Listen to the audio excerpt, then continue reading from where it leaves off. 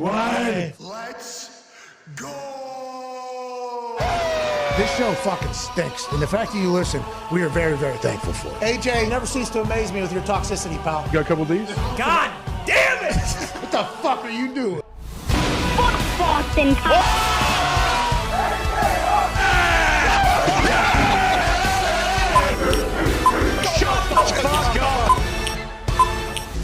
Hello, beautiful people.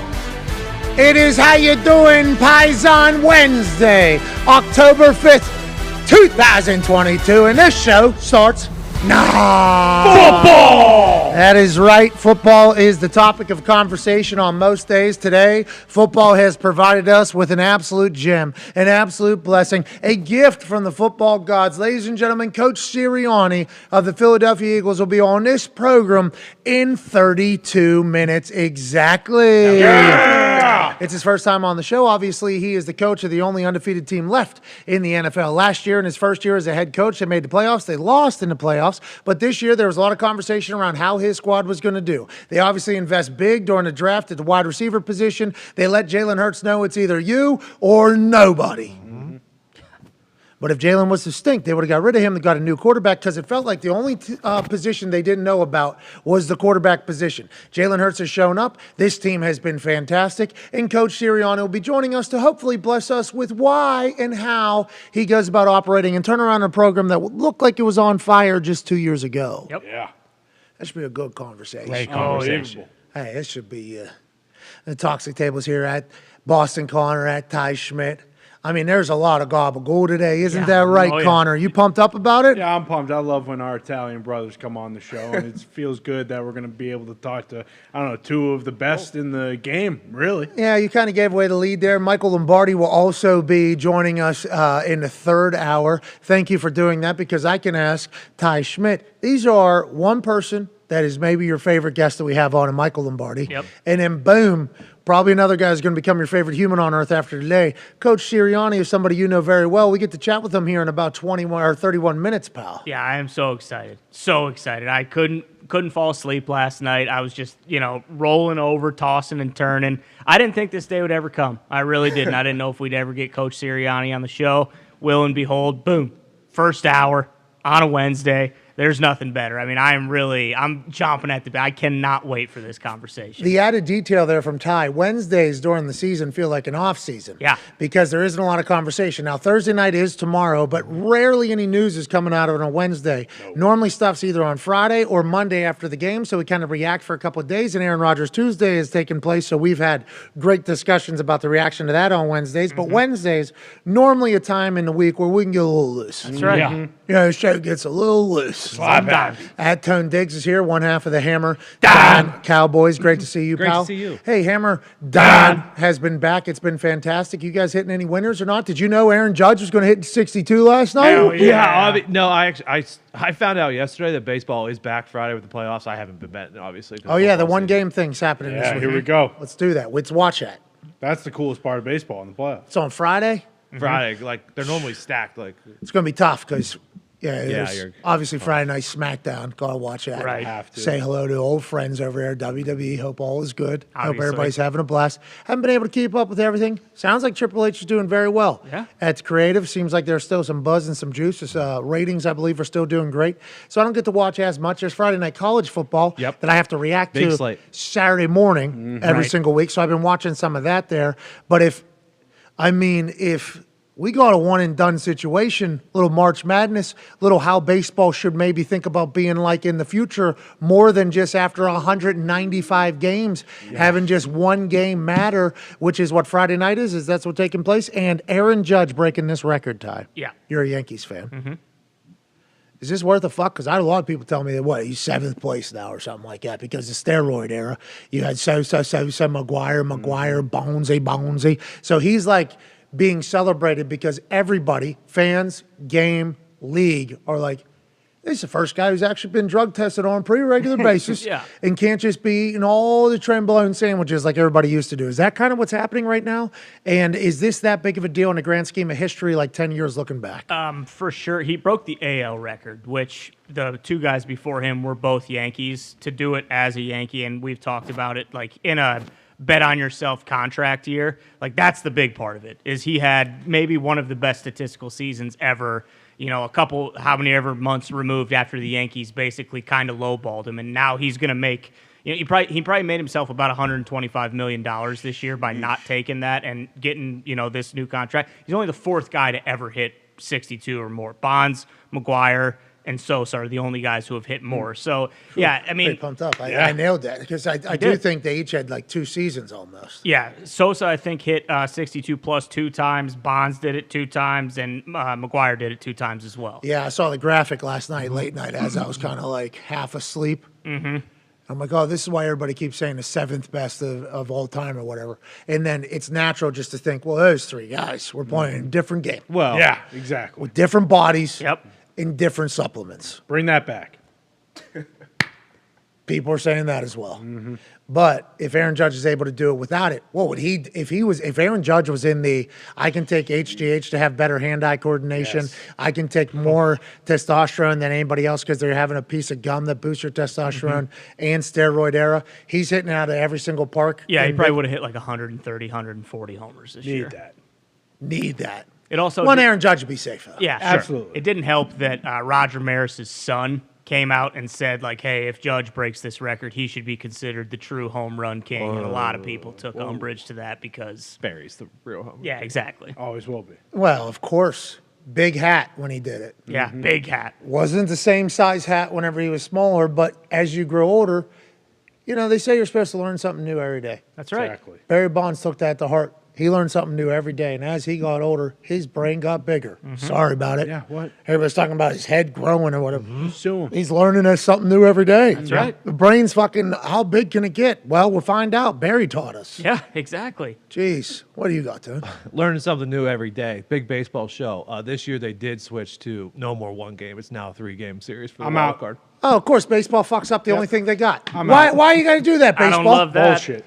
I don't love It's all that. right. Aaron Judge is going to be a Pittsburgh Pirate next year. Hell yeah. Let's not talk about baseball anymore. Baseball stinks. We just learned it stinks even more. Yeah. Learned that baseball had something good. Yep. Ruined it. I was pumped for that. I will. Me too. What Look, the fuck? did you hear me? I said, oh, fuck, I'll have to be able to work baseball into my television schedule in the middle of football season because of that. And instead, they're like, there'll be more. There'll be more. more. It's like, well, fucked it that's up. a problem with you guys. There's too much more.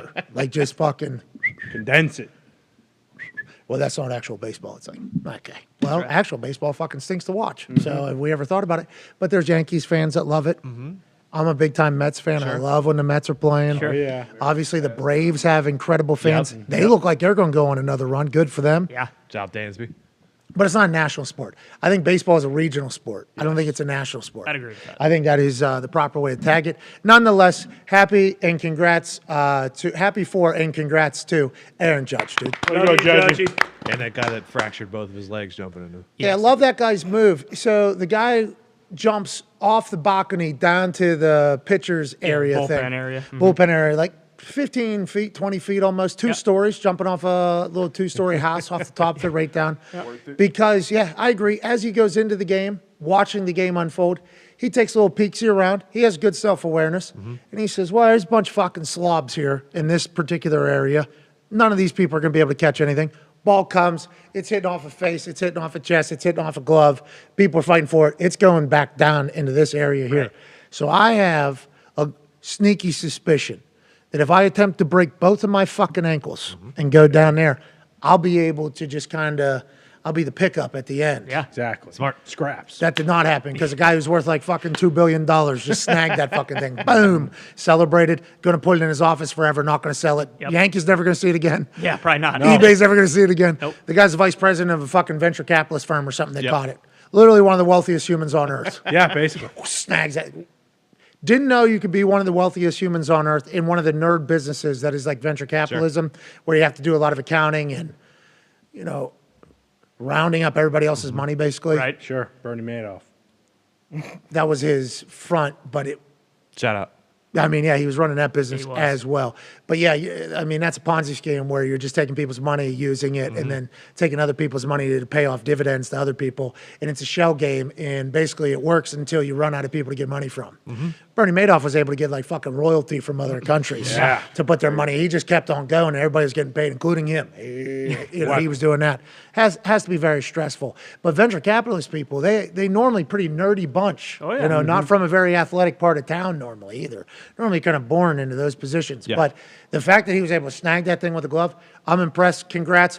Hopefully you put it. Maybe you'll donate it. yeah, he probably will. Hey, why don't you donate it? That'd be good. Raise funds to help the world out. That's right. sure. Or put it right there in your fucking office because somebody tried to break their own legs for that thing. Yep. Somebody tried to get it. You got it. Congrats. Joining us on the stage is a man who'll be joining us all season long, once a week, twice a week. Breaking down everything DB, absolute stallion Darius Butler. D-But I didn't know you were a baseball guy. I wanted to have the baseball conversation. Are you really? No. Me neither. Yeah, so I just wanted to get that convo out of the way with Ty because it involved the Yankees, and the Yankees are his team. Aaron Judge is now going to be able to hold the Yankees hostage with a contract, basically, right? That's a good business. Yeah, I mean, they have no choice. Have to pay him. Nah, he's coming with Pittsburgh Pirates. Red Sox. Break the bank. Bet on yourself. Bingo. I love it. Imagine they get Shohei, who's on a terrible team. Sure. Somehow. He just signed a 1-year, $30 million deal. Guaranteed. Guaranteed. Biggest arbitration deal, right? Yep. See? Look at us. Baseball guy. We know baseball. Yeah. We know baseball. $30 million fully guaranteed for one season, right? Yep. And then he's a free agent. Correct. And then he's coming to the Yankees. Well, the if Red George Steinbrenner was still owning the Yankees, yeah, but these cheapskates who are running the show now, I don't know. Really? Might be a Miami? Met. Might be a Met. Could be a Met. Oh, yes.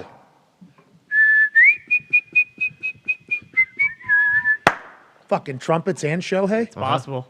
Certainly possible. He could get a different song, maybe with a saxophone or a Who? good Shohei. No, Shohei does. Listen, we're just talking about adding on to the show here. Yeah. Shohei does whatever the hell he wants. If he wants to have the translator go out there first, Yeah. Awesome. introduce him, and then him come out, do whatever. You get Shohei in the same building as those fucking trumpets. Is that the greatest show in sport? Paul Heyman needs to introduce Shohei. Yes, Yeah, absolutely. there is a chance they lose Edwin Diaz No, where's he going? to someone who might pay him $100 million. They might, get rid of him to get someone else. No. It's possible. I'm going wherever he goes. Okay, there I just we would go. like to let it be known. Oh, yeah. I'm going wherever the trumpets are going. Hopefully he's able to play. Let's talk about some football here before Coach Sirianni joins us yeah. in about 20 minutes or so.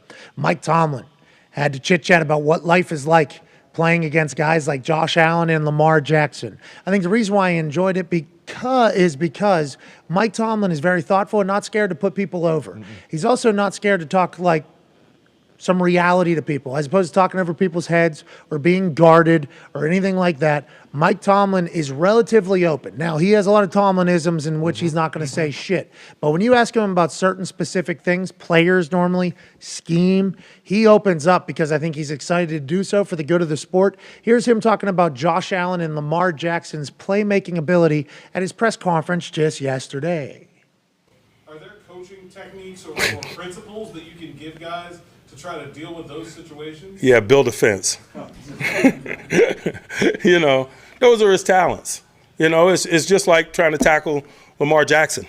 I was watching them on the other side of the ball deal with Lamar. And when you're dealing with guys at the quarterback position that have arm and leg talent, it's challenging. And so, you can coach all you want about near leg and building the fence and all of those things, but when they get you in one-on-one circumstances, they're going to win a lot of those. They've been winning a lot of those at every level that they've ever played at since. Back in the day, Darius, I believe, it was believed. How about that? Pretty good. I believe that it was believed that the only way you could win is if you have a pocket passer that you have to protect for that can't move. You might see them in a pickup basketball game. You might see them out and about. And this person's making $70, $80 million to play quarterback in the NFL. And they are not a fucking athlete at all. Yeah. We're talking can't play ping pong, can't do shit. But they were able to sit in a pocket, break down a defense, and make the right decision. Now, stats have told us that is still needed to be a successful quarterback and win a Super Bowl. Do you think it was only a matter of time before somebody who was a freak athlete didn't get moved out of the quarterback position to somewhere else because of the narrative about the quarterback thing?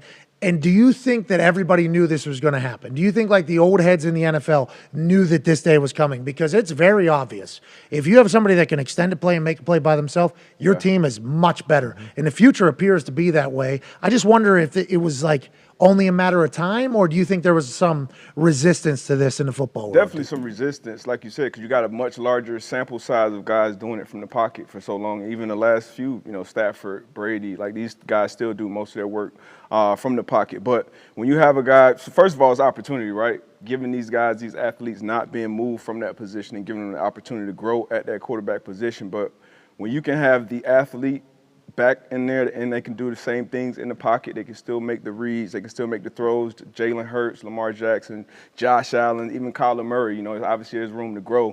But when you have that, like Tomlin said, when the play breaks down, when everything goes to shit, those guys just jump off the screen and make a play. So that's the difference. It's a much more exciting style of football. Sure. Oh, yeah. And if you're a fan, every play, there's a chance. Yes. Never dead. When you just used to have the guys who couldn't, and obviously only the bangers survive. Mm-hmm. So in our head, we're just thinking of Peyton, we're just thinking of Tom, we're just thinking of Eli, and we're thinking of the uncomfortable falls. Yep. Whenever somebody gets close and they're just down in like fetal position almost, like do not hit me, I need to stand back up, not getting touched basically, but methodically just boom, boom, boom, boom, boom. Not even a thought of the quarterback running. I mean, those days were obviously good days for teams. There was a lot of fucking shitty quarterbacks that played that style of football that fans thought, like, oh, this guy is going to be just like those guys. Like, he's going to be able to break. There was a lot of motherfuckers that couldn't break down the defense and knew exactly what the defense was going to do. There was a lot of guys that couldn't put a ball just on an absolute dart, And now as we're getting older and as we are kind of evolving as fans and as a show, we're seeing guys that only move and make plays, and it's like, hey, this is football. Only the bangers survive, so people will only talk about the pocket quarterbacks that were good. Let's remember there was a bunch of fucking shitty ones. Let's also remember there's probably going to be some quarterbacks that are mobile that fucking suck. Yeah. And that's going to kind of happen as we kind of evolve here. But, man, it feels a lot better whenever you have a guy that can move and playing quarterback and like, all right, and the only reason why I know that is because when I have a bet on a team and it appears as if the offensive line is fucking dead. Right. And it's like, okay, need at least some more points here. Yeah. Need just a little bit more points. Every play, it could happen. Now, we have Matt Ryan, a quarterback for the Colts.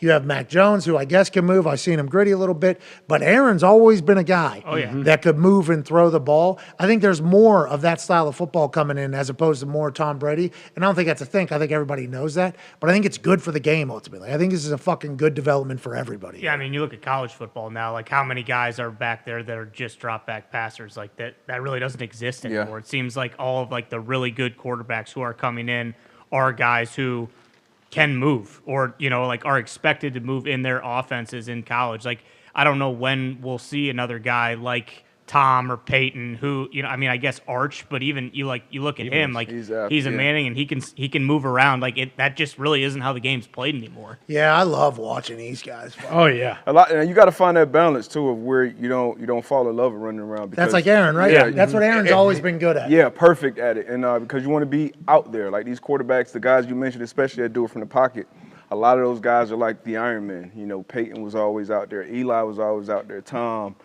So when you do run around, obviously you're gonna get hit more. So getting down, you see Kyler, you rarely see him take a big shot. Lamar, same thing. So being smart with it. Josh Allen takes more shots, but he's bigger. But at some point, those hits kind of mount up. So using that athleticism, but also getting down when you need to. They run him on ISOs and powers and leads and stuff like that. And I get it. It's definitely a weapon. Yeah. It is definitely something that he can do that nobody else can do, and he can take advantage of a defense 11 on 11 here. Everybody's got to be matched up. One person has to tackle Josh Allen here. But also, we say it about Lamar. It gets held over Lamar's head all the time. It was getting held over Lamar's head during his negotiation, clearly. I mean, Josh, one massive shot to just out of nowhere, like some awkward shot. And it's like, well, is Josh still going to be able to be Josh? And we just assume Josh is tough enough to handle it. But it's like, this is the fucking NFL. Yeah. And there are massive bodies. Vita Vea dropped into coverage. Vita Vea dropped into coverage against the Packers. He's nose tackle 340. That's listed. Right. That's listed 340. Who knows what that is? He drops into coverage, and Aaron Jones gets a ball, and he's running through. And Vita Vea drops his helmet and his shoulder right into Aaron Jones's spleen and back. Ball comes out. Ball goes the other way or whatever. Tampa gets ball back. It's like those types of hits. And Aaron Jones, I think, is okay or whatever. But if you have a 350-pound dude in space, able to hit somebody uncomfortably, like there's a chance something's going to happen. So there's always going to be that fear. But it feels like these guys have the ability to take care of themselves, which is ultimately the best for everybody. I just went back like through every team here, and in the last these young quarterbacks, all of them can move a little bit. Like Herbert, yeah, I'd say he's a pocket passer, but he can get out and move a little bit. Like all these guys can move a little bit. The only one I think who's starting right now who maybe doesn't move that much is Dougie Mills, but that's because he's got a fucking the arm down on that guy is unbelievable. Yeah, it is for sure. They're worse than they were last year. Somehow. I don't know how that But happened. everyone else can move a little bit. Like Dougie can move. Dougie can move. Can run. he's no Dan Jones. Well, Not many Dan are. Jones. Well, what do we know about Dan Jones? Well, He stinks. Over rushing yards. Guys never gone under on his total rushing yards ever. ever. Never will. 65-0. It's awesome. Running for his life. Sneaky athletic. Yeah. I think he had 2 touchdowns last week running. He did. Yep. Saquon Barkley, leading rusher in the NFL right now. Yeah. So this is the first time in international game history. I guess the game is not in London this weekend. What the hell's that about? I don't know. We said London game yesterday. I had a couple people upset. England game. Okay. There it is. It's No, Tot- it's is, the London is it, game. What do they want to call it? Tottenham game? Is that what is it? Is it? I don't know. Is it in London? This says London. Okay. So It's in this London, is the people. issue. This is the issue. No, this is only a couple people that tweeted me this. I assumed I was just naturally wrong because I clicked on the person's thing and it said it's in they were London. from over there or whatever. But this is the issue with you guys right now in Europe. And I don't want to be like, hey, you guys, because we got our own shit to figure out. Right. But you guys, we're not properly educated on the Brexit and UK and the Emerald Isles and Europe and what's England, what's Britain, what's like, I don't fuck. What did the Queen run? We have no idea. No. Still don't. Was it that entire town over there? Is it the entire, like, Great Britain? Is it England? Is it what? I don't know any. I wanted to let you know. Appreciate everything you guys do. Don't have a fucking clue how you guys operate. No, Sorry. no. Tottenham is a town in North London. Okay. Sorry about it. Sounds like London to me. Okay, so we're going to Brooklyn. All right, we're going to Tottenham in London this weekend with the NFL. Sorry about it. Seems like it's been a great time. They showed the crowd a lot last week. Hey, the blokes were having a good time. Yeah, weren't they they? love it. The lads were having a lad of the lad day. They were having a blast out there. Always had a good loud. game, seemed to be too. a great game. Yep. And this year, it seems like this is going to become a common occurrence because there's a game in Germany that's going to be good. Yep. Thursday night games are going to be good. This weekend, it has the first time a reigning MVP has gone to England and played in a football game that actually mattered. First time a leading rusher has been in a game in England. First time the teams have had 2 winning records playing in England. I mean, this is like a big fuck. I'm happy. Let's keep growing the game, Hey, D-Bud. good for England, man. Finally finished some good games, good teams over there. They deserve it, I guess. I think so. I think they do. Did you see the big news? Huh. They're selling cheeseheads in the Tottenham shop. So I mean, there may be 50,000 cheeseheads at Tottenham Hell on yeah. fucking Sunday. Home game. It's a home game. It really is. You know, Giants have no chance. So nobody wants to give up a game with the Green Bay Packers to go to England. This is what Aaron said Yes, he did. yesterday. Because if it's a home game, obviously you don't want to give up a home game. But if it's a home game with the Packers coming to town, their fans are going to show up. So the reason why the Packers potentially haven't been to England in so long is because there has been 0 times where a team has said, you know what, yeah, let's leave when the Packers come to town. Packers have always been good.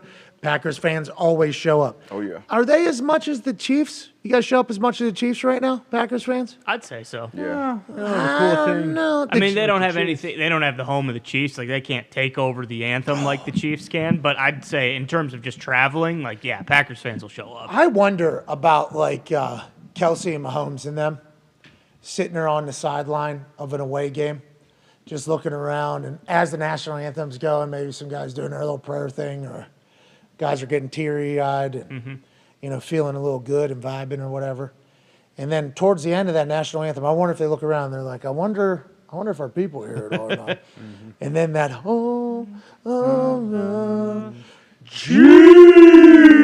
I wonder if all the Chiefs guys are like, yep, all right, We got it. Well, fucking home game here. Yeah, Gotta be it is a home good game. feeling. Let's, Gotta be a good feeling as the overall. game's starting, and if you're the home team, you're like, God damn. All right, so we have to go to a goddamn silent count at home here with the Chiefs. I mean, that is a very cool. I think it was a smart idea to take over the national anthem. Yeah.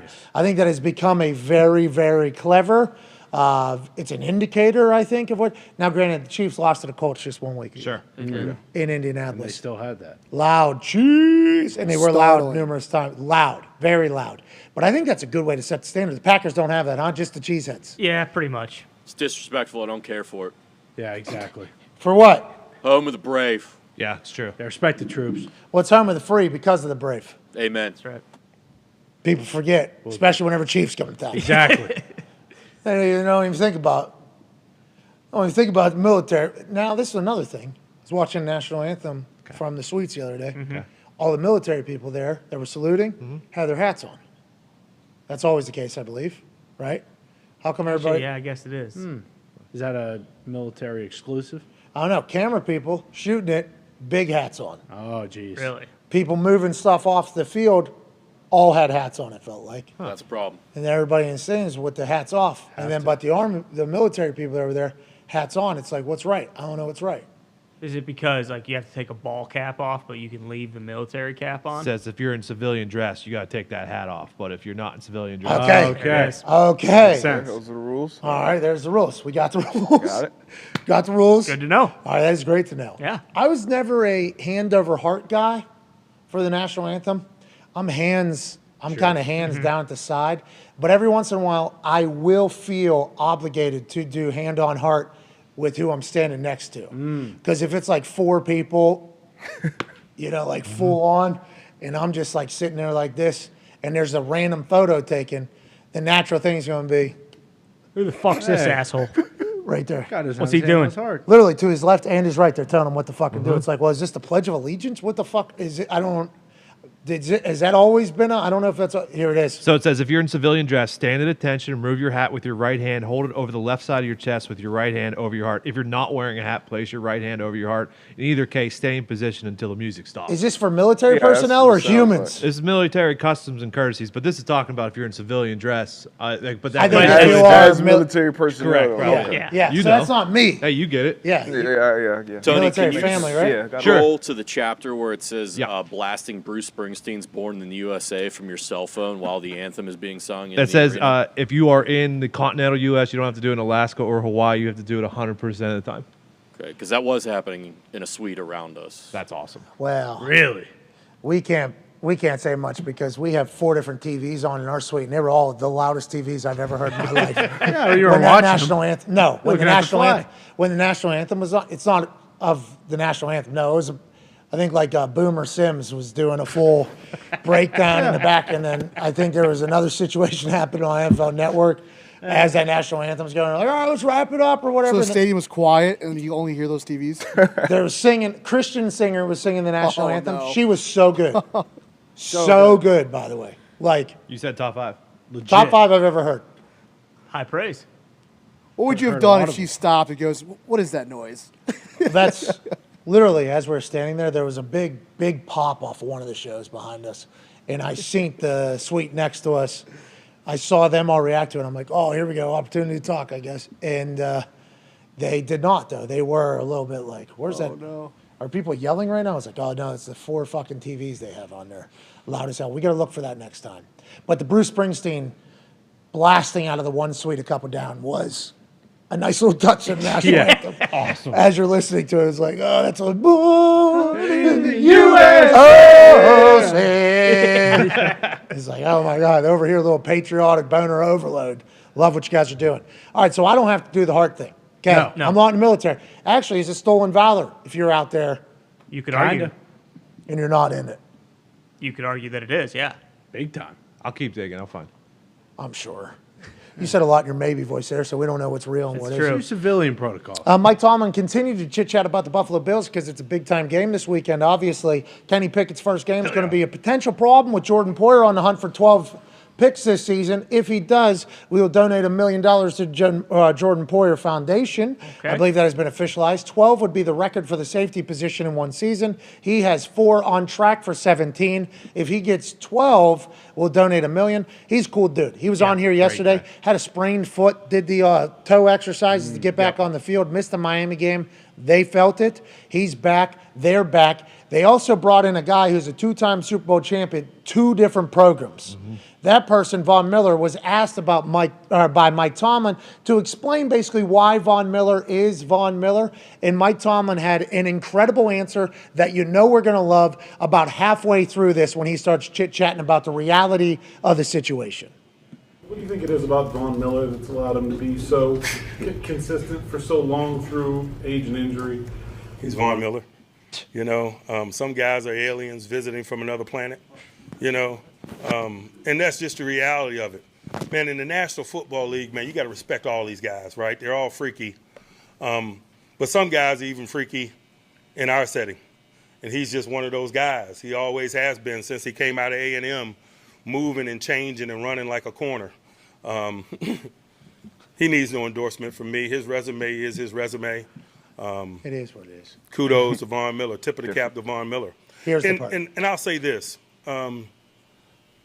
We talk about his talents often, but this guy's a scientist. He works at his craft. He encourages, trains others to do so that are like him. That edge rush summit and things that he's a critical component of, I got a lot of respect for. I spent a week with him in Orlando when we coached the Pro Bowl, and just to see the professional and scientific approach that he takes to his craft, even in a setting like that. That guy was the reason we won that Pro Bowl game. You know, I know we don't spend a lot of time talking about the outcomes of Pro Bowl games, but man, Von Miller took over that Pro Bowl game and gave us all quality checks, man, and we appreciate his efforts. I love Mike Tomlin. I enjoy the hell out of him. I like the fact that Von Miller gets respect from everybody because everybody in football knows how great he is. What makes him so dynamic? I guess it's that line that he's a pass rusher who can move like a corner and always been able to do it. Him talking to us last week about he's trying to play the game like he's the offensive coordinator. Yeah. That's that next level shit, right? That just different aliens have within the NFL. Obviously, he got those alien-like physical gifts, but like Mike T said, man, what he brings to the game from the mental side, that's what separates him. And it's crazy that he's still doing it at this level. You know, a lot of people saw that deal, saw that contract, and like, wow, you know, but now you see why. And he was one of those guys where, as a defensive player, when your offense on the field, you're up. You're standing up on the sideline. You're watching. You're like, okay, let me see what 58 or now 40, what he's doing out there. And it's special. Game wrecker. And week in and week out, he's a game wrecker. Somebody got a circle. They talked a lot of shit about him when he signed that deal. Oh, yeah. He's washed. He's this. He's that. Yep. He's turned out to be quite a weapon for the Buffalo Bills here early. What will the rest of the season look like? We shall see. Let's get to a break. On the other side, you know what time it is. Let's go. Yeah. Dog time. Can't have that play. Probably just got a strike. Yeah. Good song. If we are still up on the other side of this and not taken down off of YouTube because we just played some music there, Coach Sirianni, the Philadelphia Eagles, will join us. Come on. Be a friend, tell a friend, an electrifying conversation with the coach of the only NFL team that is still undefeated this season. Nick Sirianni will be on the other side. Hey, be a paisan. Tell some paisans. Hey, what you say? Hey, what you say, huh? Don't be a fucking asshole, huh? Hey, you Johns out there? Johns out there? John. Talking to Nick for the Johns on the other side of this 5-minute break. Take 4, take 5.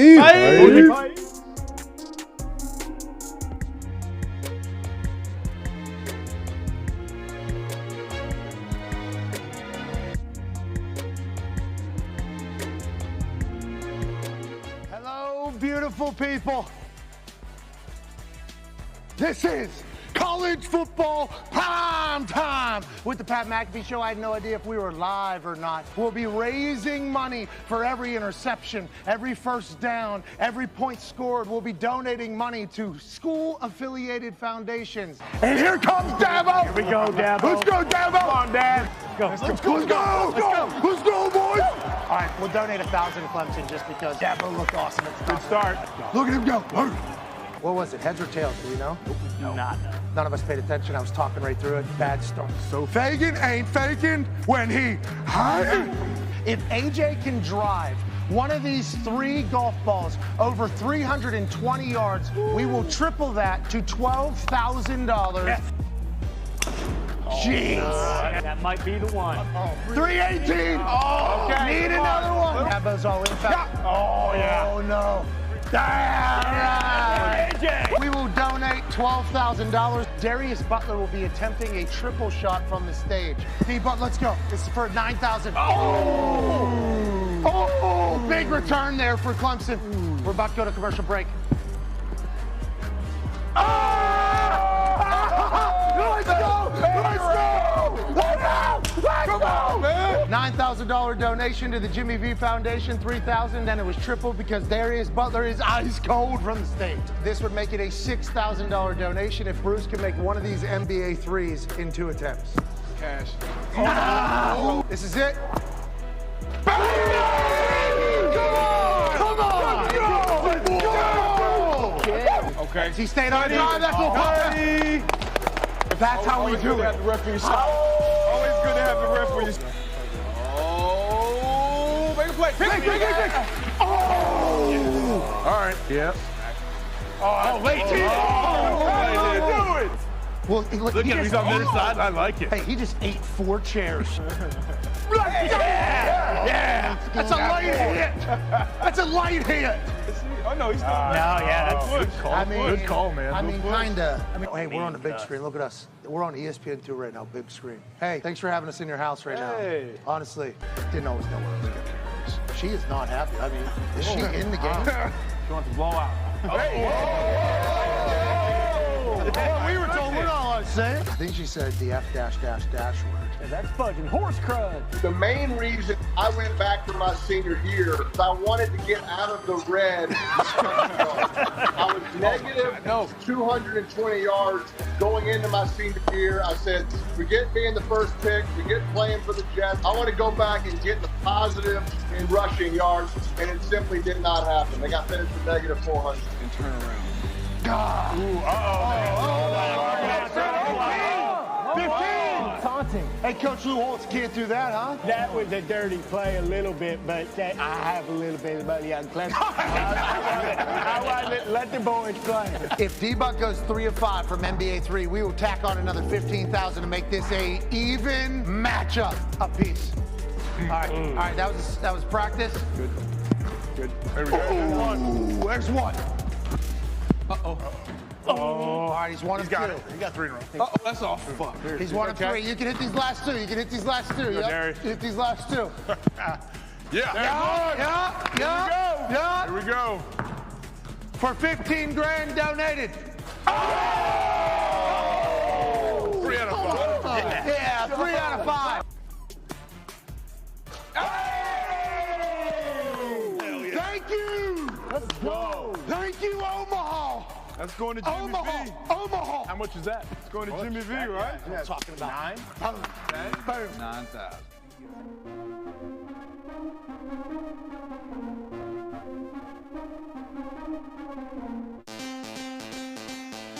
Welcome back to the program. It is a massive day because it's Pies on Wednesday, October 5th. 2022. We're about to be joined by a man who became a head coach of the Philadelphia Eagles last season. It seemed as if the organization was on fire, burning from within. This dude was able to get them back on track to make the playoffs. They did not win in the playoffs, but still made the playoffs. This season, they're the only team that remains undefeated for the entirety of the NFL. Ladies and gentlemen, a man with the dog mentality, Paisano, Coach Sirianni. Yes. What's up, Coach? Hey, thanks for having me, guys. Hey, you're fucking awesome, dude. You know that. Because I did not encounter you with the Indianapolis Colts. I knew you were there. Then you leave, you go to Philadelphia, you get the head coaching job. And everybody I've talked to has been so excited for your success, and everybody knew it was coming. When you get your head coaching, opportunity for the first time with Philly, and that press conference was terrible. I think you would even admit that looking back. But when you get that head coaching gig for the first time, what's your mentality? Could it have gone any better than it already has? You seem to have turned an organization completely around, Coach. This organization's unbelievable as far as the people in this building. We got a great support staff. And I wasn't like any other head coach that came in the first year in the sense of who has 4 guys on the offense and defensive line that have been there for 10 years with Jason Kelsey, Brandon Graham, Lane Johnson, right? And Fletcher Cox, right? So I was able to come into place, and we know, you guys know, I mean, you win football games because you're good on the offensive and defensive line. So I had a much smoother transition, and I'm just excited to be here in Philadelphia and look to keep building on what we've been doing. Were you worried that you were going to have to change it all? You know, because you make some metaphors that are fucking fantastic. Hey, listen, whenever you're just like comfortable enough, especially in a city like Philadelphia, you know, because if you think about the Eagles fans, they have their first Super Bowl in 50 years or whatever. There's fans actually eating horse shit in the parade, losing their mind. There's statues going up. And then just a couple years later, now there's probably a lot more from within, and there's no reason to dive into that with you. You're the head coach, you weren't there. But from looking inside the building, it's like then everything just got ruined so quickly. And there was like potential fights on the field and disarray. Then you come in, and it felt like you never wavered from who you were. You know, you were not going to speak about things in a cookie cutter fashion. Did you ever feel any pressure that you were going to have to change and adapt to being a head coach and speaking in the same bullshit ways that every other head coach talks in? You know what I mean? You know what I'm saying by that? Yeah, I do, Pat. I really didn't. I some of the best advice I got was be yourself, because if you're not yourself, everyone's going to see through it. Most importantly, the freaking players are going to see through if you're not yourself, right? And they'll see through it like that, right? And so, and then, right, the whole community will, everybody will see through it. So I just was myself, and I just continue to be myself. And if that's saying some crazy shit, like with the flower analogy and stuff like that, then whatever I got to do to get my point across, I'm going to do. If that's show a video, if that's have an analogy, our guys get it. I got great captains. I got great guys on this football team. They understand, and sometimes they can sort through my bullshit story and figure it out themselves of what I'm trying to get across. Yeah, the messaging is the same. You're just doing it in your own way, and I think that's the most important part. And being authentic, you're 100% right. As you were saying, if I wasn't me, everybody would tell the fucking locker room immediately going to be like, well, this guy, he's a stooge. We're not listening to this guy. It feels like your team has fully bought into your message. The only team left undefeated, and that's a curse, obviously. There's only been one team in the history of the NFL that's been able to do it. It's very difficult. You're going to run into adversity. You fucking know it. All that stuff's going to happen. But you have had this mighty success, and I think a lot of it is Jalen Hurts, right? I mean, we can dive into A.J. Brown being brought in on draft night and the defense being like, ball hawks all over the place and dogs everywhere. But the question going into the season was, will Jalen Hurts be able to be a guy in the NFL long-term like he was at Alabama, like he was at Oklahoma? What is it about Jalen, you think, from your point of view, last year to this year, that is like cementing him as a guy that people are talking about, this motherfucker might win the MVP, dude? That going into the season is Jalen Hurts a guy? Now it's like, is Jalen Hurts the MVP of the season? What have you seen from your quarterback that makes you go like, yeah, this is our guy? Well, I know which one thing you want me to say. He's a dog. Yeah! Yeah! He's a dog. Yeah! Yeah, he is, isn't he? Let me tell you fucking why. Dog! Love it, dude. Let me tell you why I think that and what I think dog mentality is. Dog mentality is truly, and I know I've heard a couple clips. People show me some clips of what you guys portray, what I think dog mentality is, but dog mentality really is to be in the moment that you're in now and not worry about what happened in the past, not worry about what's going to happen in the future. It's all about our process and about being here today to make sure we're about to go 1-0 this week. That's it. And so let me give you some examples of Jalen Hurts and who he is as a football player. He makes maybe one of the best plays I've ever seen a quarterback make on his feet against New Orleans last year. We've all seen that. People around Philadelphia are going to be playing that for the next 30 years. And he runs for a touchdown, puts us up 40 to, I don't know what it was, 40 to 23. And he has this look on his face like, I'm ready to go do it again, right? He has this play against the Washington football team last year where he fumbles the football, right? He fumbles the football. We go down 10-0. I'm screaming in his face. I mean, I'm right here screaming in his face. And guess what his face looked like? The same thing he looked like when we were in New Orleans and he made that run. Then we go to Washington. And the damn bleachers almost fall on him. Oh, yes. Like, bleachers collapse and almost fall on him. And same damn look. And so that's who he is, and he doesn't get too up. He doesn't ride right. There's such a wave of the season in the NFL, and if you can't ride it, right? Because we play once a week, so everyone's looking for things to talk about that week. You lose, it's over. You win, you're the best team ever. And so he knows how to stay steady, and that's a great thing for your captain of your football team and the leader of your football team and the quarterback of your football team to have. Yeah, very mature it sounds like, and he had to be. I mean, he went, obviously Alabama, went through a lot there, wins there, goes through a lot, goes to Oklahoma, same situation, draft day, this guy can't do it. I mean, there is just, it feels like he is a wise man way beyond his years, as are you. Now, when you think about the future of the Philadelphia Eagles, and you said they'll be running that Jalen Hurts clip for 30 years from now.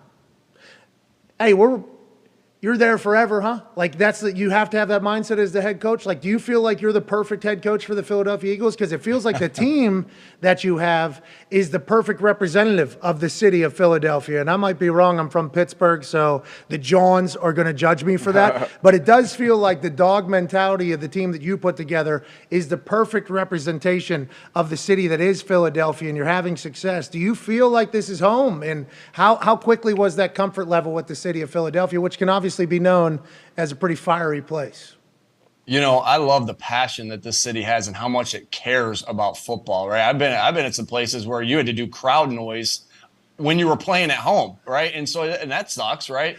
And so like a city like Philadelphia where you have such an unbelievable advantage when people come in here, as far as it's going to be hard to communicate as an offense here. And so, like, I love the passion of the city and how much they care about football, because I care about football. I love football. I don't have a lot of hobbies, and my biggest hobby is football. And so, like, and that's the way the city is as well. And then it's like, I believe our team, led by those offense and defensive linemen, are mean, nasty, physical, right? And that's what we want to be, right? We want to be a mean, nasty, physical team. And that's what we based our identity on last year when we got it rolling. And I think that's what we're seeing that we are now. But with all that being said, this is a close city, or pardon me, a close team that loves each other and wants to be around each other. So we know we connect and when we're physical. And that's what we want to bring to the table each week. A tight-knit group that'll beat the hell out of you. That's a tough squad to beat, and it seems like you have it figured out. Connor has a question for you here, Coach. Go ahead, Connor. Yeah, Coach, I believe you got Jason Kelce 2 kegs of beer to bring him back to the team this year. Were there any other options that you were thinking of getting for him? And when you guys traded for A.J. Brown, did you get him any gifts? Maybe a dog, perhaps, to kind of embody that mentality? I definitely got Jason Kelce the kegs of beer, and I know he enjoyed those. I was just trying to sweeten the deal of him coming back, and you know what? As long as I'm the football coach here, I want him here, so I'm ready to give as many kegs of beer to him next year and the year after that and the year after that, because that guy is a dog. Yeah, that guy's awesome. He's awesome. He's one of the smartest football players I've ever been around. Not only is he the toughest guy, one of the toughest guys I know, or the toughest guy I know, he's one of the most intelligent football players I've ever been around, of setting the table for everybody and knowing, getting everybody on the same page on offensive plays. He's nimble, too. We've watched some clips of him pulling. Yeah. You guys always have him pulling everywhere with your run game. That is awesome to watch unfold your run game, especially with Jalen being the weapon he is, that is like kind of commanding the bum-ass safeties and linebackers to have to respect him on the option every single time. But he's so nimble at his age. Do you have a guesstimation on how long he's playing? Is he just going to play forever, you think, with Jason Kelce? Shoot, I hope so. You know how I feel. I hope so. But you know what I got to do probably is, because he is so nimble, I probably got to get him a couple carries. Right? Yeah. Steichen and I got to get him in the backfield. Report is eligible, and then give him a couple carries, maybe a screen, maybe a dive. I don't know. We're gonna have to do something. Maybe that's my gift to him this year instead of the keg, and sweeten the deal to maybe he'll get him come back. Could you imagine him lining up at fullback or running back? Everybody would be going bananas. He'd be thankful. This city would be going nuts. Oh, my God. Then he'd give a speech in that big fucking costume, and then he'd be hammered drunk. I love him. Have you listened to his new podcast with his brother? It's very good, called New Heights. I I get clips of it every once in a while, and I really enjoy it, what I'm hearing. I have not listened to it. I need to put it on one of my trips home and listen to it. Your only hobby is football, I forgot. Oh, yeah. I mean, what are we doing if we're not watching football? More film, football getting guy. better. Darius Butler has a question for you, Coach. Hey, Coach, man, you talked about your leaders multiple times in the interview. Tell me a little bit about Big Play Slay as a captain this year and what he brings to the table that, most of us don't see. Yeah, this is Slay's first time being a captain, and which actually shocks me because he is one of the best leaders on this football team, and that's why the guys voted him captain. And not only is he a great football player who's able to take a guy out of the game and not let him get started, whether that's just him covering him one-on-one the whole game or just him lining up there and the fear that he creates to that guy. But he's also he's always trying to help the younger guys. And there's nothing in him that's saying, oh, this guy's coming out for my job. No, all he cares about is that this team gets better and better and better. So, we had to play Zach McPherson last week. Slay got a little dinged last week, and we had to play his backup. And everything that Slay's not holding any coaching points back from Zach. He's getting him as much ready as he possibly can, to be the player that Zach can be. And you see that every day with Slay. He cares about the community, he cares about his teammates. And the other thing with Slay is, like, when we signed James Bradbury, who's been a great addition, a great addition by Howie and his staff, the person that was the most excited about it was Slay. And so that's who he is. Not only a great player, great teammate, great person, and that's why he's a leader and a captain of this football team. What's your relationship like with Howie there? You just talked about him and how good their team has done. Obviously, they've invested, they've gone all in. It felt like from ownership all the way down. What is your relationship with them like? And what was the expectation going in? Was it always the way it is now, or did it kind of have to grow? Yeah, Howie's awesome to work with. We talk about everything. I talked about the offensive line I came in with and the defensive line that I came in with and why my transition, besides the opening press conference, why my transition was pretty smooth and besides the 2-5 start. But Howie's a big part of that. Howie's a big part of that because I think when you see a lot of organizations, the head coach is coming in with the GM and they're both going about their first year the same time. And they're trying to learn. I got a guy who's been doing it for 15 years that has been in this building in this city for 20 years that it can help me navigate through everything and work together to put the best product on the field. But as far as the expectation, my expectation from the day I got here was like, I'm in the NFL. Like, we got to win. I don't care what we think about what's going to happen. We got to win. And so, and then like your Philly, and the radio and the first part, what I was here was like, this is a rebuilding year and they're going to have a rebuilding year here. And so then let me tell a quick story. Yes, we're in the please. first preseason games, second preseason game. We played Pittsburgh first and then we played New England. And all I'm hearing is rebuild, rebuild, rebuild. That's not my mindset, but I'm hearing everybody say rebuild, rebuild, rebuild, whatever. We are getting our ass kicked in this preseason game. Belichick is taking it to us, and it's halftime, and we are getting booed like you've never been. I was like, we're getting booed. Like, so the expectation may have been, that this was a rebuild year, but the people of Philadelphia let me know very quickly in my first year is there's no rebuild here in Philadelphia. You starting 2-5 is hilarious that you said that in there because you've obviously thought of that. Yeah, things are real good now. We're undefeated, boys. Yeah. Let me take you back to 2-5 last year. I was getting fucking booed out of the grocery store. Yeah, it is Philadelphia. You want to have those passionate fans. I mean, honestly, I got a damn flower thrown at me. Right, a flower chucked down. We lost to the Chargers. Boom, flower chucked down. So, hey, that happens. Hey, how's your little manure settling in? That's literally what that John said as they were throwing that John at you. They were like, how's the manure and how's the flowers coming, coach? And here we are now. It feels like you guys are in a great spot. What is your messaging to the team now? It's a lot harder to coach an undefeated team, right? That's what they say. It's a lot harder whenever you're having success than it is when you have your failures because there's a lot to motivate from when you aren't doing good. What's your messaging now? How are you talking to them? I actually think, I went to Mount Union, and that's a small Division III school in Ohio. And my time there, my 5 years there, because it took me 5 years to graduate. I'm not ashamed of that. We were 66-2 in 5 years. We Pretty won good. 3 national championships there. That's not bad. And so Larry Karras, my coach, who is the greatest coach of all time, and I talk to him still. He still gives me advice. I called him last week about the wind, how to play in the wind and the rain, and just some other reminders. He was great about that. He was great about, he coached us even harder when we won. He coached us even harder when we won. And so like, I'm blessed that I came up in that like a program like that knows how to, how to handle success. So I actually think it's easier to coach guys harder when you're winning. I think it's way easier. Now, that doesn't mean we got to make sure like, our thing, again, I know dog mentality, okay, is this, right? No matter what situation you're in, you're thinking about what the day, right? And so that if you're 2-5, if you're 5-2, if you're down 14-0 like we were last week, or up 14-0, just be right there and control what you can control and go through the process here. And like, all right, you made a great play, great. Dog mentality, make it again, do what you did. You made a shitty play, do it, don't do it again. Dog mentality. Opposite, right? Yeah. So, the message is just stick to the process of why we've gotten to this spot and keep working like crazy, and good things are going to happen. Hey, Coach, I love to hear that. It's probably easier to get everybody to buy into. Not that it ever isn't, because it feels like you have a relationship with all your players. But whenever it's working, too, it feels like everybody's like, all right, we'll fucking do this. We'll do this. We'll do this. We'll do this. It's working. Do we like this? Yes. Is life better right now?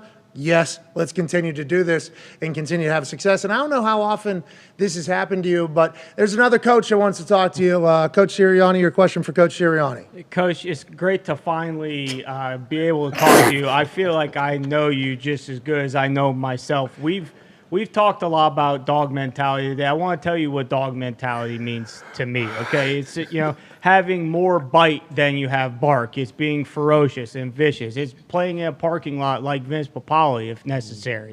Doing all these little things we need to do to prepare to win a game. But my question for you is, do you know right away if a guy has dog mentality? And if he doesn't have dog mentality, is there anything you can do to kind of bring that dog mentality out of him? Dog mentality is a prerequisite of getting on this football team. So we try like crazy to figure out the toughness, the mental toughness, the physical toughness that a guy has in the draft process or in the free agency process. And so we're working like crazy. That mean everybody have it? No. And if they don't, you just got to get them around Jason Kelsey and Lane Johnson and Brandon Graham for a minute, and they'll turn them into some dogs. Love hearing that. Speaking of the draft process, I know one of the things we really love to do to kind of test a guy's competitive juices is maybe have him make a couple shots on a mini basketball hoop or play Rochambeau or rock, paper, scissors. I have a proposition for you. You maybe give away some money to fans of the show. Do you maybe want to play best 2 out of 3, rock, paper, scissors, coach versus coach? If you win, we will give $500 to 15 people who retweet this video. If I win, we'll give 10 people $500 who retweet this video, as long as they put their Cash App in the tweet as well. I want to play no matter what because I want to compete, but you're telling me I don't have to donate shit? You don't have to donate shit. We will be donating everything. Yeah, you don't have to donate a single thing. It'll all be us. Now listen, this isn't, you're not shooting on the third hit. No, it's rock, paper, scissors, and then we're shooting that, John. So rock, paper, scissors. We say shoot or we just throw it? Your call, Coach. Would you like to say shoot? Can we say shoot? That's how I'm used to We'll say shoot. That's how you play in Western New York. That's how you do it. Right outside of Erie, Pennsylvania. That's how you do it. Okay. Best place to get a cheesesteak in Philadelphia before we start? Ooh. I'm going to sound like a tourist. Don't say Gino's your pass, Coach. Don't say Gino's your pass. You know what? I'm going to go with the people at the cafeteria right here. James and his crew in the cafeteria. They make a damn good cheesesteak. That's dog mentality. Try D'Alessandro's if you haven't tried it. Are you ready to go? Yeah. All right. Rock, paper, scissors, shoot. Oh, what you got? Scissors. Yeah, the same person. Okay. We both through scissors. Rock, paper, scissors, shoot. Ooh. Oh, one rock. Okay. Damn it. All right. Rock, paper, scissors, Shoot.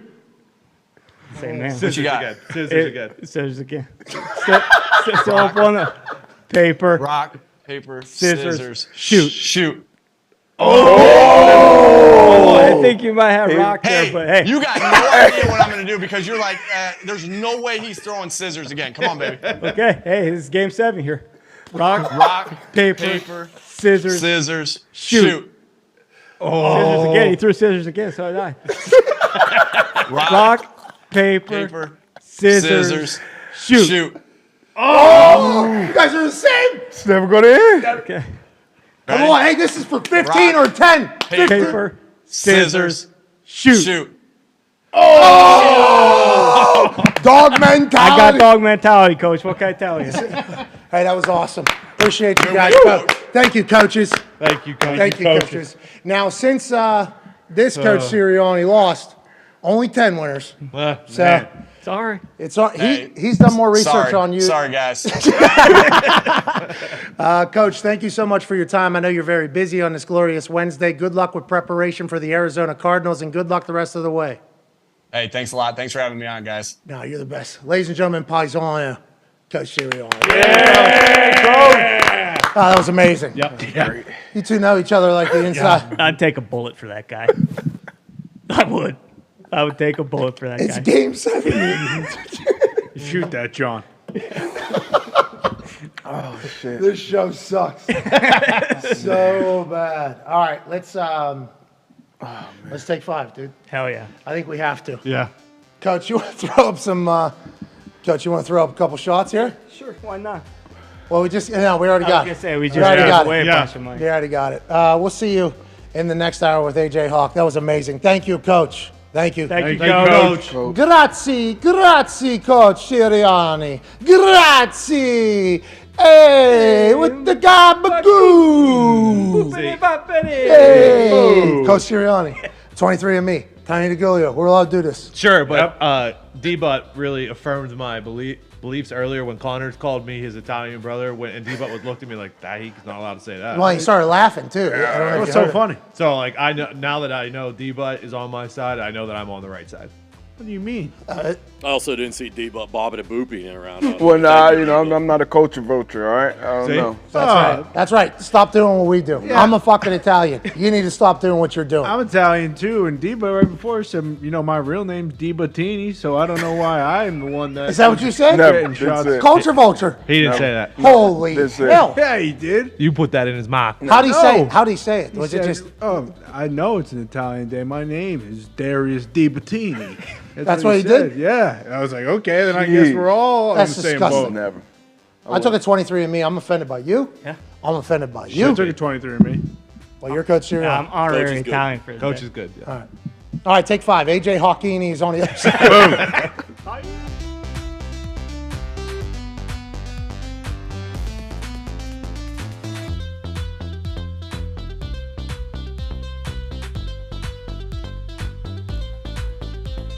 There was a punt last night, actually, that I watched that people, said some things on the internet about me maybe hitting climax or something like that. What? And I would never do that from a football play, okay? Have a little respect. Come on. Okay? But boy, I'll tell you what, I was excited while I was watching it. bet. It was fucking glorious. The man's name, he went to Toledo, named something Womack. Okay? Womack is the gunner that we need to watch for here. But this is the human that I think we should kind of keep an eye on right here. This guy right here, Mitch Wishnowsky, obviously has incredible flow. We saw that. He's an Aussie guy. He came in with a lot of fanfare because he was talented in college. He has grown each year and gotten significantly better. He's got to have a massive fucking leg right there, okay? Because the way he hits balls is different than I've seen anybody do it every single time. Now, a lot of guys are hitting this style of pooch punt. Okay, this is happening around the NFL everywhere. The ball is straight up and down. You can literally see how it's straight up and down, right? Now, This is the Aussie style of kicking. It was called rugby style because the commentators didn't know that Aussie rules football existed, and that's bullshit. Right. Aussie rules football, much different game than rugby. Rugby and Aussie rules football both played in Australia. They certainly both do this style of kicking of the ball, but everybody that has come over to the NFL from Australia, at least in the past, I'm sure there's some rugby guys now, have all come from Aussie rules football, which is a game in which you literally punt the ball back and forth to your friends as you move down a field. They wake up in the morning, these Aussies, they call each other cunts. If you call somebody like mate, that's kind of like an undershot of if you call them a cunt, it's like you're actually friends with them. Your pal. So this particular pun is used by most guys now in the pooch area. There used to be a coffin corner where a guy would attempt to punt the ball out of bounds. The issue with that is, and he could have done it on this one mostly because Denver's in kind of a hold up here. You see there's a little bit of a bend. But if they were to bring these dudes in, okay, if they were to bring all these dudes and this guy, stepping out of the box is not necessarily something you want to do because guys like sometimes these guys and sometimes like these guys somehow run like 4-2s now. Whenever he hits this ball, he's thinking to himself, I want to land this thing around the 3 or the 4. Denver air, so it's going to go a little bit deeper. He hits this fucking ball as perfect as you can catch it, and then Sam Womack out of Toledo makes a play that is just beautiful. This ball, as it's traveling down, is eyeing that fucking line, isn't it? Little slow turn at the end. Nice little break, and all of a sudden, boom! Oh my God. Boom! Boom! The most perfect punt of all time. Darn. The meat of the ball is in the field of play. The tip that has to touch the paint is in the paint. Literally couldn't have hit it any better, more perfect. At high altitude, we'll say he did it on purpose. This guy's so fucking dialed in. And then it takes a bounce. Look at how fucking high absurd that ball is, dude. I mean, if you just look at that and then you go ahead and that's fucking, look at how high, could not have had a better fucking bounce. Then all of a sudden, a dude out of Toledo says, I believe I can fly. Fucking soaring through the air with the greatest of ease. Perfectly timed jump. Yeah.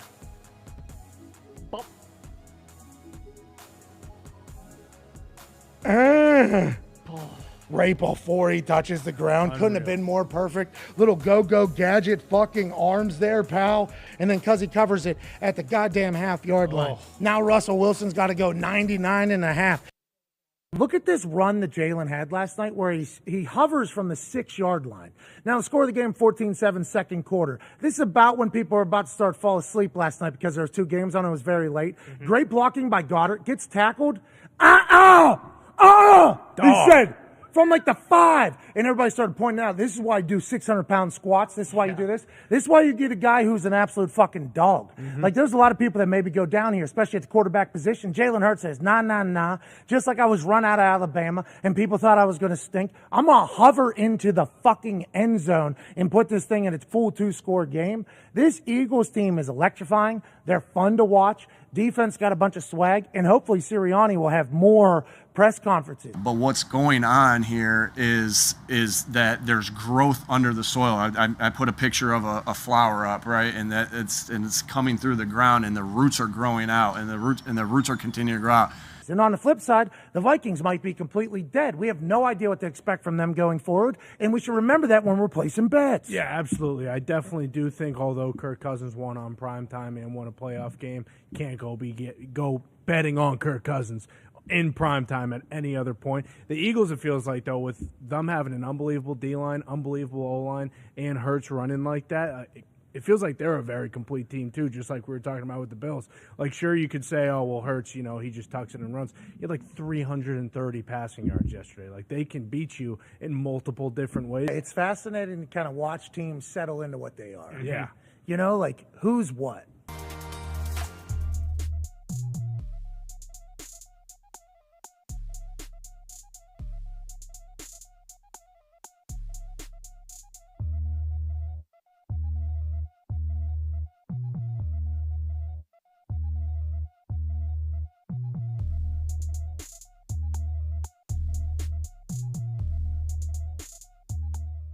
Hey, What? let's go! This show fucking stinks, and the fact that you listen, we are very, very thankful for it. AJ, never cease to amaze me with your toxicity, pal. You got a couple of these? God damn it! What the fuck are you doing? Fuck Boston.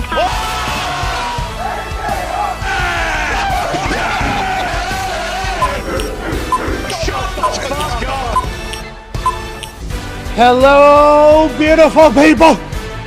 It is Paisan Wednesday, October 5th, 2022, and hour 2 starts right the fuck now. Football! He is all the way here. We just had the incredible opportunity to chit-chat with the head coach of the Philadelphia Eagles, the only team currently undefeated in the NFL at 4-0, Nick Sirianni. He was a blast. Yeah. He lost in rock, paper, scissors to one member of the toxic table, not just Boston Connor. You look fantastic, pal. Thanks, you too, pal. At Ty Schmidt, and also Coach Sirianni, who sits in from time to time. Congrats on the big rock, paper, scissors win. Yeah. Thank you. Woo. Happy for the people. That was a real joust. It was. It was a real joust there. You guys really seem to know each other inside and out. That's because you've done a lot of research on that man. And how could you not after talking to him? He seems to be like one of the most interesting guys of all time. I'm happy he's having success. Legit sense of humor, too. Doesn't take himself too seriously. I mean, he's the man. He's a player. Yeah. I didn't know that. He's got that dog mentality, just like one half of the Hammer.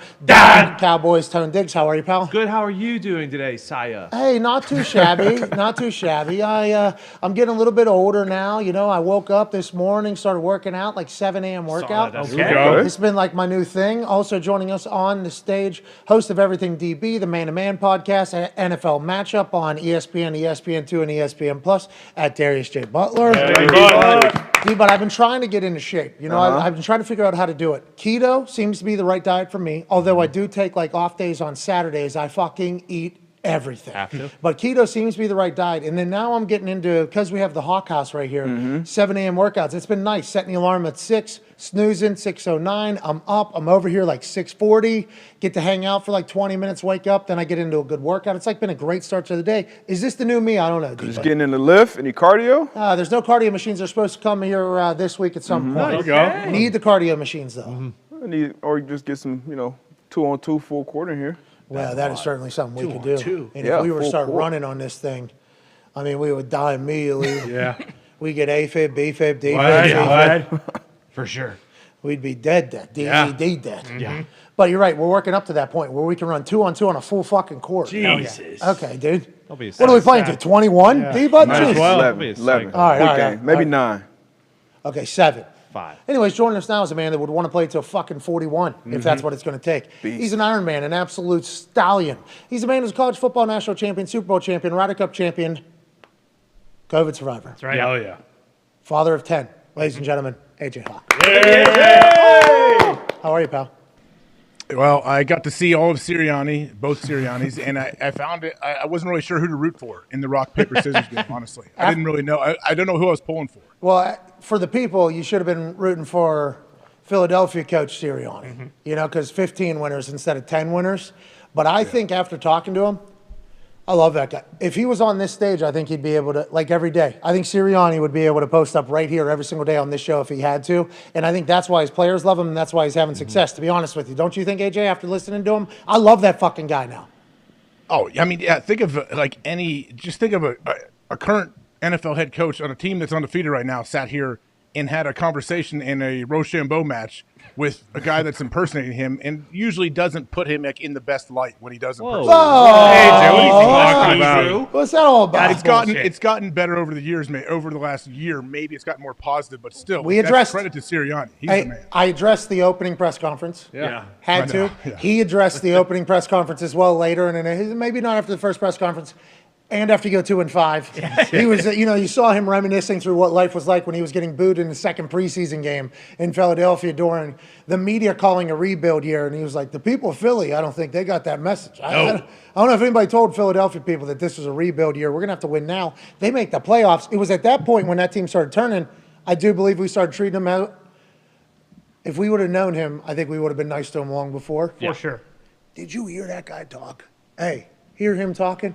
He was like the the captains, they get my message and they translate it to everybody. Sim through the bullshit. Yeah, they sim through the bullshit. It's like, this guy's awesome. And he was talking about authenticity. And if you are anybody but yourself, everybody's going to notice it and they're not going to react to it. Like everything he's saying, I'm like, yeah, this guy gets it, right? This guy gets it, it seems like.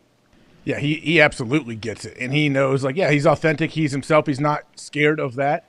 And, yeah, people may have to sift through some of it. Or maybe early on. Can you imagine guys that come in maybe 4 years from now? And he's like, they're like, wait, what? What does this mean? They're like, hold on. And he even probably tells them, hey, if you don't understand what I'm talking about, young guys, get with the older guys. They'll get you squared away. Hey, so we're planting a seed, all right? But sometimes, just like a green at a golf course, you have to aerate the grass to get the seed into the ground. Right now, we're aerating the green, okay, because we want to have smooth putts later. So we're currently rolling it. We're beating it up, actually. We're making it worse right now so that later life is even better. And that's what our team is. That's why we're going through a hard training camp. We got to beat down our team so that our putts are smoother later. And if you don't know what that means, ask one of the fucking older guys. It's a great metaphor. It's almost like, it is like he has to do a lot of that stuff, you know? And I enjoy the hell out of it. You know what else I enjoy, AJ Hawk? What would that be? I enjoy the Hawk House a lot, dude. I enjoy the Hawk House a lot. I've been using it every morning. It's been perfect for me. It's been great for me. And it feels like everything that we got in there, aside from the cardio equipment, which I guess we got fucked on. Yeah, well. I guess we just got completely fucked out of or whatever. Other than that, though, everything's amazing. I appreciate your effort and Schlegel's effort in there. Thank you. There's one or two more little things I want to try to sneak in there. But yeah, we'll see. I was doing some ISO split squats this morning. You know what I mean? Really? Some military. I'll tell you what. I like doing that. I like old school lat pull down machine. It has the low row 2 attachment. If you sit down on the ground, that felt good. I was getting some reps in Saturday night. Yeah, I don't know if I'm as sophisticated as everybody else in weight rooms. I just want to be able to do the shit that I can do, and please make me look stronger and more jocked. You know, that's everybody, right? Squats, that's real. That's good for the legs. Yeah. That's Kettlebells? Hammy? No kettlebells yet. I mean, maybe next week or the week after. Okay. I used to do those. That used to be a thing I would do a lot, and I would add weight. I'm not to the point now. Actually, leg was shaking today. Had the fucking shaking leg in the back. You split, It's good. It's normal. Split squat is this bad boy right here. You know what I mean? It's this right here. Feels good. Get a good stretch on like your hip flexor groin area. It's one of these, and you're supposed to keep your knee like 6 inches off the ground or whatever. And my pants are a little bit too tight to be doing it properly. You're supposed to be completely square on there. My back leg was fucking like I was taking a pass set this morning on both legs. I love the Hawk House. Love the Thunderdome. You know, travel to this place is so much better for basically all of us other than Boston Connor and one other person. Love the amenities. Love the opportunities. Love the fact that our show is taking quite a turn today, AJ. You know why? What happened? We have a new cast member. Really? Everybody's talking about, you know, us changing and the show changing and evolving. Everything's better in your life at this place, but I like the old shitty place. And we appreciate that. We did too. We had great times there, but it was the right time to get out of there for everybody. And although this place is nicer, we will certainly take our time and do our best and beat the shit out of it. Okay? Just like the last place. And we'll be able to find our home, but everybody's wondering, what's that mean for the show? You know, we got NFL footage, we have these breakdowns, we have these segments. Like, I feel like I'm getting better and smarter at football, which is great. It's awesome.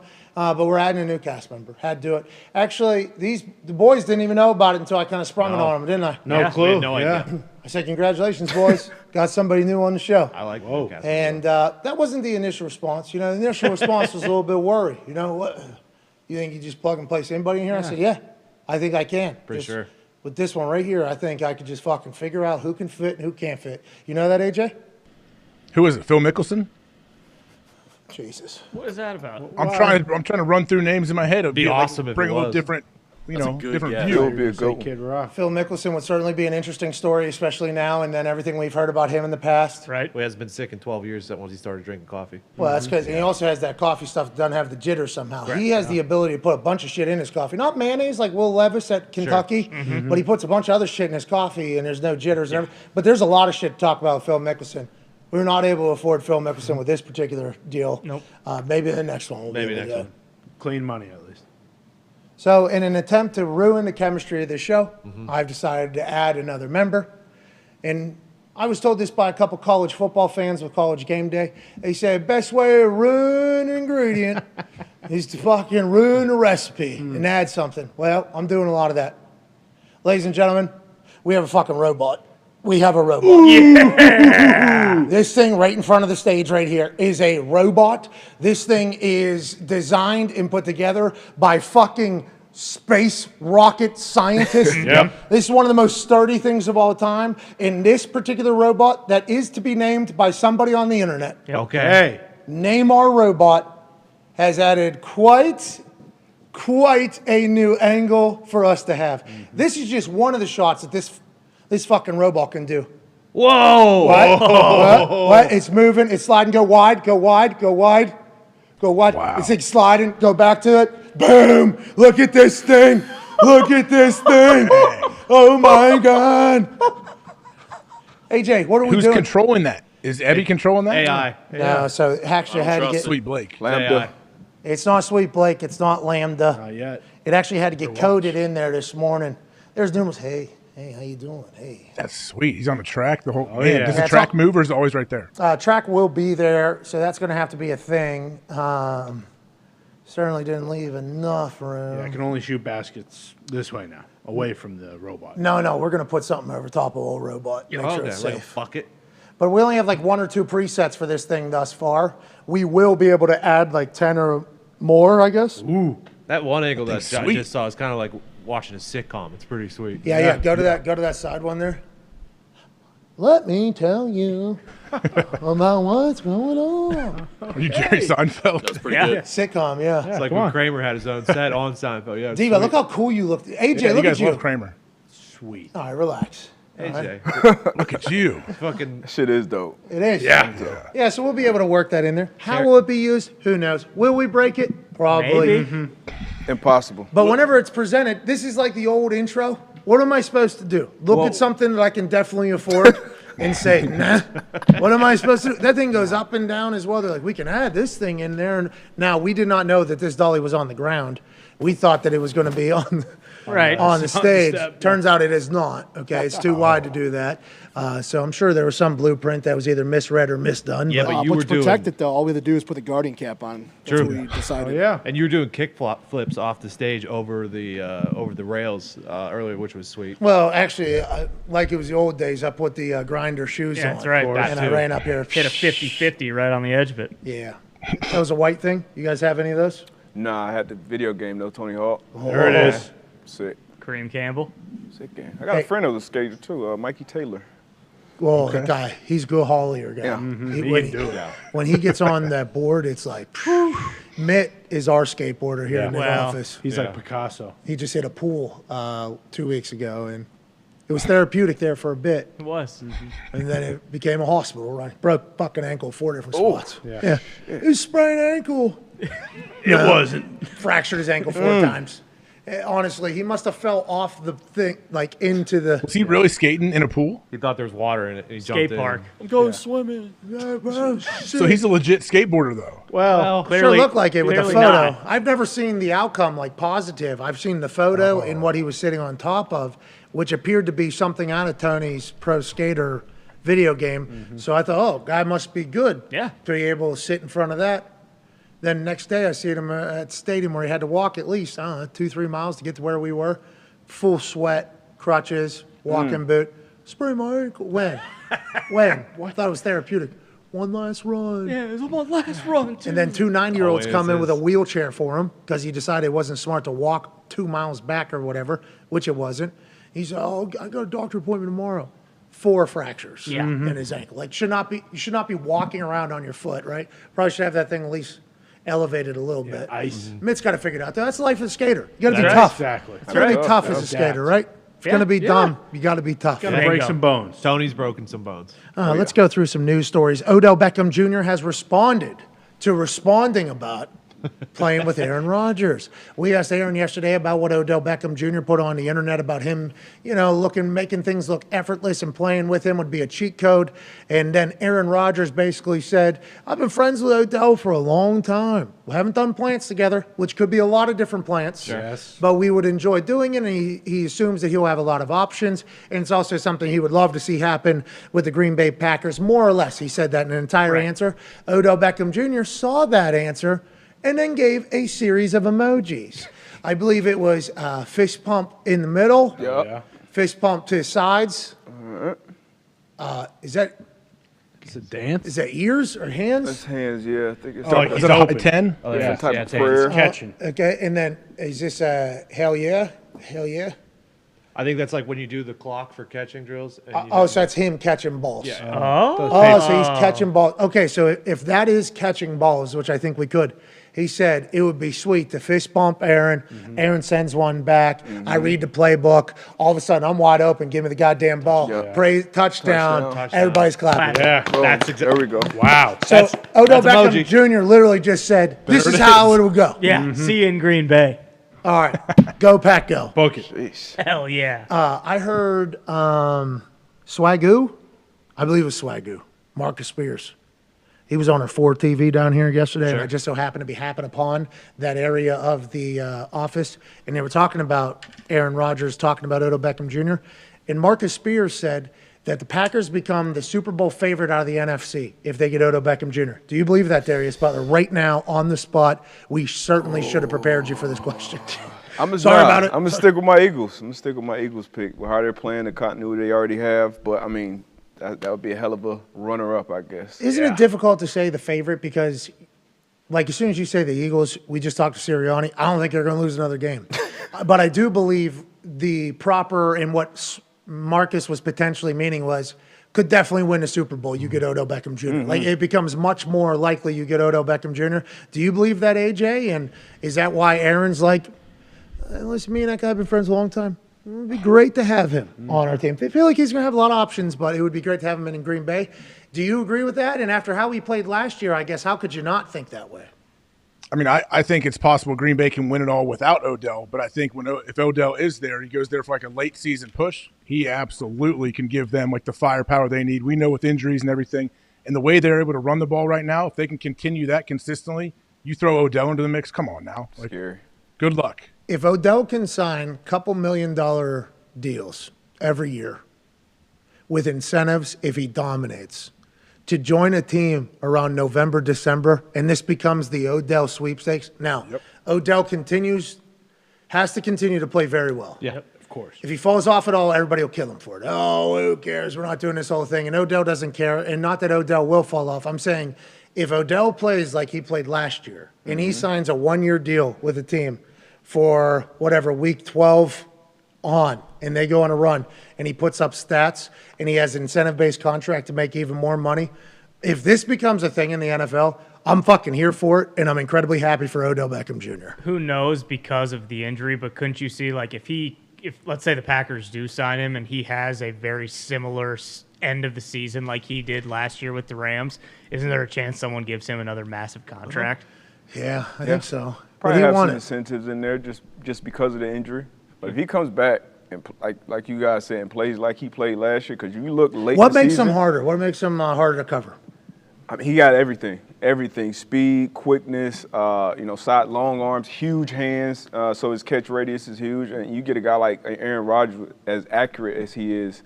That'll be damn near unstoppable. If Odell comes back healthy. You watched late film last year of the Rams. Like, that safety was actually leaning to Odell's side a lot of times. Even with Cooper Kupp on his triple crown type year, he was still controlling that middle of the field safety because of his speed. And obviously, we all saw the Super Bowl. He was well on his way to winning that MVP of that game. So if this knee is constructed correctly this time, I can see a big deal for him for sure. So Cooper Kupp probably experiencing the lack of Odell Beckham Jr. as well in that offense. But there's some stats coming out that are pretty alarming, both around the Los Angeles Rams pass game. And we do this because of what Sirianni talked about. They just lost a game. This team's dead, okay? So that's kind of the way the NFL operates. A wow stat, Ari Mirov of Pro Football Focus. Yeah. Whew. Oh, come on. What, dude? What? Come on. It's a stat. A wow stat at That is- My that- Sports that is a Update. very wild There's a stat. wide receiver in the NFL who has more receptions through 4 games, and a starting quarterback has completions. Cooper Kupp has 42 receptions. Justin Fields only has 34 completions. Bonkers to have that going into week 5 of a season. Now, we do not have to bury Justin Fields. Everybody else is doing that. It appears as if he is not good at football right now. Whoa. Will he become good? Who knows? A lot of turnover. Will he be another story of, but if he had, Right.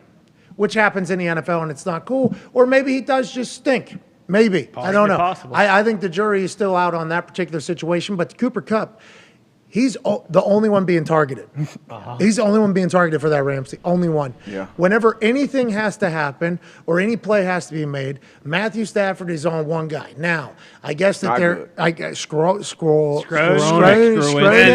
Skronik has like 16 targets or something like that. But on the season, Allen Robinson only has 18 targets, I think, or whatever. Allen Robinson was unbelievable for a very terrible fucking football team in Chicago. For whatever reason, though, McVay isn't doing what he did for OBJ for Allen Robinson, which is like draw up plays for this guy to get involved early and have success. I wonder what that's all about. Diggs, are you correcting my stats? No. I'm to add on to them. Cooper Kupp has 54 targets, I believe. Devontae is next at 47, but Cooper has had 15, 14, 6, and 19 targets. Okay, so that's what we saw the other night against the Niners where he was only going to Cooper Kupp. That was on a primetime national stage game, so maybe that's influencing this conversation. But the lack of Allen Robinson, what's that all about, you think, AJ, over there? Why isn't McVay doing what he did with OBJ? Just a different feeling or a different player or what? I mean, I guess McVay is trying to learn him as a player, what he does best, the routes that he likes to run. It takes time, I think, sometimes to learn your players and for the players to learn what the coaches want as well and the quarterback. So that's, I would imagine they'll eventually get on pace and he'll get a lot more targets, but I don't know when that might be. But Allen Robinson's still a guy. Why didn't he get the ball? Sean McVay doesn't like him? He's still a guy, but he's not Odell. Odell's a guy you can put an X in whatever, you literally tell him the route at the line of scrimmage, hey, run a dig here, run a comeback. He's going to create that separation damn near every time. That's not the same with Allen Robinson. Allen Robinson, a very good receiver, but I wouldn't say on the same level as Odell. But you pay a guy $15 million a year, bring him in, $45 million, you got to find a way to get him involved, even if it's putting him on the same side with Cooper Kupp, putting him in stacks and letting him get open that way. But they got to figure it out. It's odd for him to only have 18 targets going into week 5 like that. That's crazy. One touchdown, I think, or just the Falcons. Yeah, it's a wild thing. What were you gonna say, Connor? Or are they doing like the Tyreek Hill treatment where they're putting their number one corner on Allen Robinson, then they're doubling Cooper Kupp, and is that why maybe because he can't really get open as much? And that was the thing. I was talking about his lack of targets, but then when he did get a couple of targets in the San Fran game,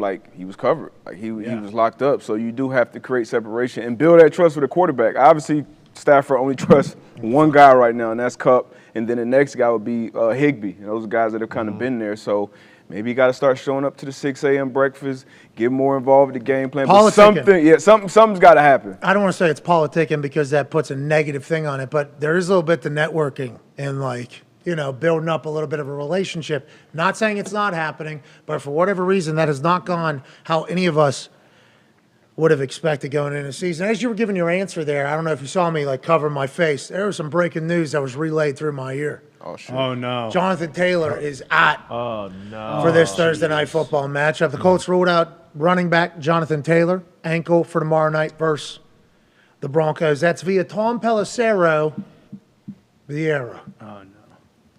Philip Lindsay, call him up. Revenge game. Philip Lindsay actually was interviewed, and he said that he's ready and willing if and when he is called upon. From Denver, played for the Broncos, obviously had a lot of success there. Then for whatever reason, didn't get extended, did not stay. Now he's in Indianapolis. He and Nyheim Hines, let's go ahead and feed and run the shit out of that. Now, if the offensive line continues to do what the offensive line has done, it doesn't fucking matter who you put back there. You could put Jonathan Taylor back there, and you ain't going to get any yards. I mean, it's just hopefully they're able to make some things happen, but we hope Jonathan Taylor gets incredibly healthy. He has not looked the same at all. I guess this ankle injury is very serious, but this Colts team as a whole, I mean, he's missing a game. First practice he's ever missed in his entire life was on Wednesday this past week, last week. First one ever. Jonathan Taylor's he's my heart beating. I'm playing football guy. Yeah. Right. Now he's missing a game. That's not normal at all. I'm not happy about it. But Darius, you obviously have ties to the Colts team. You do and watch a lot of the Colts games. Why do they suck? Can you please tell me? This offensive line is supposed to be fucking good. What happened? Honestly, just Darius. not playing assignment football well. That's really what it comes down to. It's not like, they're just devoid of talent. It's just not doing the little things right. Like you said, as talented as this O-line is, they're missing simple things. And I'm not, AQ Shipley. I don't know all the ins and outs of the O-line, but it's simple things, free runners at the quarterback. And then Matt Ryan got to take care of the ball, too, when he does get 9 hit. fumbles. Yeah, that's way too many fumbles. Did a good job in that second half, especially throwing the ball. He's like, take it. I don't want to take it. He's playing indoors, too. It's not like it's fucking raining out. Yeah, Indoors. he got to hold on to that It wasn't indoors. Well, Woods involved too. Big man Woods. Naheem Hines, obviously now you would expect he's going to be more touches with Jonathan Taylor out. Isn't Glowinski's gone, Costanzo's gone. It's not the same O-line. No, not at all. And I guess the right guard position is potentially a revolving door, both metaphorically and actually on Sundays. Is Ryan Kelly still there? Yeah, Ryan Kelly's a center. He is. They have their best lineman just for some reason. Can't fucking block anybody. What's that all about? I don't know. Like, why do you think that is? Let's dive a little deeper. Do you think they are potentially at their wits' end with having a new quarterback every fucking year? Like, I wonder if that is. Wouldn't you? Do you think it's a little difficult to change the terminology and how somebody wants to do something every single year, especially if you're at the offensive line position and it's like, hey, we got to change every single year how we do things? I guess some people could frame it as a challenge. It is though. They're getting used to different cadence each year from different quarterbacks. They don't know, like, each quarterback drops and how they move around the pocket. They all move a little differently. So you have to also learn where he likes to set up, like what he doesn't like as a quarterback. And the old quarterback may have liked what you used to do, and this guy's like, no, I need you to set a little tighter or whatever it may be. So yeah, that's part of it, but you better figure it out quick. Yes, I think so too. But for a team that's as mature and as paid as it is, there's no continuity, it feels like, in the very important pieces of it. And I think we kind of, amidst all of our Carson Wentz's, Carson Wentz is doing what Carson Wentz does chatter, we didn't even really talk about the whole, like, just subbing out, quarterbacks. We thought Carson not being a quarterback was good because I can't, and my heart can't, take another fucking year of watching Carson Wentz be in charge of the program. Can't do it. Love Carson as a person. I think he has incredible football abilities at times, but the way he takes care of said football program that is worth billions and billions of dollars with a lot of fans and everything like that is reckless in my eyes. I think personally. Can he change? Maybe. Everybody says no. And it appears as if that is still the case now, but that's neither here nor there. He's going to play good football. So get us another guy. Hey, let's get us another guy. Hey, we get a good quarterback, we're going to be good. This is just like what the Eagles had, by the way. If Jalen Hurts plays well, they're going to be a good team. The Colts, the natural thought was, we get a quarterback, we're going to be a good team. Matt Ryan, chip on his shoulder. This team wanted Deshaun Watson. This guy wanted to get me the fuck out of here. I'm going to do my thing. And then instead, now we got a completely disjointed team, it seems like. Nobody appears to be on the same fucking page. Nobody can do their job well. Matt Ryan's fumbling the ball 9 times, not completing a lot of fucking passes either. Doesn't look like he's a Navy SEAL or an astronaut on the field. And it's like, what is the deal? Oh, we have zero continuity, it seems like, year in and year out. And how will this end up working? We have no idea, AJ Hawk.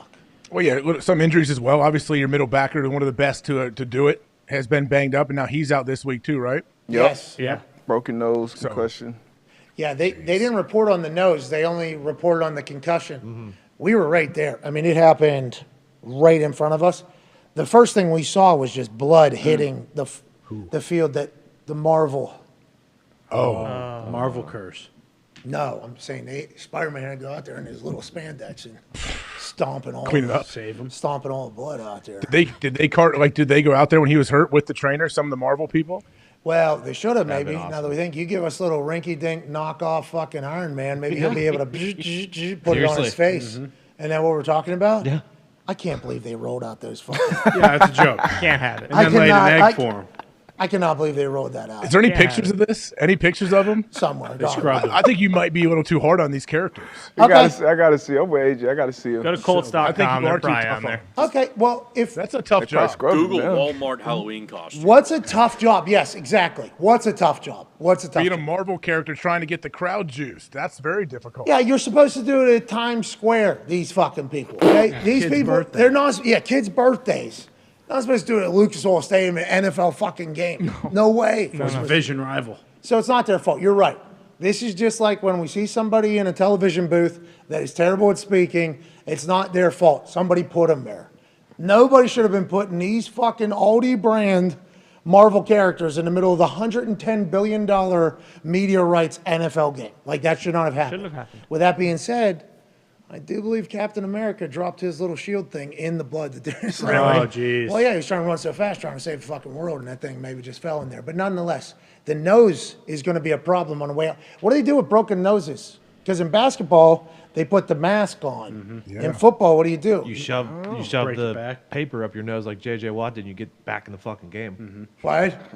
Put a Probably visor wear a on. shield, Okay, wear a visor. wearing a helmet. No, but I'm saying, like, They said his swelling still needs to go down before they can figure out how bad it really is, too, I think, in his nose. that's what they said, because it was a bad. I read something like that. The swell, yeah, they're waiting for the swelling to go Helmet down. was dented. Yeah, I think. Damn. Yeah, it was. I think Was helmet. the helmet coming down and hitting him? Yeah, I think helmet into nose, but it was bad. The amount of blood that was. Yeah, if you can see it, I feel like that's Ooh. pretty Saw startling. Kyle. Saw the picture with Kyle on there. Holding the Holding hand. it, yeah. Yeah, and I found that interesting. The Kyle was holding it, but I guess it was probably so many that there was probably no time to transition to Darius holding it, if I had to guess, because it was like the blood was coming out of it almost to the side. It was nuts. It was bad, and I guess the concussion should have been a natural thought, but my first, that guy just broke his fucking nose, like, real bad. Plus the concussion. Hope he gets healthy. And once again, I'd like to let Shaq know, we need you, bud. Need you, Shaq. We need you, buddy. All right, Godspeed out there. That leads to thinking of Kyle and Shaq, who's going to cover their nose. I saw a lot of guys squirting their own water in their mouths this week. Did you see that too? Yeah. Oh, yeah. I've seen it more and more, I feel like. Me too. All of the Maybe Niners. some trainers are being like, maybe some trainers are not even given the option. They just hand you the water, and the guy has their mouth open, and you just put it in their hand. Darius, how do you feel about that? How do you feel about spraying the bottle into your own mouth as opposed to somebody else spraying it into your mouth? I was usually a do-it-yourself kind of guy, but sometimes when you're gassed or you come out, get a quick break, hit me real quick. Wow. Little tag team. Little splow. You can trust their flow, like their squeeze, how hard they squeeze, like because you. Oh yeah, best in the business. Get shot They're down. They're great, Tone. I think they're very, you're right, AJ. I think they are ready for that moment, but I think AJ has really taken a stance firmly. Okay. And I concur just from watching, but I've never It's been a while. It's been a while since we even have referenced this, though. But I saw it this weekend. I saw a lot of, hey, give me my own bottles from guys. Some good habits going on out there. I like it. There is some good habits going on because that didn't appear to happen in the past few years, and maybe it was COVID. Yeah, I'm sure COVID probably, I was just thinking that COVID probably changed everything. Everyone had their own bottle, right? Yeah. Yeah. With their Had to, own name probably. on it, you couldn't use anybody else's bottle. 53 balls. So guys got used to using their own. That's right. Thank you. No. Well, No. silver lining. I'm not saying it. Well, Me either. Something I kind don't of good. think, fucking. Now, if what happened, He's on a 1-9er, right? Fuck 1-9er. if what happened would have happened with Shaq Amen. Leonard during COVID and they got blood on the field, the NFL would have shut down Canceled for the like game, 6 to 7 yeah. weeks. Oh, and then the Titans would have owed Jim Irsay like probably Correct. However $40 much. million or whatever, $30 million. Well, Now, the Jim Titans- would have if made you the city remember pay correctly, for the it. Titans started the whole thing. They were the first team to just not care about anything, just mass breakout. Oh, yeah, I remember. Oh yeah, I remember you, the Steelers fan who had to be on the other end of that Correct. thing, said these guys don't care, and then every other Exactly. team got it, which we thought 'Cause of the immediately. Titans. Of course, because of the Titans. But there was never any field-to-field contact that happened. So Yeah, thank you, outdoors. Dr. Allen Seals. I believe outdoor stats are going to be pretty loud. Yeah, interesting to see. Are we ever going to see those? No. Pandemic's over. Is it? President said it, not mine, but someone's. What's your problem? 60 Minutes. Hey, You're not from the right. United States of Yeah, America? on TV. No, You're I'm not from New England. It's different. What's your deal? Jeez. Sorry. Bill Belichick's your Revolution president. Region. Yeah, exactly. Bill's my president. And the good Lord himself. Hell yeah. Or herself. Or herself. Jesus Christ. Amen. Thank you. Nonetheless, though, you are here in reality. Yeah. All those you're talking about, right here in the United States of America. Goddamn right. You got one president, which functionally makes no sense. Just fundamentally from the beginning does not make sense. I get it whenever there was 4 states or whatever it was, whenever we fucking decided to do that. But how the fuck, and this is just me outside looking in, AJ. This is outside looking in. This is me outside looking into the politics world. 30,000 feet. Maybe Zoom even out. 42. Got a bigger plane. Sure. Okay. 42,000. A little bit higher. Okay, we're going to miss Hurricane Ian because we're going up over that son of a bitch. Maybe even higher, depending on the Maybe plans. 50,000, depending on what we're doing. Let's zoom out a little bit. How in the world is somebody who grew up in Southern California, let alone all the different subsets of Southern California, Malibu versus Compton versus Long Beach versus like, let alone the individual subsets, but let's just say as a whole, the people that live there, which is an ignorant conversation to have because within Southern California there is 7 countries, like whatever it is, in different things. How are they supposed to feel the exact same way as somebody who grew up in Pittsburgh, Pennsylvania, or in Ohio, or even fucking Miami, which is a completely different world? I understand warm weather, completely different world than that whole thing. So the fact that it is set up to fundamentally fail, you know, like, hey, people are going to be mad because there's no way everybody sees the world the same way because there's people very rarely live the same life. So people shouldn't. People shouldn't all see the world the same way. Exactly. So the whole thought of how it works, I don't know how this was the decision, but the fact that it still is, and it's still just like going to go on forever, means that forever everybody's going to be upset about who's running whatever. Bingo. Yeah, it makes no sense, and it's probably never going to get figured out. No. So it's kind of just like, well, what are you going to do? We're just along for the ride. Yeah, pretty much. Until the aliens come, we all got to put our differences aside and we fucking bound together. Yeah. More lakes keep drying up. Or the AI and robots kill us That first. is either. Speaking of, we need one common we enemy. need a name for this robot. All right, we're going to go take a break, I believe. While we do that, can we get this robot up and at him for Darius to put in this, to make this basketball shot? Come on, D-Buddy. We need this robot named, okay? That thing's going to get blasted by footballs, the Russell Wilson, whatever ball. So It's got a pretty cool name on it already, too. AJ, this shit looks indestructible. I'm not going to lie to you. Okay, good. This is high grade. Very. Not going to talk Just about don't hit the camera up top. Yeah. I mean, no, when you're shooting towards the basket from here, you're good. If you own one of these and you sell one of these, you're set for life. That's what I learned. Yep. Hey, when are they going to have it, Pat, where you don't even need the track and it just has its own wheels and it scoots around like that in the Rocky movie when the son has one? Kind of thought it was going to be like that in my head. You know, like, you know, Jerry Jones was like, in my mind, Dak Prescott's back in a week. And then he said, in my mind, Cooper Kush, not that bad. Fuck it, Dak. Take your time. In my mind, this thing was basically going to be like that. Kind of like. Yeah, they have them. Like the automatic tackling dummies? Yeah, those are sweet. They still use those? Colts had the first one. They still use them? Colts had the first one, yeah. Really? Carly Ursay found this thing on the internet. I think the Colts were the first ones in the NFL to have the power tackling dummies. Went down on a kickoff, almost killed our special teams. Almost killed Tom McMahon. The bottom of it is like hard as fuck. Like it's. Oh, yeah. Yeah, you guys had to hit it, I think. Yeah, that's why I actually still use them because I did not think they would last. Yeah, Colts are the first to do a lot of things. What's that? What else? Most recently, he paid 2 quarterbacks $30+ million All right. to miss the playoffs in both seasons. All right, if How many Darius, people? we gave it to 10 earlier, so this will be run it back to 10. Run it back 10? Yeah. Is that all right with you? Yep. 10 people who retweet this will win Oh 5. shit, backboard. Oh, a lot of power. Yeah, A jeez. lot of power. A lot of power. D-Buddy, you've been working out. Tons of D-Budini on Italian Day. Whoa. D. Bottini. Short. Bang. Oh, shit, that looked good. Good effort. I was going to say, retweet the video, reply with a name for our robot. Oh, yeah. And your hashtag, but Wait for next time. we don't need a name yet. Nope. We need something to celebrate. Ain't that Think right, about AJ? Have you guys come up with any names? Us? Yeah. There's one on the side that's pretty good. Yeah, it's sweet. What is it? What's it Jabba. say? Jabba. Jabba. Oh, I mean, that's fucking That's sweet. pretty sweet. Almost named itself. It's got its own name tag on it and everything. I don't want to be like too rude, but if you're going to answer, you're going to have to be a better name than Have to be Jabba. better than Jabba. Good luck. That's a good start. It's a good one. What's up, Jabba? That feels right. Yeah, it does. Never mind. We don't need a name anymore. All right, take 5. We're back on the other side. We'll do some questions from Twitter. I know I've said this the past couple of days. Turns out we did not have the technology set up to pull directly from Twitter to go live. We do now. Okay. Let's go. Use the hashtag PMS Live. Ask your question. We have the phone set up over the weekend. We'll be able to hit those next week. But for now, Twitter questions using hashtag PMS Live. We'll answer those on the other side. We have everything DB today, where we'll break down some secondary defense around the NFL and learn more about football, which we are greatly appreciative for. Hell yeah. D-Butt, can't wait for that. We'll have Michael Lombardi join us, former general manager, former coach, coaching consultant, author, TED Talk giver. What? Podcast host, What? live show host. What? Mentor. What? Mentor. Super Bowl champion. Super Bowl champion. Sopranos super fan. Loves Sopranos. Yep. Also seen, I think he lost weight the last time we seen him. Yeah. Oh, yeah, looked great. So maybe a health freak.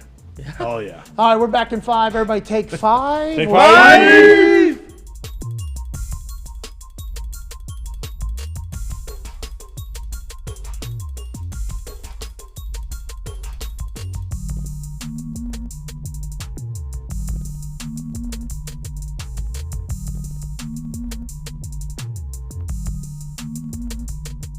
It's nice to see that there's still Ken Dorsey's out there, though. Yeah. We're talking full fucking fit. Whenever this game ended without them being able to spike it and take a long field goal or whatever the fuck they were going to do. Ken Dorsey here closest. He's a married man, got a medal. Oh, you fucking it, we did it! Damn it! We talked about this all week. We talked about it all week. Get the fuck down! Son of a bitch. Break this fucking thing. Yeah. I love how the other coach, too, is looking over like, oh, shit. I Bald didn't know guy? Ken had, I didn't, maybe he didn't know Ken had this in him. And the bearded guy should feel good about how he looks right now. Yeah. Bearded guy's ponytail, fucking great. Great. Top notch. Beard, unbelievable. Gumpy. Looks to be a bit of a thick, stout gentleman. But Ken Dorsey losing his fucking bananas. Hat. Taking this, get this. Why is this in front of me right now? Get out of my way, dude. Why are you still on the desk, bro? Fuck you. Fucking thing. Bang. Hey, fuck. Oh, he's Bang. going to get fined for that. Oh, yeah. He's going to get fined for that. Tom lot. Brady, 1 week ago, broke a Microsoft Surface. Now there's a rule. Hey, no players or coaches are allowed to break anything. Did he break? He's getting fined for that. 100%. Oh, no. I thought that's why he was trying to cover the camera at the end. Oh, so he was saying, hey, fuck. No, I don't think he was trying to cover it. I think he was saying, find me, mother. Yeah. Like, I Fuck think, you, too. boom. Hey, somebody else came and covered the camera, though. Whatever other coach put his hand over that camera. No, I think that was Dorsey. I think it was. No, Yes. watch his hand come in. Oh, yeah. Shit, It's a right shit, hand. shit. Oh, my God. I didn't even notice that, AJ. Yeah, you think he's going to cover the camera in the middle of that rant? No, I he's think going to kill somebody. I thought that was the shit he Yeah, threw. Throw something at it. No, I watched it a few times. That's a hand. Wow. Hey, that's good teamwork. AJ. Yeah. That's good teamwork up there. Now, I do believe he's going to get fined for the Microsoft Surface bash after the Tom Brady one became a rule. And maybe that's what the coworker said. Oh, come on, Ken, there's a camera. They can see you. Ken, there's a camera. Jesus, you're going to go viral. Sorry, Ken. They're riding in that elevator down to the locker room after the game. And Ken's standing there with his fucking papers all disheveled and Microsoft Surface cracked screen. And his notebook's been ripped in half because he has superhero strength at that moment. It's like he's ripping a fucking phone book. And they hit the basement button to go down there. At some point, there was an awkward silence. The bearded guy is looking to his left. The bald guy's like, oh. And then whoever covered that up was like, you're going to go viral. Yeah.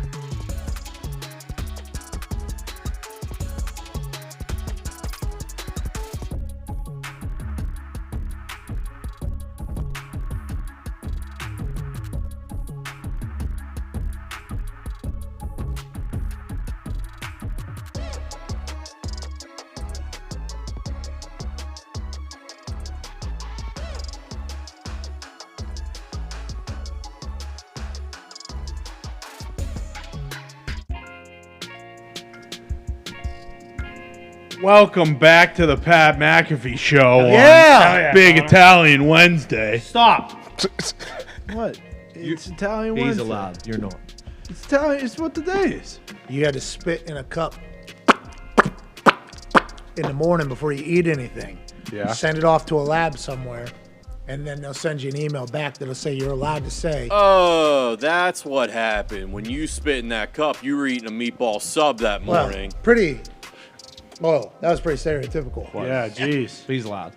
I was actually having some gabagool, which you're not allowed to eat. So I had gabagool to celebrate. Right. We'll tell that to our brothers and sisters that came through Ellis Island. Well, you can't come over here on a potato boat and call yourself an Italian. Well, I did. Oh, I'm also offended by that. 23andMe said. Me too. Not a lot. All right, I don't know if I'm so sure of that whole thing. Came over on a spaghetti boat. Okay, first of all, it wasn't a potato. Whoa. Oh, you? Yeah, me. First off, it'd be a fucking buffalo mozzarella boat. No, it'd be a garlic bread boat. Spaghetti doesn't float. What's that? Spaghetti doesn't float. Yeah, it does. Well, if you boil it. Yeah, before you boil it. Boom. No, it's Yeah, Tony. it's such a hard stick. That's Yeah, right. just like a boat. I'm a big reggaeton guy. Oh, nothing better than Sauce a good gets in the reggaeton. middle. Good man of gold. I like a good reggaeton. Mm-hmm. Anyways, it's an Italian Wednesday, and big thanks to. Big thanks to SeatGeek. Grazie. Grazie. Beaucoup. That's vodka. French. We got a special Yeah, promo. because you're not Italian. No, I'm a little bit of both. I got French and I got Italian in me. You are a mutt. Exactly. Because I'm a dog. Duh. This is your weekly reminder that they gave us an exclusive link that gives us all, whether you're Italian or not, 15% off football tickets, whether you're a first-time buyer or not. College, NFL, it doesn't matter. SeatGeek has you covered. Just click the link in the description, and the 15% off code will be auto-applied to your account. Shout out to SeatGeek. We obviously are big fans of them. Our first ever partner, first ever sponsor, still with us today, and we can't thank him enough for that. As we dive into this next hour, we're going to have a chance to chat. Darius, you look so cool right there. Yeah. We're going to have a chance to chat with Michael Lombardi about how he feels like some teams and quarterbacks are doing. Cannot wait to hear his thoughts, just as he sees the game from a different place than all of us. I don't know if we were able to pull up any tweet questions. If we haven't been able to, let's do a couple of those while we chit-chat about some shit that has happened. Daniel Jones appears to be playing this weekend. There is some video being released of the media portion of practice for the Giants in the New Jersey practice facility. So I believe they're doing the same thing the Packers are doing, flying out later in the week. We will not need to get accustomed to the time zone in England. We are going to do our thing. He had a groin in the practice video. We saw him rolling to his left, planting, throwing to his left. That'd be a lot of torque on the midsection there. Daniel Jones always hits the over in rush yards. For the first time in his life, it feels like he has a team that has a chance to be successful. This is big news, Darius, for the Daniel Jones experience to continue to ride on, especially over to England, or do you think, if he's not playing, they're going to be okay as well? Oh, nah, it definitely Need need him, him. especially with Ty Taylor, backup quarterback, being banged up too. But it goes as Saquon goes right now, leading the league in rushing. So O-line has been doing a good job in the run game, not so good in the pass game. All-time leading rusher in the NFL going to an England game for the first time in Tottenham, which is a borough within London. Saquon Barkley, all-time leading rusher in the NFL right now. Aaron Rodgers, the first MVP to be going to England. The first time two winning teams are playing in England. This weekend's matchup, and we get to wake up and there's a 9:30 game on. Love it. Yeah. Love it. And that crew is awesome. Yeah, they're so good. I'm glad they stayed over there. It's Mark Sanchez. Who is it? Yep. Sanchez and fucking Kevin gosh. Kugler. Yeah, they're awesome. I agree. I know. That's why I said it. Don't get to hear him ever, but hear him at 9:30 in the morning on a football game that everybody's watching. It's almost like a primetime game. Now, the West Coast ain't watching. No. Unless They're not. 6:30. Second half. For the Second half, Giants and the maybe. Packers. Yeah, I'm watching the second half too. What are the ratings, I wonder? Oh, No, yeah. I'm an F1 guy, Yeah, of course. How's Verstappen playing? Yeah, Verstappen was cheating. He was. Just like that Oh. fisherman. Yeah. You Yeah, can't just put like weights those in your fish, fishermen. dude. Man. Call the cops. That was crazy. Hey, the fishing shit's real. They've been doing it for years, it sounds like, too. Yeah, sounds like they had the system beat. Now, guys weighing in the NFL would put something in their pocket if they needed more weight for whatever reason, or put your finger on the scale there and lift off a pound or two because there was a real fine happening for actually pounds overweight. So weight manipulation has been fucking with, weights for a long time in a lot of different genres. In the fishing business, it's one of the most important parts there. So if you can figure out how to put some weight into the guts, you can see how that could be very beneficial. And on the flip side, every other fisherman and fisher lady's like, fuck you. We all could have been doing this, dude. We chose not to. That's wild. It's a big-time scene over there in the fishing community, AJ. I mean, they had to assume they would get caught. The fish are like the similar size to everybody else, and then all of a sudden yours are double the weight. Like, how does that work? Well, I got those heavy guts. Listen, just because I know the spots with the heavy-gutted fish doesn't mean that I need to be punished for it. I'm fucking better fisherman than you. Sorry about it. If there's no honor on the fishing pro tour, then where can there be honor? Battlefield? Not in chess. Like chess player Bingo. got caught cheating too. Yeah. What are we doing? The vibrating deal? That was an American, by the way, a young American. And I don't know if this particular time that particular chess player was cheating, but that particular American who's 19, who's this new up-and-coming chess master, had acknowledged cheating in the past. So that's going to hang over said chess player for the rest of his life if any fuckery potentially happens. He's taking on the grand chess master, whatever the fuck the name is, beats him, and then immediately afterwards says, oh, something's cooking, something's up. I don't believe there has been an answer to whether or not young American who had been caught cheating in the past was cheating or not. Certainly a conversation. Poker community has the same thing. Oh, no. Poker community on a YouTube poker game, which we used to watch World Series of Poker on ESPN. It's actually a massive part of my story and my life story, World Series of Poker, and what Chris Moneymaker motivated me to do. In every working class town across the United States of America was having games. I actually was able to get into one, make enough money to go to a kicking camp, earn a West Virginia scholarship at that kicking camp. Then the rest is history, obviously. But I loved watching World Series of Poker back in the day. Took over everything. I guess you can do that now. People do that. Did you say Helmuth? I love you, Phil Ivey. Yeah, Phil Ivey. I was about to say, not, if we're going to say Phil, let's fucking talk about Ivey, not Helmuth. Right. Big Phil Ivey guy. Negreanu always tried to be babyface, but I kind of... He was too weaselly. Hey, Canadian. Yeah, he's a Canadian, so can't trust him. Get him out. Good player. Texas Dolly, obviously OG legend in there. Is he dead? Hey, didn't they say the chess guy, how was he cheating? Doyle? Well, listen, you want to get back to that because you would like to talk about a potential vibrator up the butt, I believe was happening. Is that Really? true? Honestly, that's what I heard. Like an Is egg? that true? And who was signaling him, and how did you signal? So that's what you heard. You didn't want to say that. You just wanted to make sure somebody else had heard it as well because you didn't know. I didn't know if there was another cheater that was sticking something up their butt and trying to vibrate it and I think give it's them another tips somehow. cheater I'm talking about. You're talking about the I chess think community? they're two different. There's one that was cheating on chess.com. Yes, and, online. And I think chess.com actually is buying like something he created for like 80-something million dollars. And they also had to come out and say that he was cheating. So you actually might be talking about the same story. Holy shit. So that's the same guy? Maybe. I don't know. Leo DiCaprio situation. But not going on. Like baseball alleged, remember all the conversation about the Astros was that they were wearing like buzzers on their chests. Hey, 2 buzz curveball, 1 buzz fastball. And that is a very good piece of information to have in the baseball community from what I've been told. But then Jet Passing came on our show and said, through all of the research and investigating, nobody was able to find out whether or not that was real or not. So actually our video gets put into response still from Jeff saying that to us when people say that this is what the Astros were doing, and Jeff Passan was the authority on that, saying all the investigating has said that was not the case. Now in the chess community, the internet did the same thing. I think somebody potentially heard this and then they moved on. So I don't know how you would cheat in chess with a vibrator or whatever. But let's assume you know something. What if he just enjoyed it? What if he wanted to keister that thing and that just helped him play better and it wasn't cheating? Yeah, like Beth Harmon. When that would happen, he would see that like illegal? a chessboard It's on like the taking roof. like taking greenies, like the MLB used to do, fucking get you a little more wake. We don't know what Tone's got up there. So let's get back to the poker one, though. This YouTube channel is running like World Series of Poker with eyes on the cards. Sweet. It was sweet. I was like, fuck. I know. My first thought is, why have we not been doing this? Right. That was my first thought. Why have we not been doing this? Because Everybody in here relatively big fans of poker. Obviously don't have enough time to invest in playing in games, but I've gone to games, weekly games here in Indiana. Been very fortunate enough to do it, and I thought that was a great piece of content that wasn't really happening anymore. So once I saw it, I'm like, all right, hey, go work on you for setting this up, because the amount of money and regulations and the table and the technology that they have to run that, very good.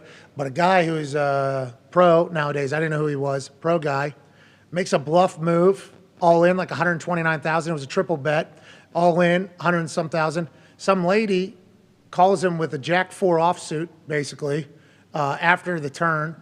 River comes, 2 pair on the board. Her Jack beats his whatever thing he was, and he immediately said that she had to have known that he had nothing. She because he went back he listed her past 1,000 hands, and she's never done anything like that. So he's like, what made her do it here? And yeah, he bet. Try to bluff. They're pretty split. Everyone's pretty split on what they think too, it seems like. She tried to steal it. She tried to raise. He comes in over the top, 120-some thousand, which would have taken, it was like a 10,000, 30,000, 130,000.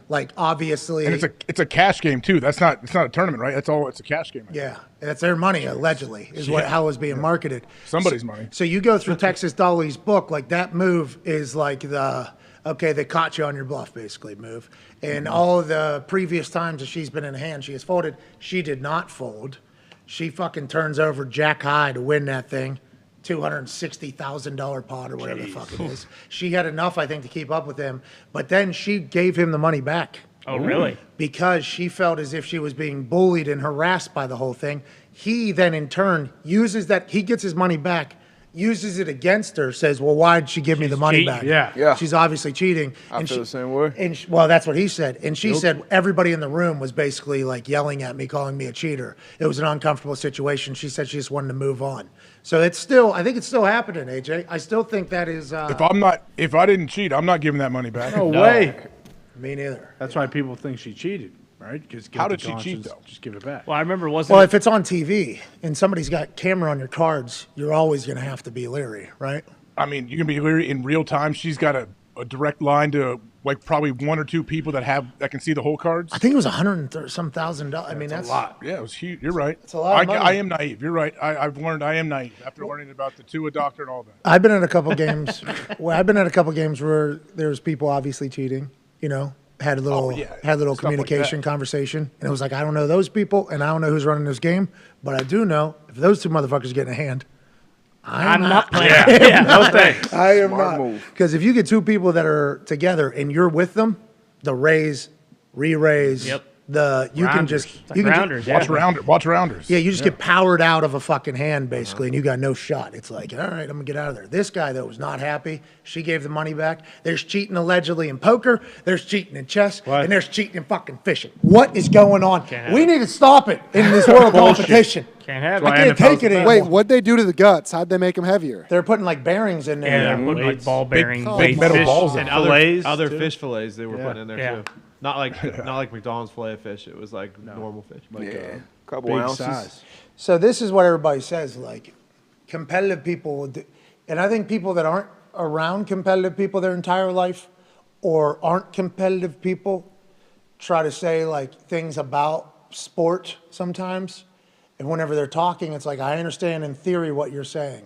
But when you're dealing with some of the most competitive, whatever the fuck, chess, fucking fishing, poker, whatever. Anytime you're dealing with uber ultra competitive people, they are going to find the fucking loopholes and figure out how they can win. It happens everywhere. And when money's involved, when there's a lot of money involved, absolutely people will try to cheat. And I think that's why, and we're not saying the Patriots cheated, but everybody in the NFL was well, if they were able to fucking do it. Yeah. That's literally how everybody in the NFL was.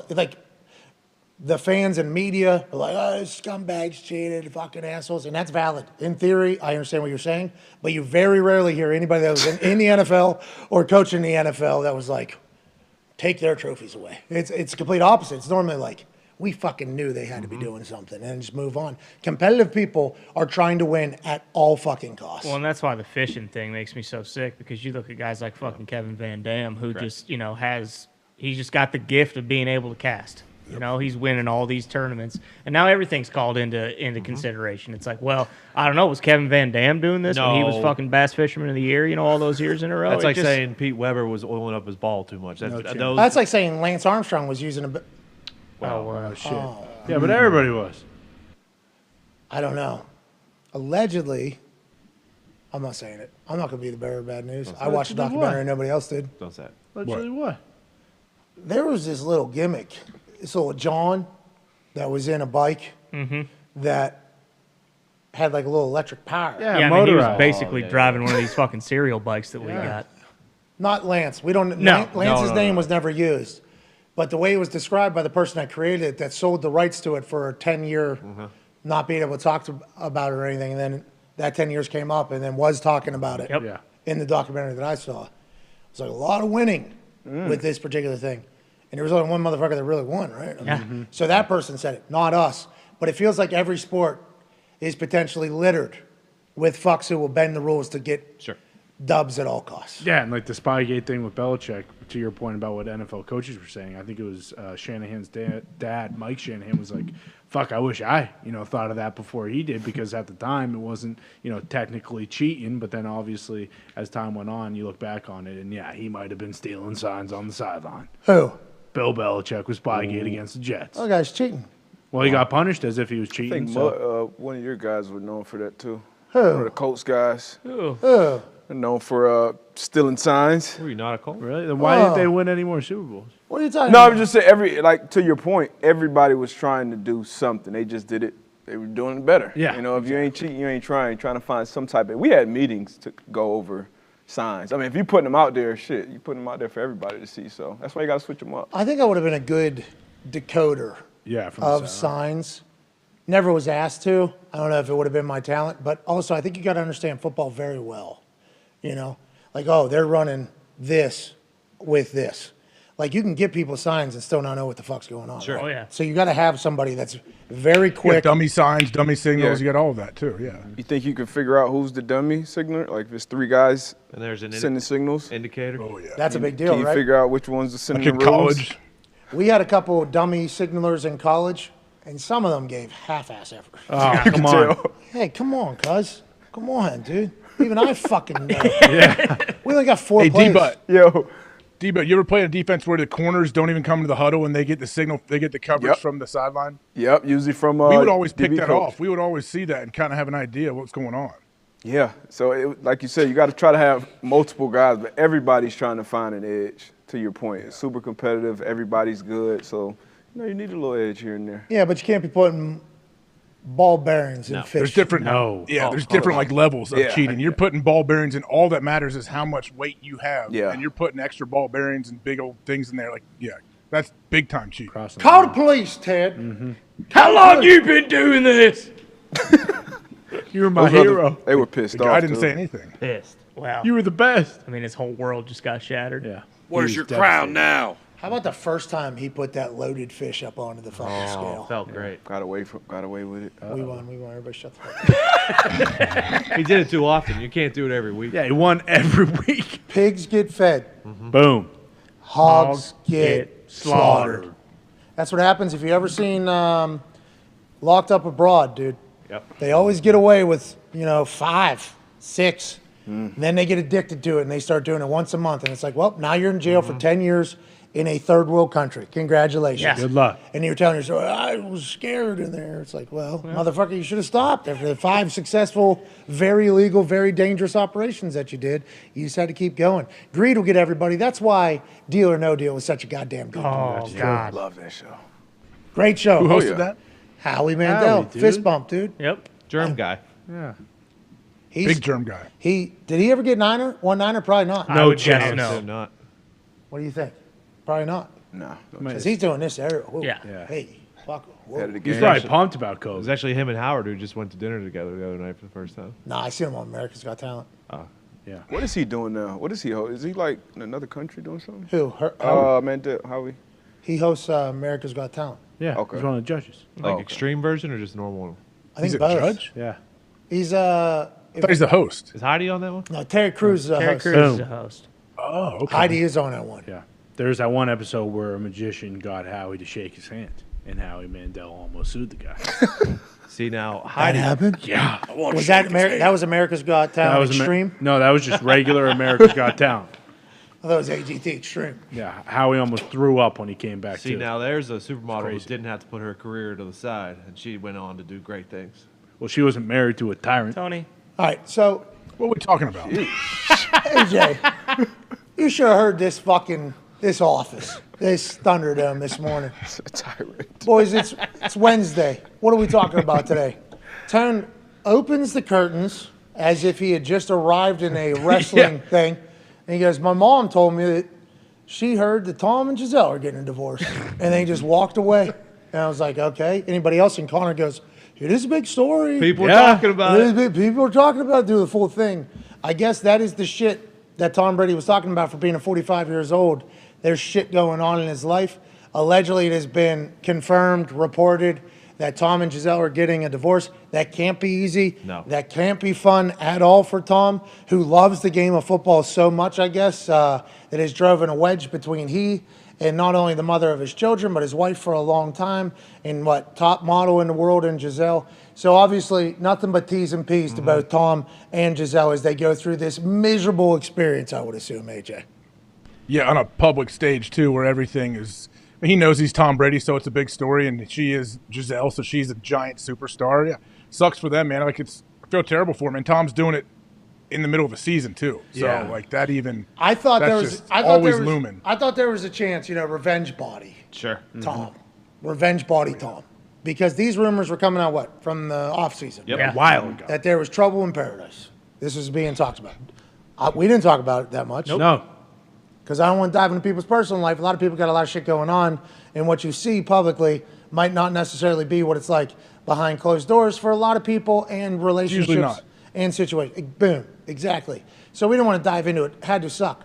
But if Tom was going to be solely focused on football and nothing else, and that was going to be like his sanctuary to deal with all the bullshit, you could easily fall into the trap of thinking, oh, Tom's going to be better than he's ever fucking been. He's obviously going to have a revenge body, revenge season, locked in season, not have to deal with everything else.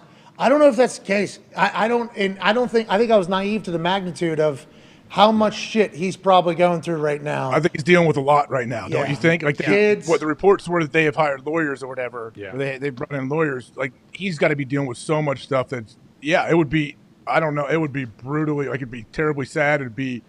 How do you even know where to start? I feel like it's tough. Emotionally exhausting. I suppose. Yeah. Anytime there's this much money at stake too, like between the two of them, it's just gonna get so messy. I mean, it just sweet properties. Yeah. You would hope though that they could just shake their hands. Yeah, you would hope. You would. It doesn't work like that almost ever though. No, I think it has. Look at there's a lot of people. The Gates, I think. The Gates, Bezoses. the Bezoses, the Johnsonses, The Shaqs. Did they both have cash? So this Tom and Giselle both have their cash. So maybe they could just shake hands and say, see you later. I'll take 5 houses, you take 5 houses. I would think that it would be easier and quicker. That's why I almost led into revenge Tom, here we go. But I guess that's not reality. And once again, dumb. So that type of stuff's going to happen on that show. At least we're going to be able to probably hear about it on Let's Go. I mean, Jim Gray. All right. First question, probably. D-Bot, do you listen to Let's Go? And what are your thoughts on it? This week's episode told you and taught you what? You know what? I'm just rooting for Tom. It's my guy. I root for Tom and hope he figures it out. Like you said, everybody's going through shit. Obviously, he's going through his shit. And it's tough. Most football players aren't also A-list celebrities and married to another A-list celebrity. So it's going to be a lot of shit surrounding it for him and his team, honestly. So I hope he figures it out. Zito just dropped a little nugget in my ear. Giselle, estimated net worth on the internet, which is never right, $400 million. Oh, yeah.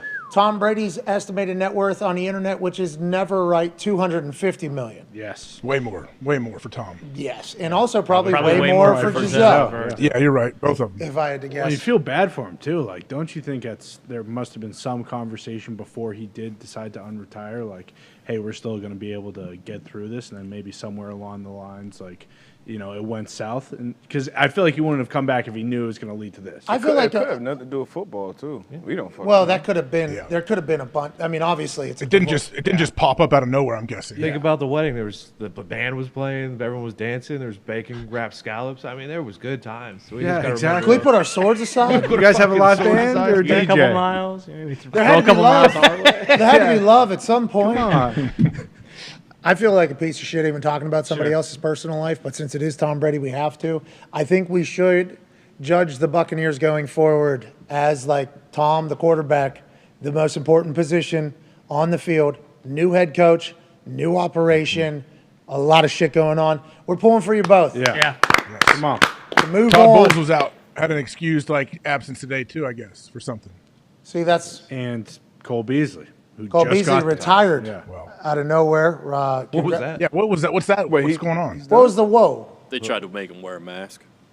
They ain't wearing fucking masks in what Florida, happened? Nick. Yeah, I know that's a lie.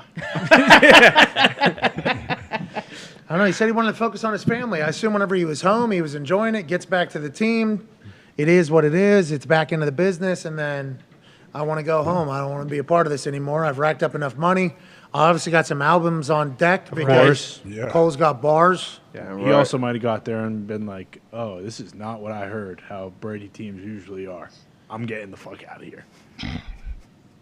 What? Well, I mean, come on. He played, this is his 23rd year, and he missed 10 days of training camp where he has never missed one day before this year. Like, I'm sure the building is much different it is this year than it was in 2020 when they won the Super Bowl. All right, let's cover some more stuff. We hope you're both moved on happier with it all. Good luck. T's and P's. 20 years from now, the documentary is going to be Tom Brady loved ball too much. Yeah. I don't know if it'll take 20 years. We might get a Man in the Arena wrap-up episode at the end of this season. You think they're filming TB12 Productions? I assume that they're always filming everything he's doing. Yeah. Maybe that's part of it. Maybe that's part of the problem. You think Giselle not happy about it, or you think she's not Would happy you about be happy with cameras everywhere? I don't know. Some people would, some people wouldn't. Now, when I'm at work, like, let's do it, but at home, there has to be a time to lay down, just and pass out from exhaustion. Yeah. Well, the dog, too, like, she was in it, but she only had an episode. Like, I don't know how much they're following him around outside. Because remember how they would do the intros where it was him talking and he was doing, like, photo shoots and more so work stuff versus, like, him just hanging around his house and kids and everything? So I don't know how much of that they're doing in his personal life. We hope they move on happier. Good luck. Or figure it out. Or figure it out. Figure it out. Yeah, move on. Whatever your next step is. Remember the I good hope it times. happens. Always be good, You think Cole asked Aaron to feature on one of his new songs? Cole Strange? Oh, wait, we had Beasley. I had a song, what was that, 3 weeks ago when he signed A-Rod. I think he wrote the Commander song, didn't he? Hell no. That's a great video. What you there? A-Rod. We the Commanders. I've seen it. What? Who are What the fuck have you been doing? It's really, really good. Wake up, Darius. Who are we? They hate us. Stand us. Who are we? The Commanders. They got the glove on too. Let me see. Hell yeah. Left up. Locked in. Put a left up. Don't Forward turn that down. fan on. Chop your fingers off. That is a low ceiling to be doing a hand up video, but I am happy they kept it off. Good call, Boy, AJ. sellers. Okay. Background. Hey, you put a left up there. Not only are you deflecting a pass for a right-handed quarterback, but also fourth down. That's right. Boom. That's why I'm saying put the left hand up. Who are we? The Commanders. And We have we're not getting gotten off the word. field. We have not gotten word whether or not Wale produced. What? I'm pretty sure he did. Yeah, thought that was wasn't that his house? They were filming it. So a song comes out of the D.C. area. Wale must put a stamp. Yeah. You got the Wale. behind the scenes. That's the squad, right? That's Wale's team. Yeah. Right? Yeah. Yeah, I may or may not have gotten a text yesterday from a Wale. No way. Yeah. Say, thanks for promoting my playing song. No, he didn't say my at all when he was talking about that song. He did?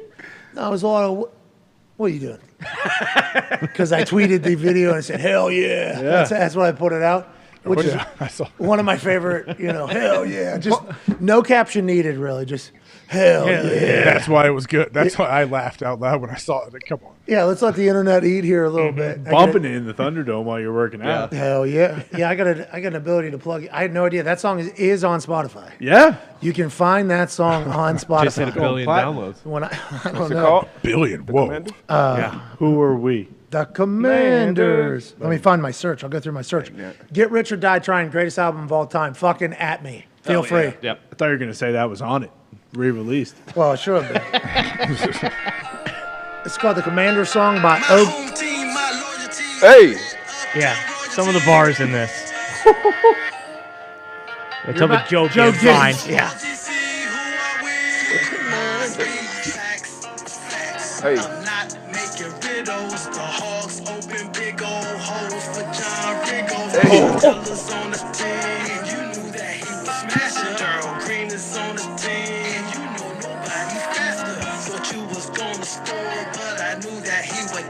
Yeah. Yeah. To win the big dance.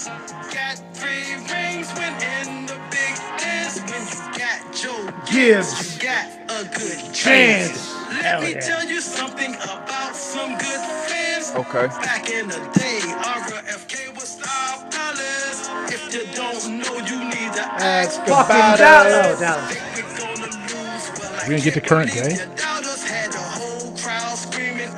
We want Dallas! Those haters can't stand us. Left hand up. Who are we? The Commanders! Banger. That's a good music Goes video. through the history. Yeah. Good Bang. music video camera. Yeah, had to do it. Thank you, Jabba. Shout out. Java. What's the legal name? Jabba. People are saying we should call it Lordo Jabba.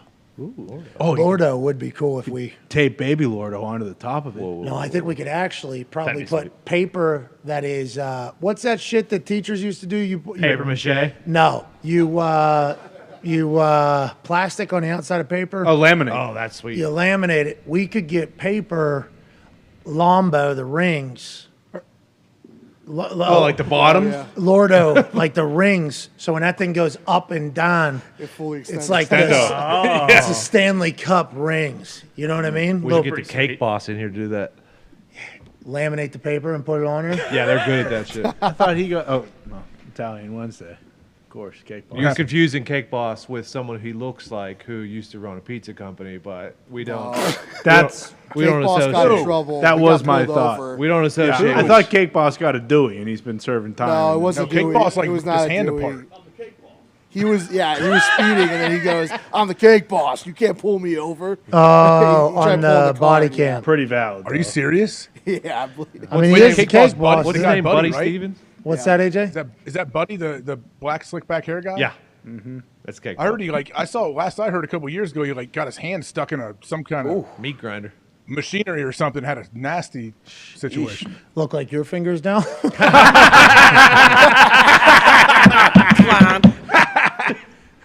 Those laughs, like that's the problem. There's shows where those laughs are real. All right, dude. He does look like Papa. Did you see Debo? Really, John Schneider? Mm-hmm. It's Tony. He does kind of. He's got some Papa in him. Hey, Papa. That guy. What a fucking piece of history Papa John Schneider is. Yeah. No kidding. He said the day of reckoning was coming, and 2 months later we were shut down because of COVID. What's that all about? Some people say hashtag Papa knew. Well, hashtag Papa didn't know what he was allowed to say and not allowed Yeah, to say. just like Matt Damon. He was In trying. society. He was trying. He was fighting. He was putting up a good fight. He said for 8 months he's been trying. I've been working. Yeah. My therapist. 8 months I've been fucking trying not Trying to to say get it that out word. of my vernacular. It's tough. It's hard. Don't know how. Do you know how often I use it? You ever hear one of those rap songs? Yeah. That's what I. What was It's me that? all Doing what I day. can. What was I supposed to do? I've been trying. Fucking 8 months I've been trying. You should hear it. Fucking trying, man. I'm like, there has to be another word. And then every time I start speaking, I'm like, there isn't.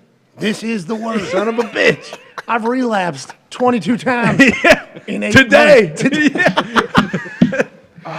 We have to remember those humans do not represent Nope.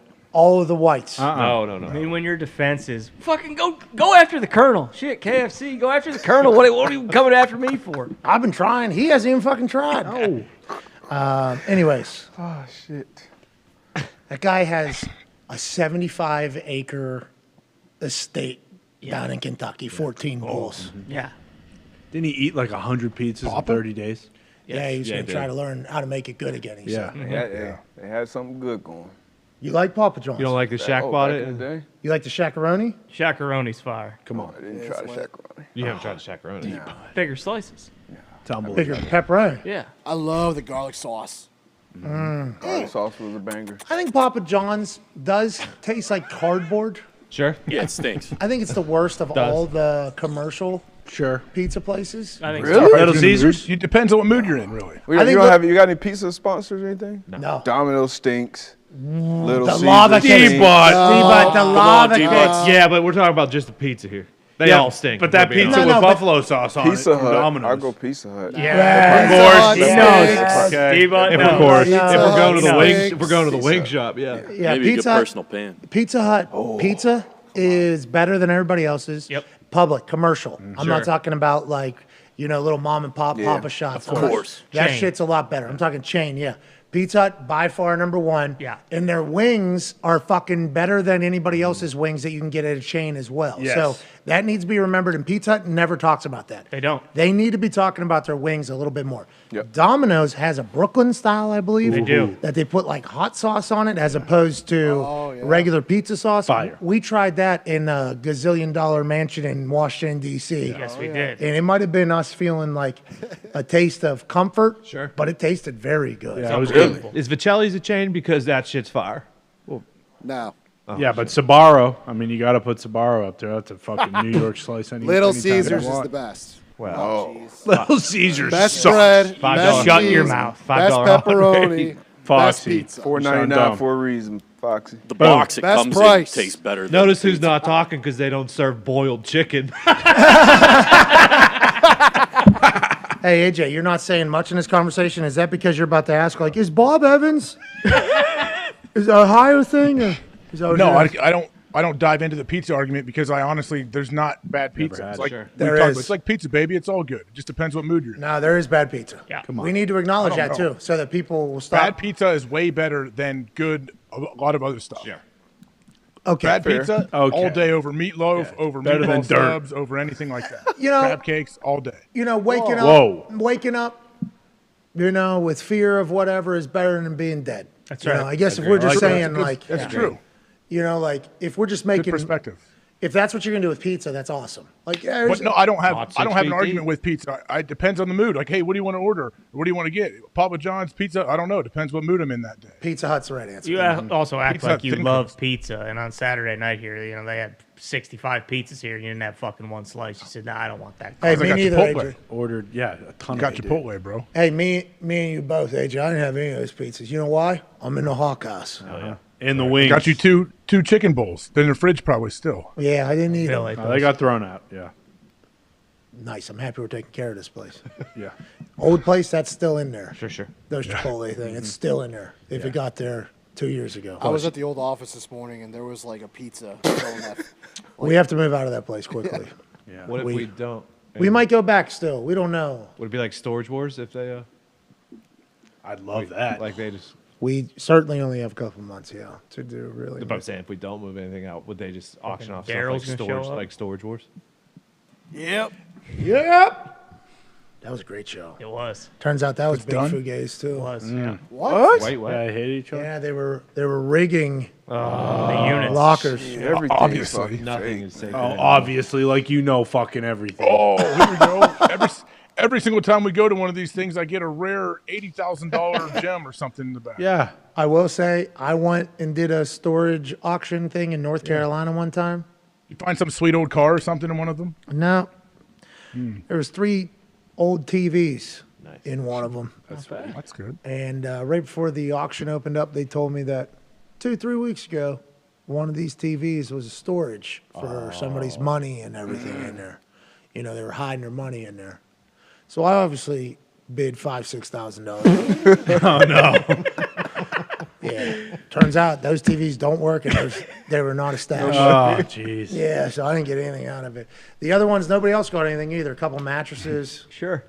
It's not as exciting as it was on TV, and I think they realized that like episode 2 maybe. Yeah. All right, let's start putting some swords in this fucking thing. That'll do well. Hell Dead yeah. bodies. Yeah. Dahmer, you watch that? I watched some of it, man. That one's disturbing. Yeah, it's hard to keep watching. It's tough. I felt for his dad. Dad got the phone call to say, and they Glenda. explained it all to him. Whew. Glenda. That was the dad's name? That's Glenda? the neighbor. Oh, okay. Of She- Dahmer. Oh, yeah, in the apartment complex. She called the cops 50 times on this guy. Yeah. Saying, hey, this guy's murdering people right next to me. I can smell the bodies. Oh my God. I can hear them dying. You guys need to do something. Cops never did anything. He comes into her apartment one time, and who knows what's real and what isn't real. Sure. But this lady is the babyface of that entire series. This Big lady. time. The dad, I think you're gonna, if you continue to watch, you'll be intrigued by the father. But the neighbor lady is the babyface of this entire thing because she's like looking out for people in this thing, and then she's worried about people. She's calling the cops. He comes into her apartment at one point. It's like episode 6 if you get there. And it's if that actually happened, which she was talking and cooperative and like telling her story and saying things, and a lot of it's documented because they just told her. So like I think a lot of what happens around her is legit. Actual what happened. She's fucking gangster too. She's A lot of bad news there. not real. So a lot of it was traumatized. pissed. I watched a video to compare like what actually. So she actually lived in a different apartment, like across the street. So her like the kid that walks around, the zombie that was walking around, her kids knew him and recognized him, and that's how the first phone call happened. Because every other documentary or Dahmer series, this lady does exist. Yeah, she's But real. I'm saying she's in the building. Yeah. She's in his building and every. She just wasn't next door in real life, is what you're saying? Apartment Z? building next to him. So like a building over. Oh, that's okay. not Not the actual apartment that's So I next. ruined everything. Yeah, it's kind of a good. shit. That's a little different now, huh? Do you think we should keep watching? It's amazing. Now that I know that's not real, Yeah. I mean, I guess it's a good story now. Still. when he brings a sandwich for her. Yes, That was she's a fucking Eat it. gangster, dude. She's a gang. I guess none of this happened, but yeah, because that's about her trying to get him evicted, yeah. and she's not even in the same building. Yeah. So that's a whole storyline that's not even. Come on, dude. I thought I was all watching bullshit. a doc. It's all bullshit. I thought I was Yeah, the watching a cops are Dahmer. pissed. Milwaukee cops are super pissed. I know that. Well, sounds like they were super terrible at their job, but it sounds like it's not real. Right. All right, well, Yeah. He went to Ohio State for a minute. Dahmer? Of course. Yeah, I lived in Morrill Tower where I lived my freshman year. Wow. That's why you're That's so why much you went like there. Well, I want to be in He was Dahmer's dorm. years before me. What room is Dahmer in? Put me there. You get in there first day, you start taking a fucking pickaxe to the wall. Yeah. Did he fucking leave any bodies? Is that what you did? I want to AJ? see. Jeez Louise. I didn't know until after. The Okay. fact later on. I believe joining us now. We're calling. Let's take 5. Let's take 5. Five. Because we'll have this combo and then we'll do everything DB. Let's go. And then we'll wrap up this glorious Wednesday. We also have a couple questions from Twitter that Zito was able to grab. Let's go. This is a good day. Hell yeah. You got a robot, dude? Come on. What's up, bro? Yes. What's up, dude? Hey, come a little closer. Come a little closer. Come a little closer. Come a little closer. Come on. Come a Z, little what's closer. this? What's this called? What's the number? Like, is it a 4K camera? What is it? It is a 4K camera. It So looks different. Why does it look so different? We need to color correct it Yeah, still. the color on it. Looks sweet. Either way. it was blurry 6 minutes before we went live. We're able to get it. This thing got built by a Ukrainian man in about 3.5, 4 hours this morning. Beast. Very awesome operation. Yeah. And then he tried to code it in right before we went live, a couple of these shots. That's the only reason why I have it. So I think just like everything else, we'll be able to get used to it and hopefully utilize it more. But whenever I was told this was an option, I mean, a robot in the fucking thing, give it to me. Yeah, Sure. why not? Have to. Speaking of 4K, we weren't able to send our show in 4K on Saturday night to ESPN. Was not capable of taking 4K from us. ESPN wasn't? I believe, yeah. Whether it was the transmitter or the coder or whatever, we were not able to send it. So our studio was too Too advanced. advanced Interesting. for whatever technology was going over there. Let's assume that whatever we use, they'll be up next time or whatever the case is. But that thing was awesome. Do you know we raised $338,000, AJ? Not only to the Jimmy V Foundation, which Omaha Production matched our donation of $45,500, making that a cool $91,000 donation to the Jimmy V Foundation, $39,000 to Dabo's Team All In Foundation, making that a cool $78,000 donation with Omaha matching, and then $84,500, which was obviously a math equation between the 45.5 and the 39, which the beautiful people at Omaha are also going to match. Wow. So it's $169,000 in total donations from us, $169,000 total dollars in donations from Omaha, and that's just one MegaCast College Football Primetime. That's awesome. I fucking love that. Thank you, Omaha, for the opportunity. Oh, yeah. Thank you, Omaha. And thank you to all the boys that showed up and performed. Darius hit a tripler, and then it won 3 of 5 of 6. Yep. He hit a big one. AJ obviously got hot. Ty got hot out there. Bruce got hot, made some plays. I mean, there was magic. We had a good time. Who knows if it was a success or not, but I do know I enjoy raising that amount of fucking money, AJ. I mean, it's pretty awesome. It was obviously, I didn't know what to expect going in, man, but I had a great time. It was fun, and I didn't know it was going to, that much money was going to be involved, but man, it's pretty cool. Yeah, I don't think any of us knew that either, but it's a success. Let's go. Hell yeah. All right, Everybody hit shots. Hey, what do you want? What do you want? Sorry about it. We're a streaky team, and we're always hot. Boom. Oh, like Texas men's hoops. Hell yeah. About to win a natty. I'm a coach of that team. Obviously going to say that. No big I deal. got faith in the boys, supporting the boys. In the corral, okay, the student section, about to be more empowered than ever because Matthew McConaughey gave them a motivational speech. Hell yeah. They're a streaky team. They're always hot. We're a streaky team. When it comes to shooting stuff, we're always hot. Yes. That's A lot of money raised. We'll be back in 5 with Michael Lombardi and Everything DB on this glorious Paisano Wednesday, October 5th, 2022. Take 5. Take 5.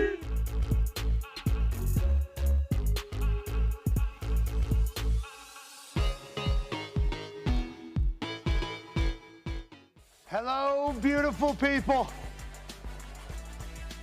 This is college football prime time with the Pat McAfee Show. I had no idea if we were live or not. We'll be raising money for every interception, every first down, every point scored. We'll be donating money to school-affiliated foundations. And here comes Dabo. Here we go, Dabo. Let's go, Dabo. Come on, Dad. Let's go. Let's go, boys. All right, we'll donate 1,000 to Clemson just because Dabo looked awesome at the top. Good start. Look at him go. What was it, heads or tails? Do you know? No. None of us paid attention. I was talking right through it. Bad start. So Fagan ain't faking when he hides. If AJ can drive one of these 3 golf balls over 320 yards, we will triple that to $12,000. Yes. Jeez. That might be the one.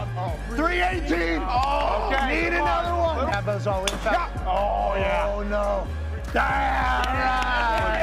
We will donate $12,000. Darius Butler will be attempting a triple shot from the stage. D-But, let's go. This is for $9,000. Oh, big return there for Clemson. We're about to go to commercial break. Let's go! $9,000 donation to the Jimmy V Foundation, $3,000, then it was tripled because Darius Butler is ice cold from the state. This would make it a $6,000 donation if Bruce can make one of these NBA threes in 2 attempts. Cash. Oh. This is it. Come on! Let's go! Okay. He stayed on drive. That's what party. That's how we do it. Have the ref for your side. Always good to have the ref for your side. Oh, make a play. Pick. Oh! All right. Yep. Oh, late team. Oh, do it.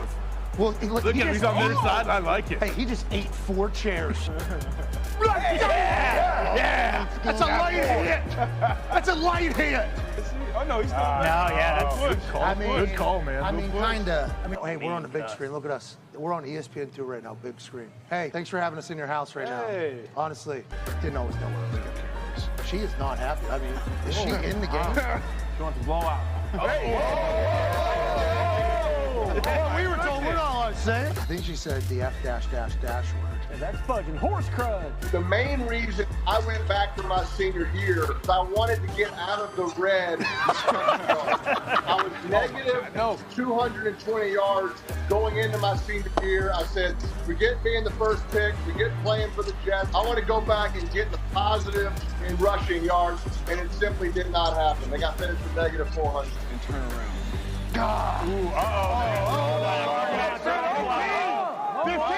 taunting. Hey, Coach Lou Holtz can't do that, huh? That was a dirty play a little bit, but I have a little bit of money on Clemson. I want to let the boys play. If D-Buck goes 3 of 5 from NBA 3, we will tack on another 15,000 to make this a even matchup apiece. All right, that was practice. Good. There we go. Ooh, there's one. Uh-oh. All right, he's 1 of 2. He got 3 in a row. Uh-oh, that's off. Fuck. He's 1 of 3. You can hit these last 2. Yep. Hit these last 2. Yeah. Here we go. For 15 grand donated. Oh! 3 out of 5. Yeah, 3 out of 5. Yeah. Thank you. Let's go. Thank you, Omaha. That's going to Jimmy V. Omaha. How much is that? It's going to Jimmy V, right? I'm talking about 9. Boom. 9,000. Hey, good shot. Good shot there. There's me holding for you. Okay, I'm one of the greatest holders in the history of the NFL. You can go look at stats and percentages of made kicks. I also enjoy seeing other people shine. You'll pull it back just like you're golfing or just like a shooting game with your thumb. The wind in the top right corner is something you will have to pay attention to. And as you get rolling, the more kicks you make in a row, the more money and the higher the score gets generated. There's obviously things you'd like to hit. There's a lack of a fan lower left. There's a golden ball there, top left, in which you can put in if you're going to miss and make. The game has so many different pieces to it. We're incredibly proud. And then that's a miss, obviously. That's a terrible kick. Not a good ball. Oh, no. Oh, hang on. Lights are on. Made it. No, I actually told him. 60? Listen, Ty could go put a 20,000 piece on this if he wanted to right now. Ty and none of the boys at the office are up for any of the prizes, especially the week 1 prize. So there's a reason they've been playing for 3 weeks. Yeah. There will be up and coming contests with this though next year or next week or maybe the week after that you'll have to beat or try to beat the highest score of the office, and there'll be a lot of money on the line. It's from 80 yards. Nice Boom, and he hits the no-win game.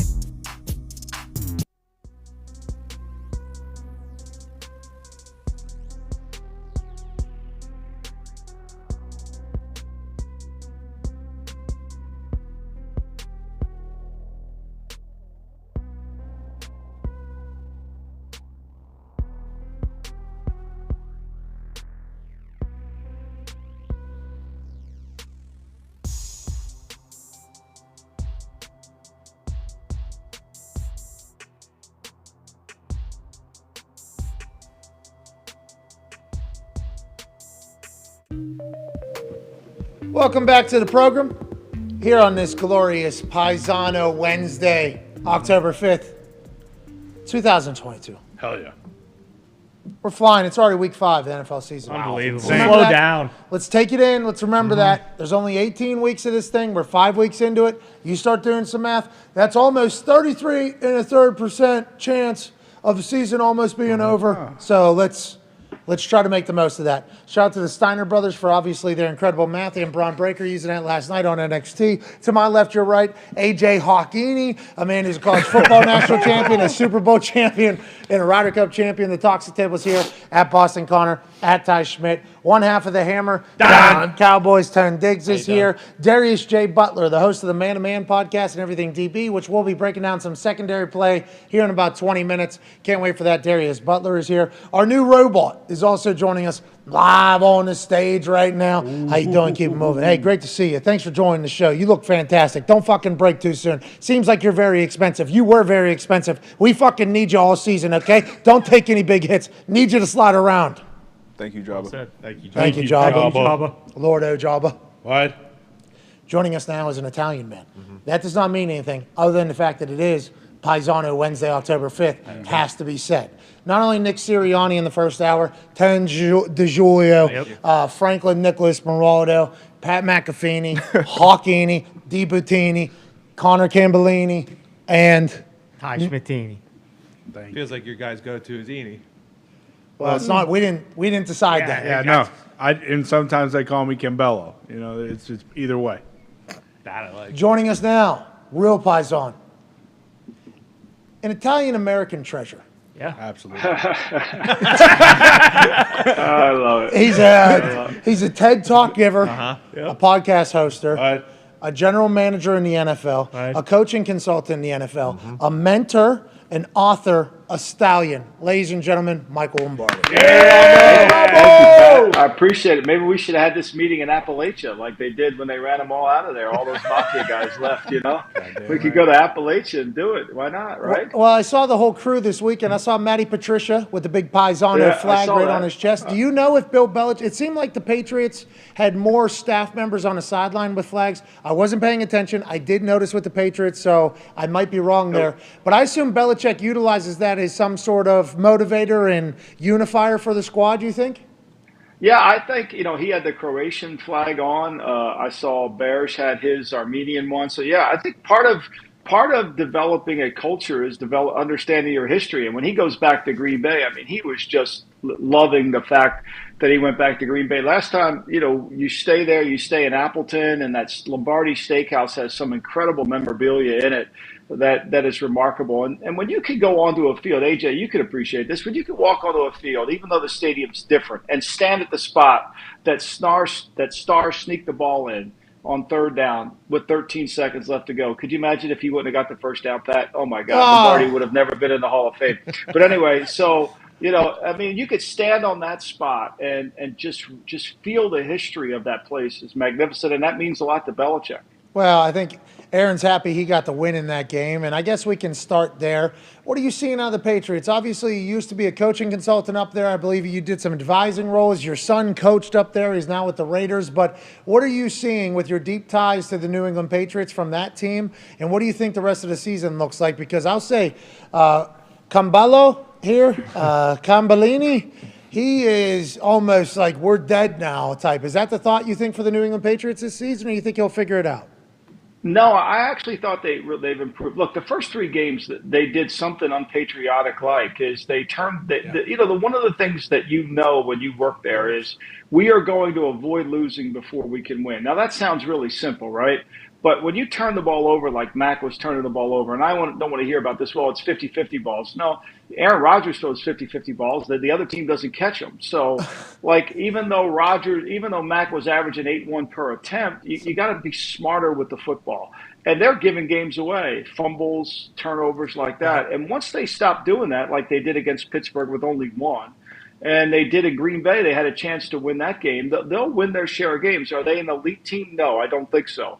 You know, the quarterbacking situation is unsettled, but they've got two elite running backs. The offensive line is starting to play better, and I think their defense, which has played well all year, really, when you look at it, they've given up a lot of yards. They haven't given up a lot of yards. They've given up points because the offense has put them in a bad spot. I thought they called the game. I think this is really important. I thought they called the game like a team that was trying to win the game, not like an offensive coach trying to gain yards. I thought they managed the game the best they had all year. Mike, what do you think about the whole offensive play call situation? We made a huge deal out of it in the offseason during camp. Like, who's going to call the plays offensively? It looks like Patricia may be calling them in through the headset. Like, do you think that's how it's going to stay, and how do you think it's gone so far? Hey, run the zone. I think they're going to continue to do that. You know, I think the play call is a little bit over because look, they're looking at sheets. Okay, on 2nd and 6, we've got these 5 plays. On 3rd and 9, we run this. I think a lot of it is in game. Like, what adjustments do we need to make? And in that game particularly, once Hoyer went out after the first drive, you know, I'm sure Belichick told Matty P, look, Matty, here's what we want to do. Get 10 runs that we like and get 5 or 6 passes that we like, and let's make sure he knows what he's doing on those plays. And kind of condense the game that way. But I think they'll continue to go that. And they've stopped running the outside zone to the level they were doing it this summer. They're more of a big physical push you back team. I think they need to continue to do that and give the ball to the two best players, which are Stevenson and Damian Harris. I mean, they can run the football on anybody. Okay, let's move away from the New England Patriots. You host a show, multiple ones, the GM Shuffle, the Lombardi Line. Anything else that I'm missing there? No, that's all I do. That's all. You also write for the Daily Coach, which is a newsletter that's fantastic that I still get every morning while I'm taking a grumpy. Normally read the Daily Coach. It's a nice start to the day. You're one of the most busy people of all time. What's pissing you off about this NFL season? What is the biggest storyline in your eyes this NFL season that hasn't been talked about? Because whenever you get to ranting and noticing something, there's nothing better on this planet or in the NFL world. What is the one thing that's really got you pissed off, Lombardi, right now? Well, I just think, to me, I just finished my latest book called Football Done Right. There we go. Yeah. Thank you. And that's a shameless plug, but in the book, I write about the Howard Cosell and his influence on the NFL. And what drives me crazy is when you see something, you should say it. When we see bad quarterbacking, we need to say it, right? And I think too many times we make excuses for what's going on the football field. And sometimes it's not the quarterback and sometimes it is. But I think when you watch this season, more than ever, is you're seeing a lot of bad quarterbacking play. And I think it's affecting the line. For example, Mac Jones gets hurt and the line goes from 5.5 up to 9.5 because Brian Hoyer's playing. Well, okay. Brian Hoyer might not be great, but Mac Jones wasn't playing any good anyway. That line should have never moved 4 points, right? And so I think we have to stop making excuses. Justin Fields, I mean, he's not completing any passes. I don't care how many you want to make about it, right? And then when he does complete them, he's one of the lowest yards per attempt. Kyler Murray, you're not having a very good year. Let's just be frank. And I think, to me, we have to educate the fans more about the game than we are doing that. We're just saying, he's going to be okay. No, he's not. No, he's not. Watch the first half of the Carolina game. They rushed him. He's not having a good year. They haven't scored a point in the first quarter, and you're telling me he's great. Come on, please stop. If we see it, you got to say it. Now you got me started on that. That's your fault. I know. Well, that's exactly what I was expecting and hoping for. I thought you were going to bring the hammer down on one person. Turns out you got 5 or 6. What do you think about Baker? Because you talked about Carolina. Seems like that situation's going nowhere. I mean, Stephen A. did a hey, give me my camera moment. Give me my camera. Talk to me, right? I like Baker Mayfield. He said, I think he's a good person. He is playing god awful right now, is what Stephen A. said. It sounds like he's supporting of Baker, but he said, I have to point it out because Baker needs to hear it. And you just listed off a bunch of quarterbacks. Is Baker also in that group? And what do you think that means for Rule? I think he's going back to college. Is that what you think? Well, here's the thing. I think, to me, the difference between college and pro football is this. In college, you can mask the quarterback and get away with it. In pro, if you don't have one, you're going to lose. They got a good team in Carolina. That defense is good. I mean, they played as well as you could play. Baker's averaging 16 completions. I mean, per game. That's a high school game. I mean, think about this last week. Marcus Mariota won a game. He had 7 completions. The Giants and the Bears, 2 historic franchises, they combined for 20 completions. I mean, is this 1950? Is Papa Bear on the sideline coaching the game? We can't get a completion, right? We can't get Baker can't get a completion, and God knows they're trying. Screen, flat.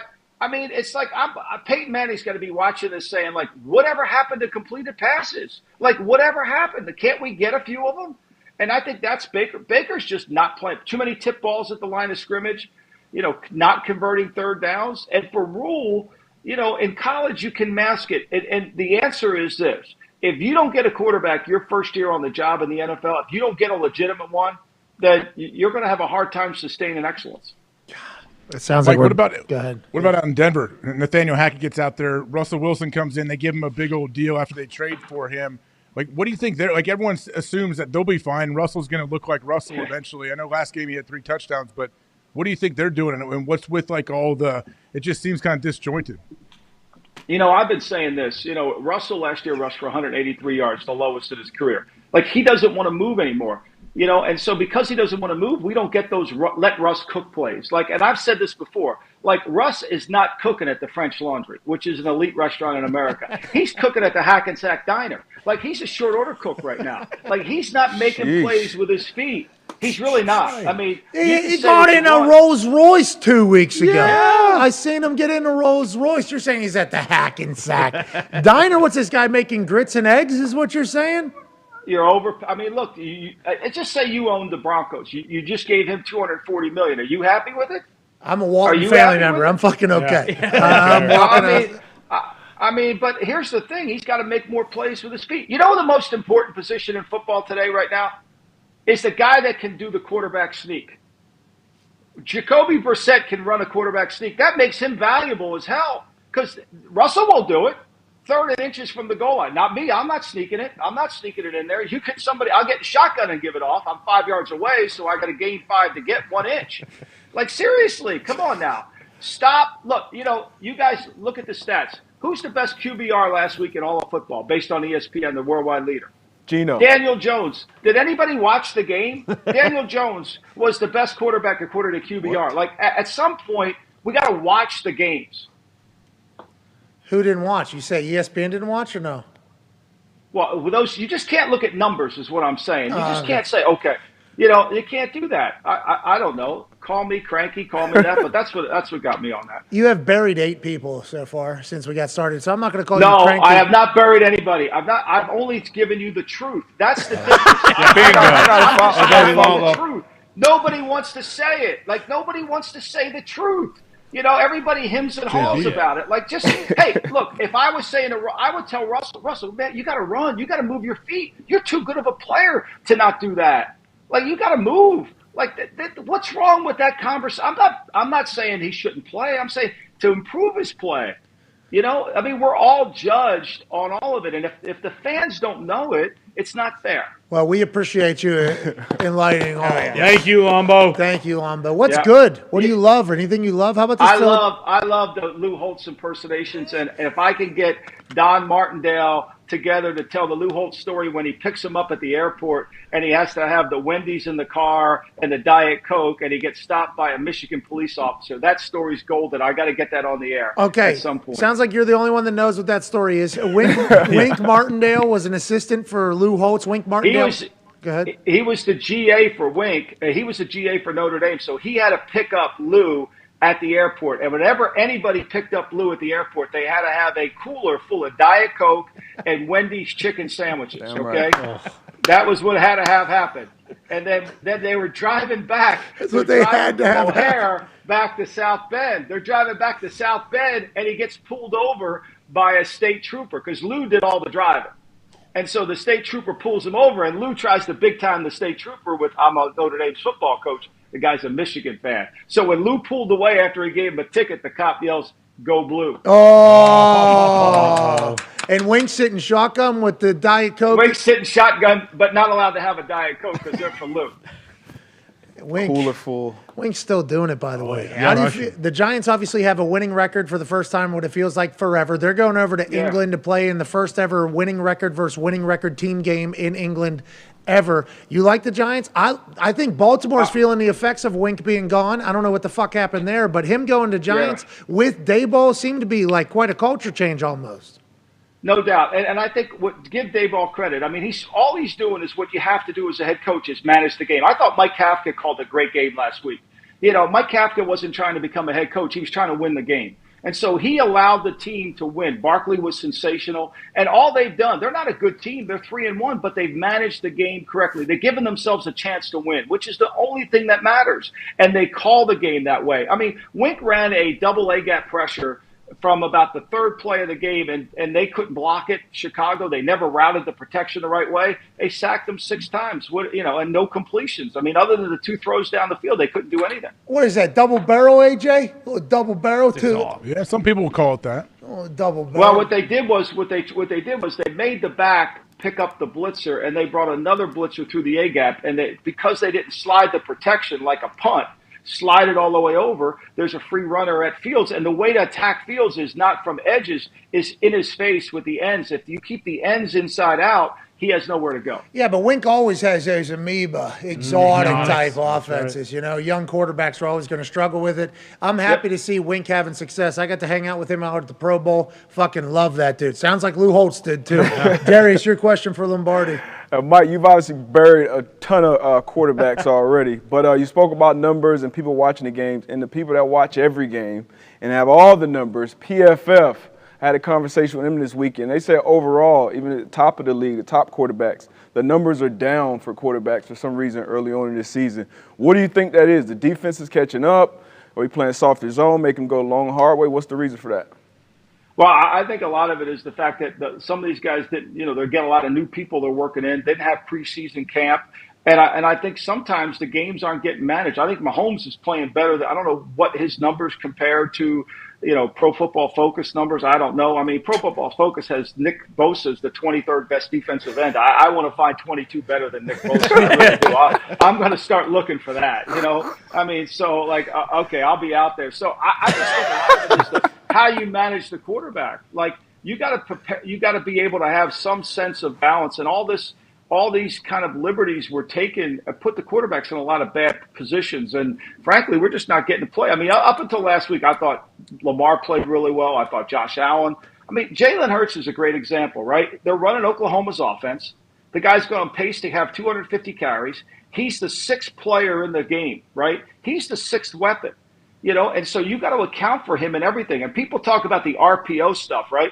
Well, it's not really RPO when Pat Mahomes does it, because Mahomes is never running with it. It's really play action. It's a long play action. But when Hurts does it, you got to account for him.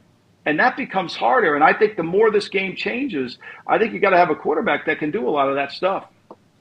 Mike, are you surprised at all at the success that Jalen Hurts has had, at least early on this season, and how well he's throwing the ball down the field? And what are your thoughts on Sirianni?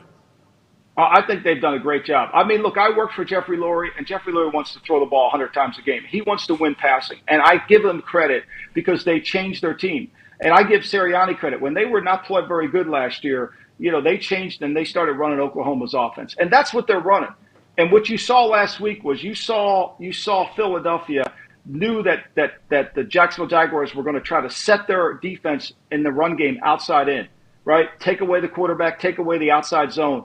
And Miles Sanders had a huge days running inside. That's what Tampa did against them in 2 games last year. But Tampa had Vita Vea and they had Sue inside. Jacksonville didn't have that, so they were able to run the ball. And the fact that they're calling runs continually, I think they've done good. The biggest change to me in Philly this year, besides Hurts' ability, has been the way they call defenses. Jonathan Gannon is blitzing more, running zone dogs. He's not playing soft cover 2, and they're getting after quarterbacks. Last year they played 6 elite quarterbacks. The ball was only on the ground 36 times. This year they're playing much better in that phase.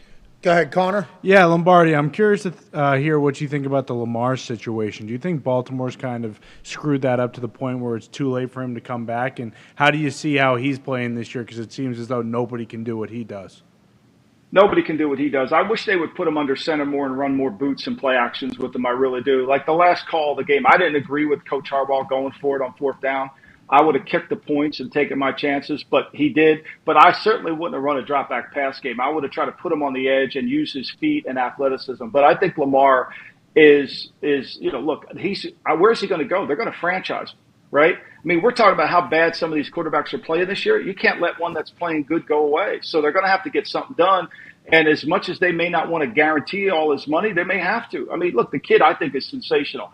I ask you guys this question. How does Lamar sit in the green room for 32 picks in his draft and Trey Lance goes 3rd? When you watch both those guys play college football, it wasn't close. Lamar is really a talented player. I think he would be better in Kyle Shanahan's scheme, under center, boots and nakeds, more than he is in just this RPO stuff. Could you imagine him in fucking San Francisco? No way. And I know Baltimore has the franchise tag, and Lamar is set to make like $115 million, $111 million guaranteed right now if the salary cap doesn't move, which it probably will because Apple's about to get in the game in a big way after this Amazon success.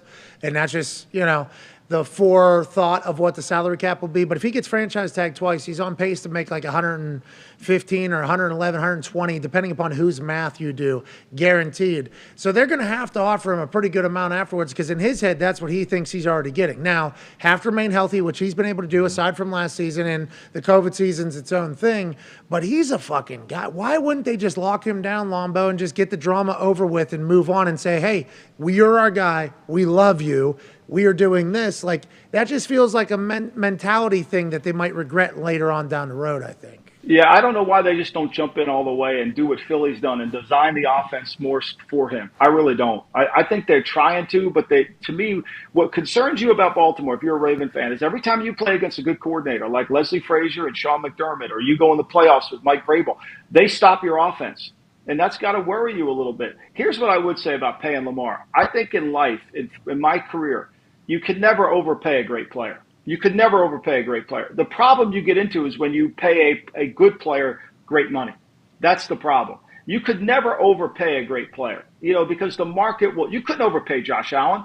The market's going to continue to go. Mahomes, you can't overpay him. So to me, that's what I would do. I think he's a great player. They may not think that. I think their system limits Lamar more than Lamar limits their system. Everything that's been worth a single fuck in my life, people have told me I've overpaid. Jerry Jones, actual quote. Sure.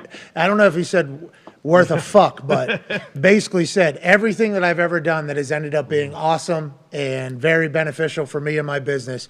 At the time, people have told me I've either overpaid or been bamboozled. And then in the end, I haven't been. Mm-hmm. My stadium is still as clean as it was day one. It is still the standard and everybody's still in it. And I own it 100% because I fucking built the thing. I mean, it's just, there's some good business. There's some bad business. Feels like with the way the Baltimore's handling this, knowing that Lamar's representing himself and hearing everything that's going on, it just seems to be bad business. What do I know, though? I've never been a general manager, and maybe they'll both figure it out. We hope that is the case. Just like our friend, your friend, we're fans of, Tom and Giselle. We hope they figure it out, too. Both of them. We hope everybody figures it out and moves on. Ty, your question for Coach Lombardi. Michael, do you think there's any cause for concern with the Packers? They just kind of, they're winning, obviously, but the offense is obviously going to take some time to get there with them being so reliant on all these rookies. And then the defense was supposed to be so good coming into the year, and they've been opportunistic and kind of bowed up when they needed to, but they haven't looked great. With Rodgers, is this still a team that's going to be there in the end, or do you think there is some cause for concern if you're a Packers fan? They got the best. He's still great. The throw he makes to Dobbs that he drops in the end, it's just remarkable, and he's hard to fool. And as the longer the game goes, it becomes more difficult to play against them. And they get the line going with the two backs that they have. They should be able to get better offensively. There's no doubt. Defensively, I'm surprised. I thought they would be better, especially against the run. New England had a chance to win that game. They got 1st and 10 at the 49, and they ran 3 plays and they had to punt it back to them. If they get 1 first down there, they win the game. And Green Bay can't go like that. They're better than that in terms of their talent level to play a close game on their own turf. So I expect it to get better. But look, I think Philly and San Francisco, I wrote this for VSiN. You can say all you want, September doesn't matter, but since 2018, only the Patriots at 2-2 have gone to the Super Bowl. I think San Francisco's defense is elite. It's Ravenish in 2000, it's Tampa Bay in 2002, and it's the Legion of Doom in 12. It's that kind of defense. And them in Philadelphia, I think, are going to be a great war. I really do. I think that's where Green Bay's got to worry because they're going to give – those great defenses are going to give great quarterbacks trouble. I think Legion of Boom. Boom. Not Boom. Legion of Doom. Sounds cool, though. Legion This of year's WWE. Niners. WWE, I think. Legion of Doom. LOD. Yeah, that's right. I do believe. Legion of Boom, though, fucking hell of a football team. Yeah. Oh, yeah. They Hard front to block. And, they had – and Hard when front. you look at it, you couldn't block them. You got Earl back there. He was like Ed Reed. He made plays on the ball. Their corners, they played 90% zone, but they were so good. It came man once the route, and you couldn't throw the ball over their head. Sherman played receiver at Stanford for a little while. That's how good he was. And so you can't throw the ball over his head. He catches everything. Well, and also they were all on the same page and all very heady football players. Oh, yeah. That's like the perfect concoction, I think, for a defense to do their thing. Michael Lombardi, right now, Paisano, Wednesday, October 5th, 2022. Who's winning the Super Bowl? I think I'm going to go defense at San Francisco. I think that Jimmy G, as long as he doesn't turn this ball over and they know who they are, they're losing, they've lost 2 left tackles now. So, that's always problematic. They get Trent Williams back. But I'll tell you, D'Amico Ryans has done a tremendous job of changing what they do defensively. He took over for Saleh, and he improved the defense significantly, right? They're just not an over-front playing 3. They're not playing the Pete Carroll scheme. So I learned this in my life.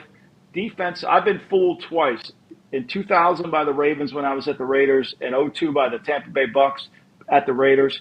Defense that are that fast and tackle that good, I don't care how good you are on offense, they're hard to beat. Yeah, that's who you normally got to zone in on during the playoffs. Who has a Super Bowl championship defense? That's literally everybody that makes the playoffs is normally going to have a pretty good offense. Okay, normally going to be able to move the ball. Who has the Super Bowl defense? And later in the season, we'll start predicting that. Remember, we had the Saints a couple years back. We're like, hey, this defense, this Saints defense looks like they're ready to go win a Super Bowl. Then they have a couple injuries. Tom beats them, and they move on. It's one of those things that don't get talked about all season until it matters. And I appreciate the fact you're old school. We appreciate you, Paisano. All right, guys. Thank you. Ladies and have a gentlemen. great day, guys. Appreciate you. Hey, you too. Thank you, Lobo. Hey, how's the family? Everybody's great. You know, we got a win in Carolina, we'd be better, and we got a win at the Raiders. We celebrated that. That was nice. So he got his first win as a Raider. That's good. You know, and life goes on. You know, I mean, for me, Sundays are like a Billy Joel song. It's either sadness or euphoria. Either we win one or lose one. You know, it's hard. Never easy. Hey, out at the Raiders, Josh McDaniels going to get that figured out? What is it, you think?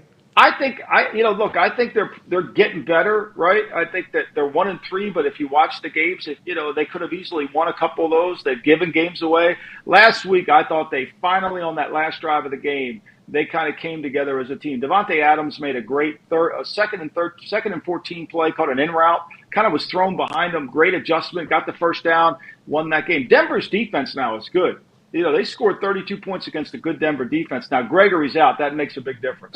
Follow up real quick, and this is not saying you have inside information, although you do know basically everybody there and have talked to him. Did he just not want to play Josh Jacobs, or what the fuck happened, do you think, with Josh McDaniels and Josh Jacobs? Because he was playing in the Hall of Fame game. Remember, this is a big conversation. Why is Josh Jacobs playing in the Hall of Fame game? I think Josh Jacobs has really shown them how much he loves football. I think in the offseason, he didn't love football. Like a lot of guys, we wear and tear these guys in the offseason. And sometimes as coaches, we pretend that the offseason is the Super Bowl. How many guys have been all great players and now all of a sudden he loves football. And if you love football and you're coaching a guy that loves football who's talented, you're going to gravitate towards him. 175 yards or something like that a couple times. I mean, great runs. Yeah, absolutely. Ladies and gentlemen, great run, just like you've been on a few. Hey, a couple great runs out of you, ladies and gentlemen. Michael Lombardi. Yeah, Lombardi. All right, so we just learned our answer. Yeah. There it was. Loves football again. Wasn't invested as much in the offseason as they had hoped in a new regime, new organization. Is that what we just heard potentially there? I guess I wonder what gave them that impression. Like, was he not showing up like he thought or whatever? Either way, they figured it out now, I think. So this is like when they weren't playing Tyrann Mathieu. I'm not saying it's the same one, but it's like a new DC, new operation. You got to like reprove yourself or whatever. Tyrann Mathieu's like, put me on a fucking field. All right, listen. I don't know if I can give you every fucking rep on a Wednesday, Thursday. Okay, you get me on. I'm gonna figure out that fucking quarterback. You put me on there. We'll be able to do that. Because remember, there was some time where he was like, we thought he was gonna be out of the Saints. Yeah. And then I looked up 9:30 in the morning over there in England. Honey Badger's making a big time tackle. It's like, thank God he's back on the football field. Need to see more of that. Oh yeah. There are some people that are just gamers though. Yeah, absolutely. Let's hit a couple questions here from hashtag PMS Live and then wrap this thing up with everything DB. We do not have phones available yet. Probably next week or the week after that or the week after that. Here from Seraphim Golik. Good choice here. Hashtag PMS Live. How awesome would a Kelsey Bowl be this year in Arizona? Hashtag Super Bowl at Chiefs at Eagles. Great question. Very possible. Yeah. Oh, yeah. Especially after talking to Sirianni, that Eagles team seems to be, all right, here we go. Jalen Hurts is a dog. And he's a man who seems to always have this same exact demeanor, whether things are great or they're bad. That's a great trait to have as an NFL quarterback, a leader of men, especially at his young age. And he's going to have to do it. They've gone all in the Chiefs. I mean, I know they lost to the Colts a week ago. Yeah. 10 days ago, they lost to the Colts. That was a tough game for them. Jelani Woods playing football against the Chiefs. That's right. He was unstoppable by that Chiefs team. Two tugs. Nonetheless, this past weekend against the Bucs on Sunday Night Football, with all eyes, it appeared as if the Chiefs were all the way back. It appeared as if Patrick Mahomes was playing football at a different level than everybody else with that old spin move. Ooh, I remember where the line of scrimmage is, and I still make an incredible play. The Chiefs is all the way back. That could happen. Good for the Kelsey family there. Yeah, let's go. Hi, AJ. That'd be fun. What do you do? Yeah, what do your parents do? What's the rest of your family do? But anytime you get those two guys together, I'm all split jerseys. Yeah, the podcast too. If they launch a podcast this season and end up at the Super Bowl against each other, That's a home run. Yeah. Have you ever had that? Have you ever had that? Brothers playing against each other in the Super Bowl? Had coaching. Coaching at the hardballs, yeah. I don't know about players, though. Probably. At some point. I would assume so.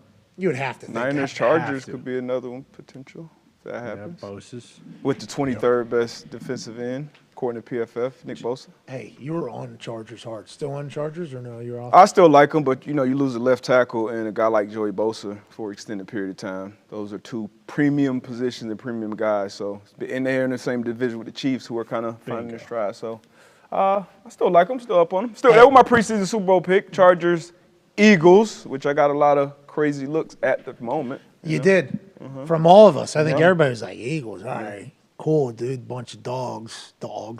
They kind of were the one that started this whole everybody's saying dogs a lot more. Yeah. Oh, yeah. Now, the word dog has been used in football for a long time. Okay? It has been used in football for a very, very long time. There's that white kid giving the interview. This guy's a dog. This guy's a dog. This guy's a dog. Was awesome. But I think whenever it became Sirianni's motto, like, hey, this is what's your team going to be? Dogs. What are you looking for? Dogs. Why are you winning? Because we got a bunch of dogs. That's really what kicked it into the lexicon of the people that aren't in the football world. Yeah. I think you guys might have had a little bit to do with that, too. I mean, we really ran it into the ground. We really ran it into the ground. That's awesome. We haven't ran turds into the ground. That's another football term. That guy's a turd. I don't want to be. That's on our show, anyways. Is it? No. AJ. No, we're trying to uplift and positivity. Right? Not when we bring Lombardi on. That guy fucking murdered his quarterback. Telling the truth. Someone's got to do it. Telling the truth. Telling man. the truth. You can't handle it. I'm not burying. That's the problem with this generation. I knew at some point, somehow, Trey Lance was going to work his way into that. And he did. And he got in there right at the end. Yeah, he did. How the hell does Lamar Jackson sit in the... To 30 Yeah, he brought it all the way back to the draft.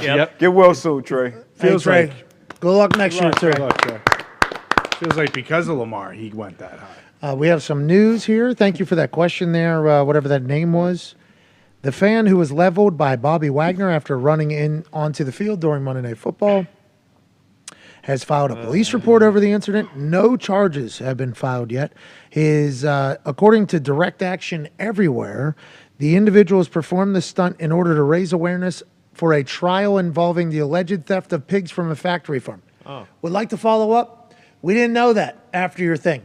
So not only did you go into a football field and get hit with a football action because you're holding up everybody, none of us even knew what the fuck you were protesting until now. So I guess it was one big, long scheme to let us know about it. We appreciate your passion. Everybody that's passionate about things, appreciate your passion.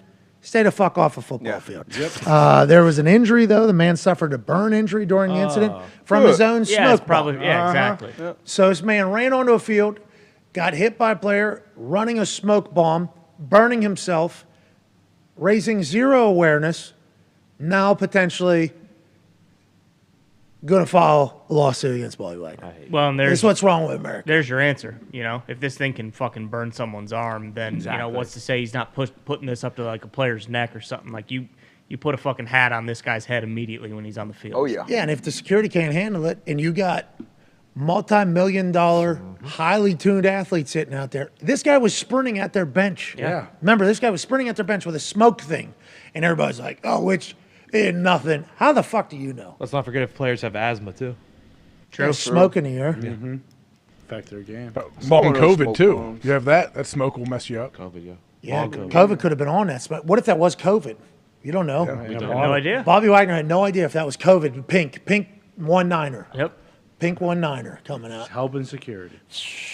Oh, Rams. 1-9er. Go Niners.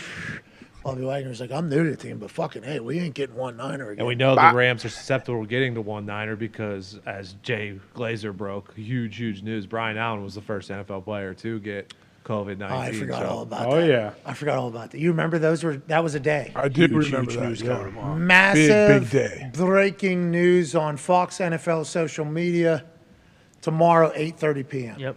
Let's go. And then I think Vaughn dunked on him and said, I got COVID. 2 weeks ago, I had it. It pains me to say that Brian Allen has tested positive for COVID. We'll keep an eye. Moment of silence. It wasn't just football news; it was world news. Oh, yeah. Groundbreaking. It didn't help that no one really knew who Brian Allen was either. We had a backup center. We had no fucking idea of Brian Allen. He survived, thank God. Thank God. Go, Brian. Thank God Brian Allen survived. But a 24-hour tease.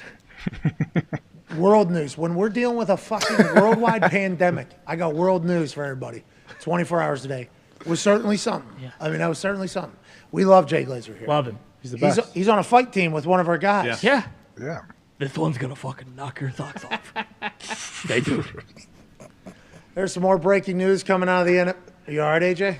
Yeah, I'm good. I just remember that going back to that. Oh, yeah. I do remember that day. Like the long tease for it was crazy. Make sure you watch Fox NFL Sunday on a Tuesday. Yep. It's like a new show, too, on like Yeah, a it Tuesday was. night, right? Yeah. Oh, that's what it was, promoting the new show. That was McAfee and Hot Sports Talk days. Yeah. That was at the beginning of COVID. Yeah. World news we have. It was like, yo, this is a good tease. This is like a Kris Jenner level promotion of a show. Jay knows. Kanye has changed his Instagram profile Okay. photo. It's no longer Kris Jenner. It's just completely black screen. Okay. Fucking clown. Whoa. Whoa. Whoa, whoa. Guy's certainly doing something, man. Yeah, he's going through it. Certainly doing something. He is a nonstop conversation factory. Yep. Yeah. What is it? I don't do media, but I get the most press, kid. He actually said. Mm-hmm. It's always been this way. I don't remember like Kanye always being like the immediate conversation. War starts after everything he does. That's what it is now. It is a full-on war. From the Genius talk, it felt like the Katrina thing was the first thing, and then from Katrina on. And Chris when- definitely fucking magnified it. Being with the Kardashian didn't help. His whole marriage situation is what really elevated, I think, to the next level. Yeah. Every post he has, you look in his comments, he leaves them wide open. Yep. Is not all pro Ye in there. No. I will say it gets a little heated in those comments. A But lot it's of nay. not. I get what you did. Boom. Still got it, Zeke. And AY, you're saying. Yay or nay. A lot of nays for yay in there. Oh, yeah. There's a lot of yays for yay, though, too. Oh, yeah. Absolutely. Dude's selling out stadiums still for listening parties Yeah. with houses on top of a hill. Nobody can see. That ruined the field. He should put his profile picture as Antonio Brown's hog. Sheesh. Why not? He might. All right, we have some breaking news. It is not that. Myles Garrett, though, is back at practice for the Cleveland Browns. Obviously, the Browns are excited. I do believe Bronny the Elf sent me some gifts to the office, so I'm kind of torn on it all. The gifts that they sent to the office, pretty sick. Yeah. The Elf looks like a badass on a couple different things. Middle of the field, don't know if it was the right answer, especially with dogs becoming a thing and you guys being the founders of the Dog Pound. But Myles Garrett is back. I forget. How long was Myles Garrett out for? Do we know? 1 week? Yep. And it was the car accident. Yes. Yep. Slow down. And they lost. They did lose, but we saw him walk immediately following the car crash. Right. And we were all incredibly surprised by it. Yeah. Now he is back at football after rolling a Porsche, however many times, 4 times, 5 times, whatever it was, going to high speeds middle of the day, middle of the week. Happy he's okay. Life got put into perspective quickly. They're a much better team whenever he's playing D-Bud. Oh, yeah, another alien right now. Von Miller conversation. Yeah, obviously they don't lose to the Falcons probably if he's out there. The Falcons, though. Yeah, that run game. Watch out. Speaking of, it is time to learn football a little bit. Everybody take 5. Take 5! And when we come back, we'll be everything DB. I cannot wait for this. Yeah, let's go. Honestly. One of the highlights of my week. Got some good plays. What's up, Robot? What up, Jabba? Lordo. What's up, Jabba Lorda? What's up, Lordo Jabba? Lorda Jabba. What? Is there a Jabba. hyphen? Is it a hyphen? I don't know. I think Jabba's nickname's Lordo, just like Stanley Cup. And it might have a new one by tomorrow, right? Sure. Yeah, we'll see. If I put this football in, it's going to be the best everything DB of all time. Like that. Can that thing turn? We don't know. That's the preset it. Yeah, Okay. Oh, baby. Oh, wow. That was a flick of the wrist, though. Yeah, That was pretty strong. Still got it. Tight spiral. Uh-oh. It's on line. Everything DB is going to stink, I guess. But Oh, shit. it is happening in 5 minutes. Be a friend, tell a friend. Take 5.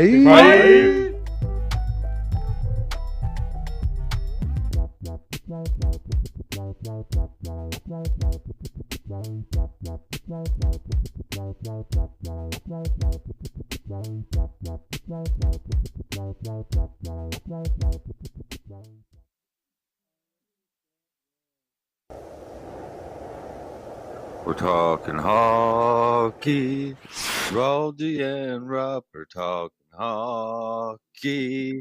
That was the first time I found out it was Mario Brothers. That's all. Growing up, like everybody called it Mario Bros. You know, that was just Once you're called the fucking king of New York, you didn't feel like you had to dress to the higher level. What I love about New York is however you want to dress, however you want to, who you want to be, you just blend in, and it's so comfortable. This is an organization in Arizona that wasn't paying their fucking bills earlier in the season. Again, he's not trying to square off with cats because no one. Someone didn't pay the electric bill around You here. fucking bum. Where you at? Away from the dungeon? What is that? You got the bricks in the back. The fuck's going on? Is this a fucking Saw? Is this a Saw movie, dude? Yeah. Where's fucking Jigsaw? You want to play a game? Hey, boss. Thanks for talking. Hey. You said you swept the stars. That kind of shut me up. For the rest that of the show. Not one of my finest moments or proudest moments or whatever you want to call it, but I tell you one thing. It's infamous in the sense that I go into schools and young kids will come up to me and they go, "Oh, you really gave it to Bellows." And I got to, oh, kid, you know, that was computer generated. Get into the Blues alumni kind of unofficially / officially. They gave me one of these bad boys. Oh, so look at that. I Got you feel- one of I feel these. pretty. Look at that thing. That's What? Huh? We're winning the fucking Stanley Cup. The Red Wings are almost as bad as Fox internet service right Whoa! there. The Bruins are getting fucking ran out of town tonight. Your biggest lock, I got it. And Ty knows, even though he might be Mark Stoner in this thing, the Vegas Golden Knights fucking stink. Texas, what's that known for? WrestleMania's coming to town? Wally Mania's coming to town? Not the goddamn Dallas Stars. Let's go, Pens. We can't lose with 7 in the stands. Now, Hey, great haircut. Good to meet you finally. You know, we're Yeah, the I love soft side in the chair. I love it. buddy. It's as simple as this, okay? You gotta have fuck you in the game. Oh yeah. And if you don't, you're missing something. I said, "Sir, if I could just speak up on his behalf, this is like the second greatest player ever." And Mario turned and looked at me and goes, "Second? Behind who?"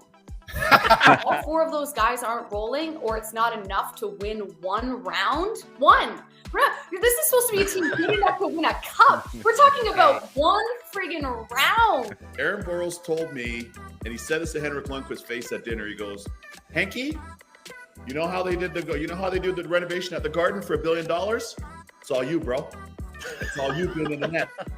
$1 billion renovation at the Garden, paid for in 5 years. It wasn't because the Knicks were in the playoffs.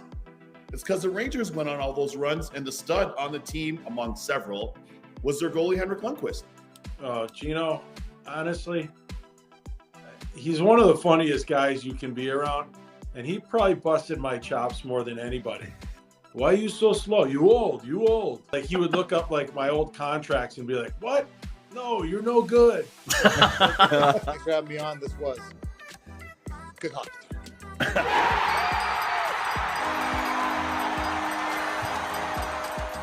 Hell of a machine. It's 310J, dude. Oh, top of the line. That's when they were singing about being sexy. That's right. The 310J, when somebody saw it, that's sexy, and he was like, the country Yeah, music, they- you're yeah, right, it it is. is. She thinks my shirt sexy. Oh, look at that. Hell yeah, dude. Hey, that's got a good cockpit in there. Yeah. Kind of looks like the Pope Mobile with all the glass around the top there, but it ain't no Pope Mobile because this one's fucking breaking grind. Hell yeah. Party in the front, business in the back, am I right? Well, I do believe we got business, Business all on both sides. ends, That's yeah. right. Yeah, the plot down there in the front is, although a good time. It is a good time to get that thing going. Fun. Business is being handled, dude. Everyone's getting plotted. And then on the back side, on the backside, whenever you start cracking earth. Oh yeah. Oh, my You God. need the excavator back there, the big dog.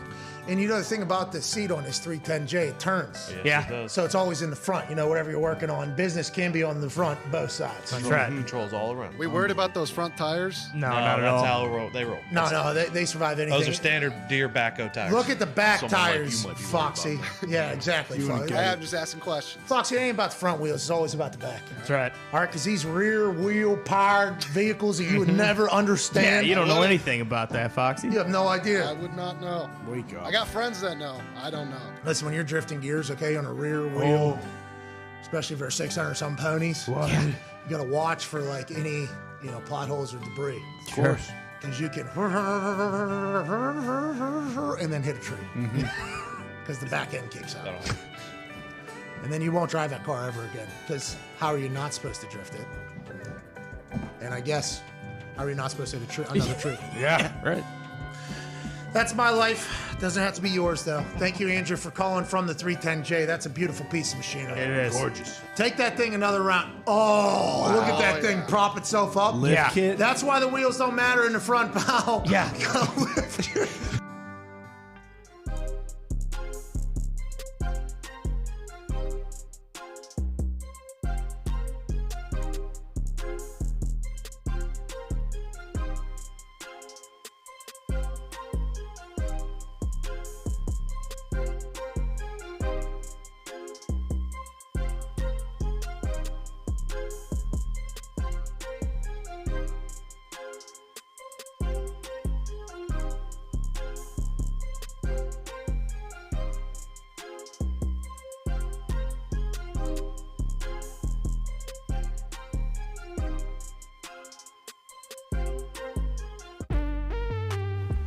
We are back live on this Paisano Wednesday, October 5th, 2022. It is now time to get smarter and better at the football. Ladies and gentlemen, a man who played 9 years in the NFL at corner, nickel, and safety, host of the Man-to-Man podcast, a man that knows secondary coverages inside and out.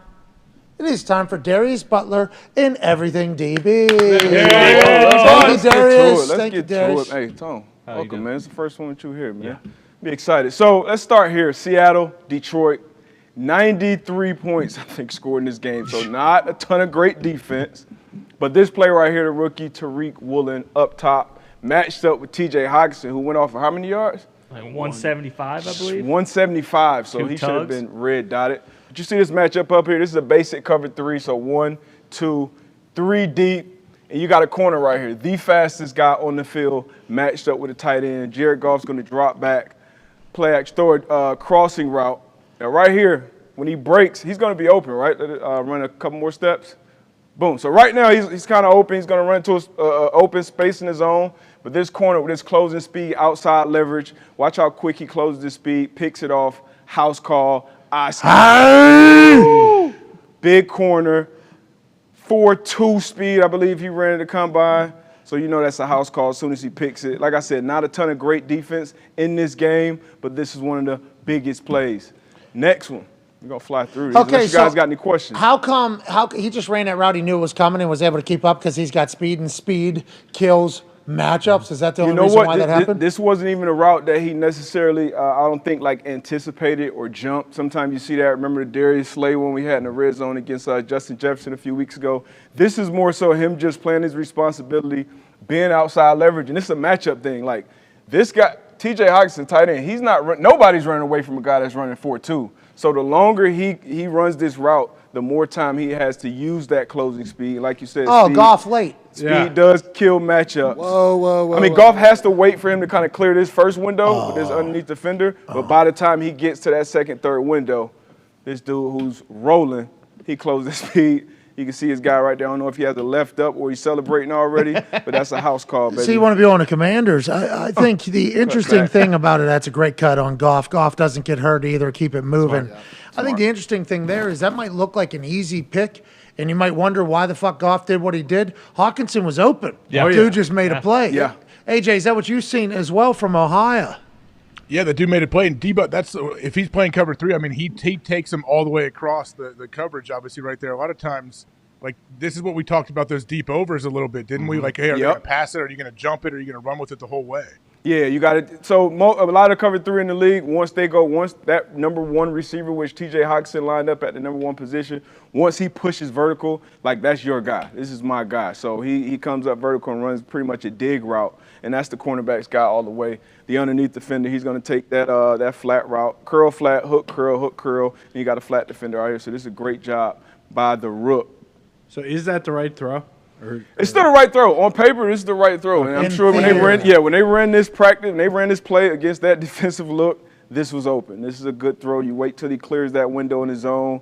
He finds that window. But that speed, like you said, speed kills matchups, and that's 4-2. So if you identify the route and you got time to cover ground, make the play, now you just got to get in the end zone. What's Cuzzy's name? Goff's worst nightmare there? What's his name? That's Tariq Woolen. Yeah, rookie. And it would make sense that this would be open in practice because Detroit's defense absolutely fucking stinks. Well, and also I think Lombo on one of his shows, he said that the Detroit Lions are the slowest team in football in the history of football. They're still putting up the most amount of points. They got big dudes, but Lombo says if you go through, slowest team in football. And whenever you're slow and you have situations like this, you ain't ever going to catch a 4-2 guy. Not 4-2. And I got to say it, Goff's playing lights out. He's had 2 bad throws. He threw a pick 6 against the Eagles, and then that throw wasn't great, although it sounds like it was just good defense. So really, only 1 bad throw. Goff has been awesome. That's like Kenny Pickett. He threw 0 picks. right. Bingo. Exactly. Let's roll the next one, huh? Exactly. That's a hell of a fucking ball play. Next one. Sorry. This is our guy, A-Rod. He doesn't throw many of these, especially in Lambeau. But this is one of them, and this was right before halftime as well. So this is obviously a huge moment in the game. The Patriots, they're in single high, right? So as this corner, you're outside, you're one-on-one, no safety help.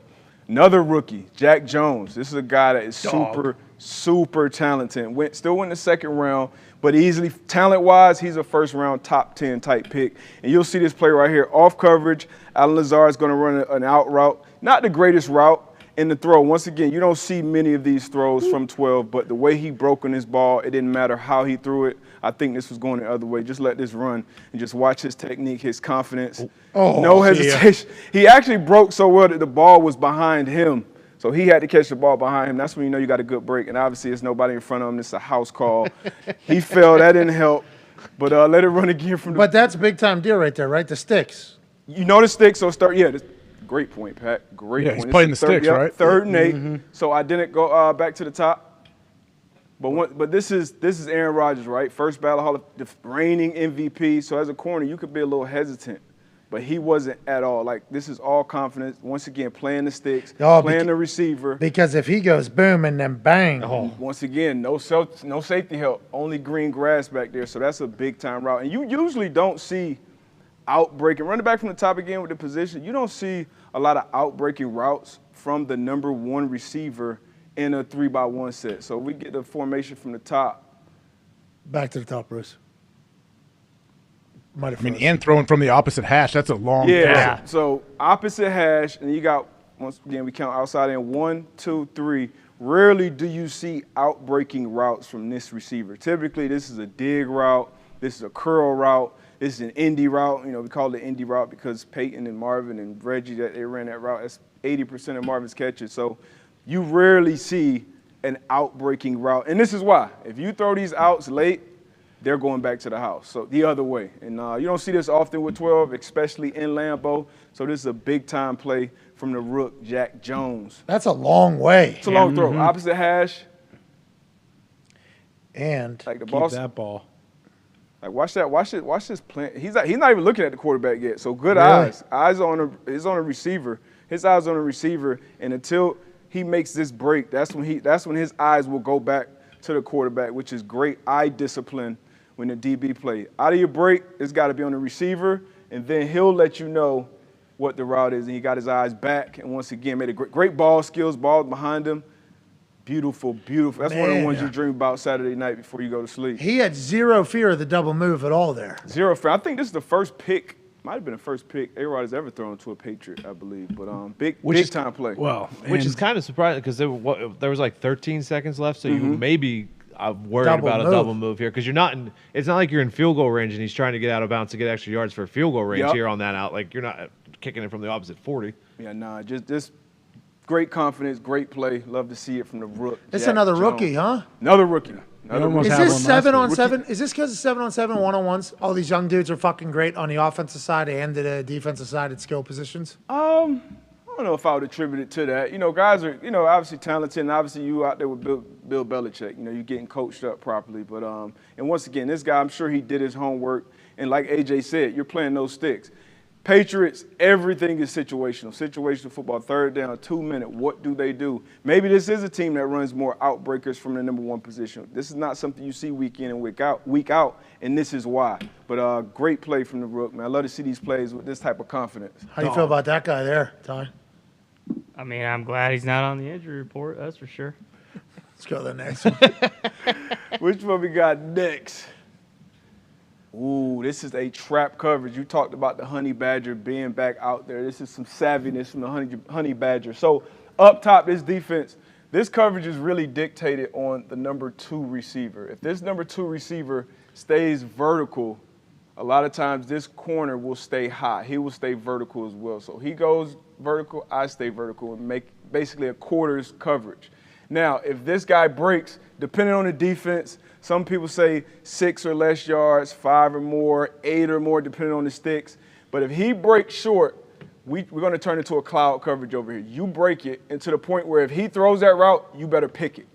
And what you have to do with this, when you're playing that type of technique at the corner position, this safety, his width is more important because now this hole opens up more for that quarterback. So when he sees that corner jump it, he thinks, okay, I got to throw this whole shot. And you're going to see Honey Badger get over the top and make the play out there in London. So right now you see the aggressive jump from the corner.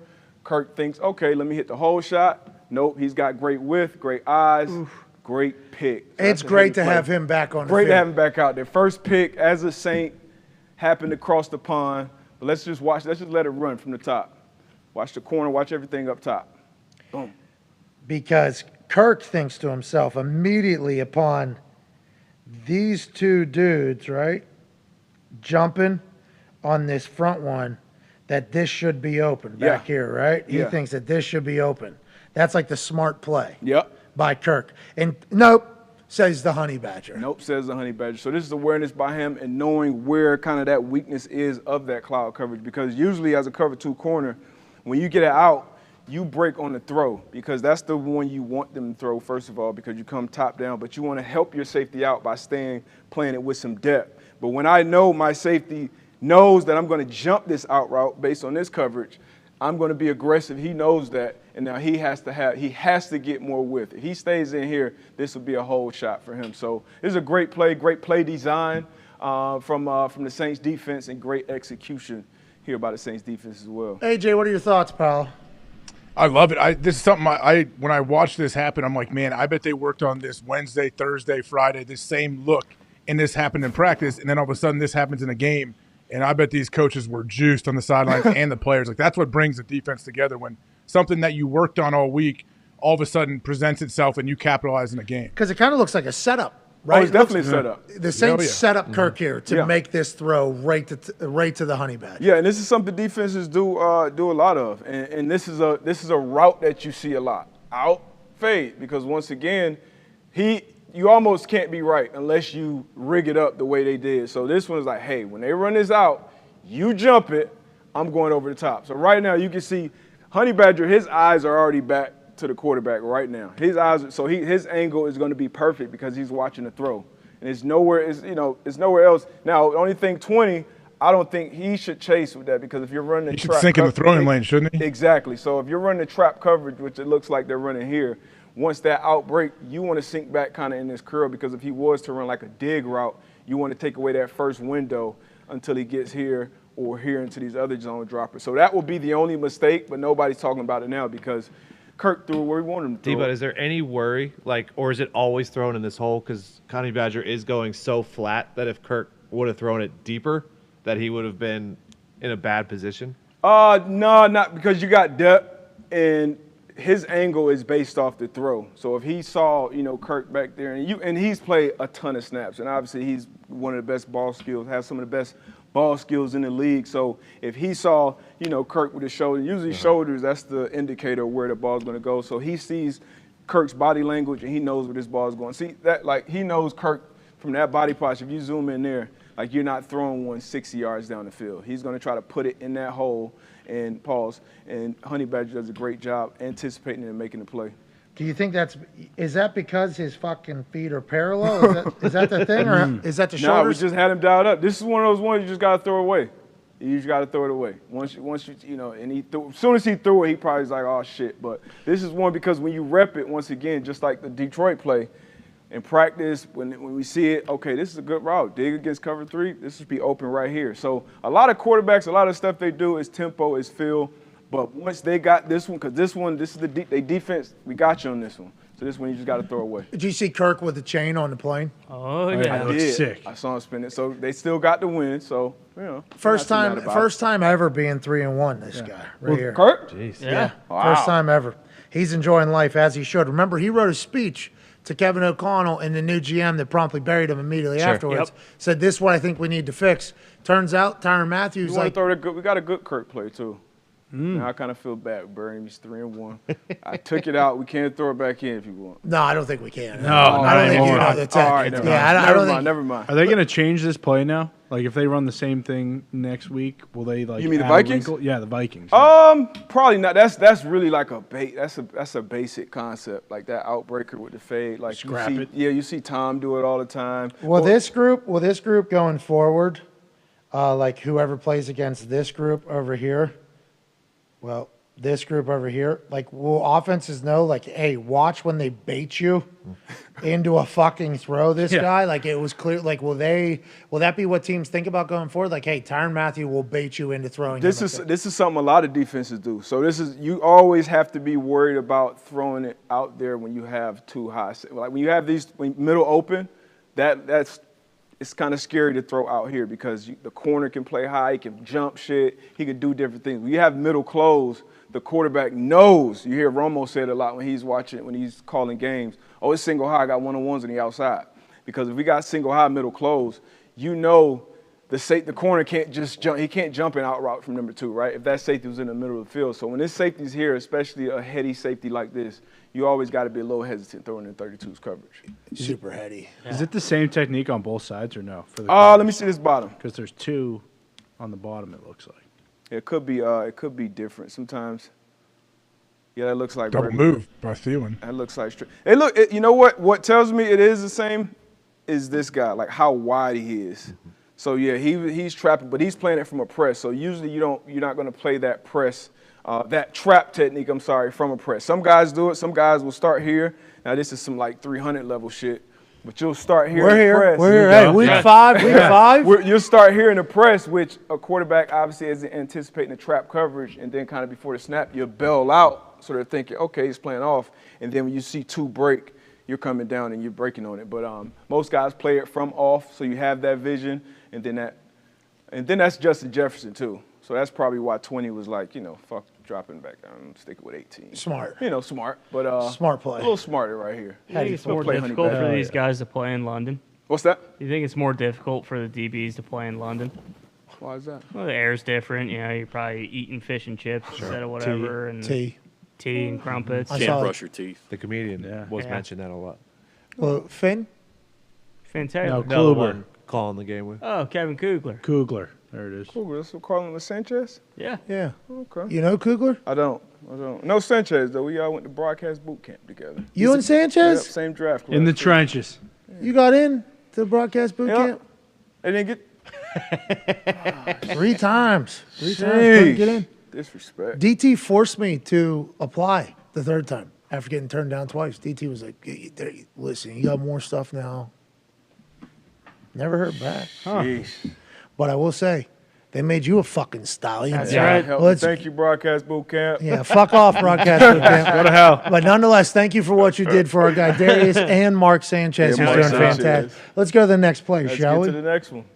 Ooh, Raiders. Speaking of AJ and how you dial it up, this is one of those plays where you did Wednesday, Thursday, Friday, and then it actually happens on Sunday exactly how you want it to happen. So let's watch the secondary, right? So I said quiet defense is a dead defense a few weeks ago. Another thing about defense, if you lie, right, it's like you going out with your boys in college, you got a girlfriend at home, hey, we all got to get our lie together, all right? This is a good lie right here. Okay? D-Bud. Back teens, early 20s. Yeah, we were young. He was outside. Yeah, not yeah, now. yeah. But watch. So watch Russ here. Just watch his mechanics. He's going to think the pressure is coming from this side, right? Abrams rolls down, safety slides over. So he's thinking, all right, let me count my numbers. Let me send the protection this way, right? Let it play. Yep. So he's going to send the protection this way. They're going to talk. You're going to see 61 point. You see Russ point. And now they're holding on. Now watch the movement. After they see the adjustment and the check made by the quarterback, now watch the action up top. Nate Hobbs, especially one of my favorite slot corners. So now they're moving. He's still coming down, but the pressure is actually going to come from this way. Chandler Jones is going to do a loop. Nate Hobbs is going to come outside and get home clean. So this is one of those ones you dial up, you lie to them pre-snap, you get them to make a check that you want them to make, and then you get into your stuff. Me and AJ talk about disguise and not letting the disguise be a liability, basically, so you don't get to your assignment because you're trying to disguise. So this is a great example of putting a good disguise in. You know, okay, maybe in this situation they knew that Russ is a double cadence guy, right? Some quarterbacks that come out, they give you a leg, they give you this, and then they get to their check. Okay, this is what they're doing. And so this was a perfect execution from this team. So you like to see it from Patrick Graham's defense out there in Vegas. What's he saying here? Is this a fake conversation? Is It this? could be. It could be. That's some little extra sauce on our lie. You know, making sure he covers them up so they believe that he's going to come. Yeah, don't you think? Darius had a pepperoni pizza. And I remember Ty had I got salad. I think Ty had a salad. It was weird. 2:33 a.m. Yeah. So that's.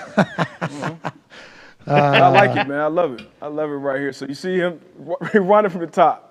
So you see, watch Hobbs. Hobbs Young, one of my favorite corners once again. Just watch his body language. So he's up there because he wait for this. This is a nickel. All we do is cover all day. So he's waiting, and this is a good call by him too. I'm not sure if he was coached to do this. When you are a nickel and you're blitzing off of the edge, don't look in at the quarterback. Okay, don't line up.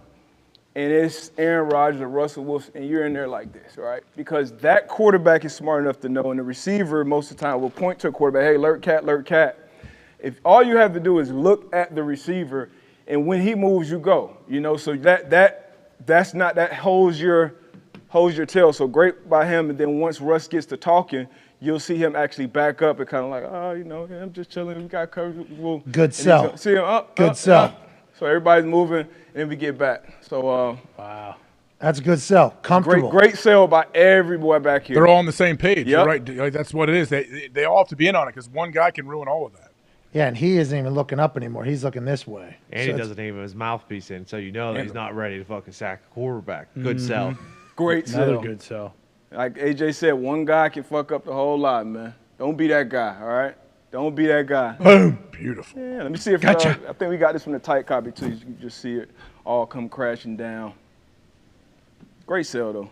Great sell. You see Chan Jones. He's going to do his job. Sometimes as a defensive lineman, as a linebacker, it's just your job to get someone to block you. Just let it rock. Yep.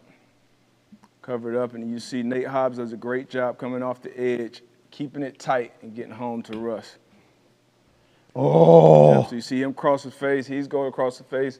51's going out. He's coming right outside of him. Is the running back supposed to get over there or no? Feels like it. I'm not sure. I don't want to step on AQ's toes and get out here. And, Are you blaming the offensive line? You know what? I think they were just fooled. You'll see these guys slide, but like Connor said, you see the center point, like everybody's pointing and talking like, hey, they're coming from this direction. And I'm not sure, once again, the protection or the rules or how they count. They're all standing up, too. Yeah. That usually messes up O-linemen. If they're all standing up, no one has their hand down. Oh, you're talking about the amoeba. Max does now. But. Yeah. Well, yeah. So this good stuff from this Raiders defense, man, getting their first win of the season, getting that monkey off their back. Hell yeah. This seems like a beautifully designed. Like there ain't nothing Russ can do. I mean, Russ's offense with the Broncos has been very boring, but it feels like this one, maybe the Raiders are figuring it out. Here we go. They got a good DC too. Patrick Graham's. I was with him in New England. Good, very good coach. He was with the Giants. Went to New England, went to the Giants, and now went out with Josh McDaniels out there in Vegas. 1-3. Got to get it done whenever. Got to get it figured out. Mark Davis calls you in the office and says, I stopped playing Call of Duty for this. Let's go to the next one. Now I got to go there. Fun fact, Steelers, Eagles, and Patriots all made the playoffs last year at 1-3. Hell yeah. Hopes aren't dead. No, it is. What about teams that are 1-2-1? Even better. Win the Super Bowl. What's the Super Bowl odds? Yeah. All right, so this is 4th and goal. The Commanders are down 12 right here. We got Trevon Diggs, one of my favorite corners in the league. Caught a lot of heat going into this season, coming off an all-pro year. You started to hear stats about how many yards he gave up. But the guy is almost always playing the ball. And this is another situation where this is a heady play, really. It's just Terry McLaurin, one-on-one coverage out here on the outside. But he's playing. You got to be aggressive near this goal line, right? So he's going to get his eyes in there. He's going to get away with a little grab, too. But you'll watch, he trusts his ball skills. He trusts his ability. So right here, he gets crossed over a little bit. But watch this finish. Gets his ball back. Plays the ball. He's the best in the league, him and J.C. Jackson, when it comes to not only covering guys being sticky, but playing the ball. So this is just ball awareness. Trevon Diggs being Trevon Diggs. I don't think he's given up a pass on 20-plus yards targets all year. When last year, that's all he was giving up, right? Last year, a lot of people were saying, hey, double move him, do this, do that. And teams were successful against him. And teams successful with double moves against a lot of corners, or receivers wouldn't still be running them. But what you get with him that you don't get with many other corners is he's going to get you 10, 11 picks. And he started off slow with the picks this year, but he has 2 through, 4 games, so that's still a good number. And he's not giving up a ton of yards, not giving up many yards at all. So great play from Trevon Diggs here on 4th and goal, up 2 scores. Great ball from Carl. It was, actually. Yeah. That's what I was pointing out. There's a lot of space. It was probably the right read, too, right? Because it seemed like, Diggs was outflanked. Most corners are going to give up that ball because that's a tough run around from the top, going back to that Darius Slay play again. Down here is so important to protect your inside. So even with him being outside leverage, you'll see him slide inside late because that's what most receivers do. You don't get a lot of corner routes down here, especially from the number 1 position. So he slid inside, got away with that little grab. He didn't hold on to him, but got just a little grab, and then got his eyes back. When you're in the end zone, I'm a big proponent of getting your eyes back because if you don't, it doesn't make any sense to letting him catch the ball in the end zone and tackle him. Like, get your eyes back, try to make a play on the ball. Quarterback has to put it over the top of you. So that's him using his ball skills, using his length to make a play on 4th down. But you are saying, ultimately, if you were the ref, he cheated right here. Boom. Cheated. Illegal contact. It's a point of emphasis. Definitely illegal. Point of clarification. Point of clarification. I didn't see it. No, you did. You're the one that told us about it. You said. Hey, you did this yesterday just because it wasn't a flag. Doesn't You see, this guy's right there, man. Yeah, he's got eyes on it. Staying out. He's let the big boys play. He was looking at the cheerleaders. He wasn't even paying attention to the game. Oh, now you're questioning the dignity of NFL referees? Sideline one, yeah. 4th down, too. You usually get away with a little more on 4th down. Boom! Because they're looking over at the cheerleaders. That's a real thing.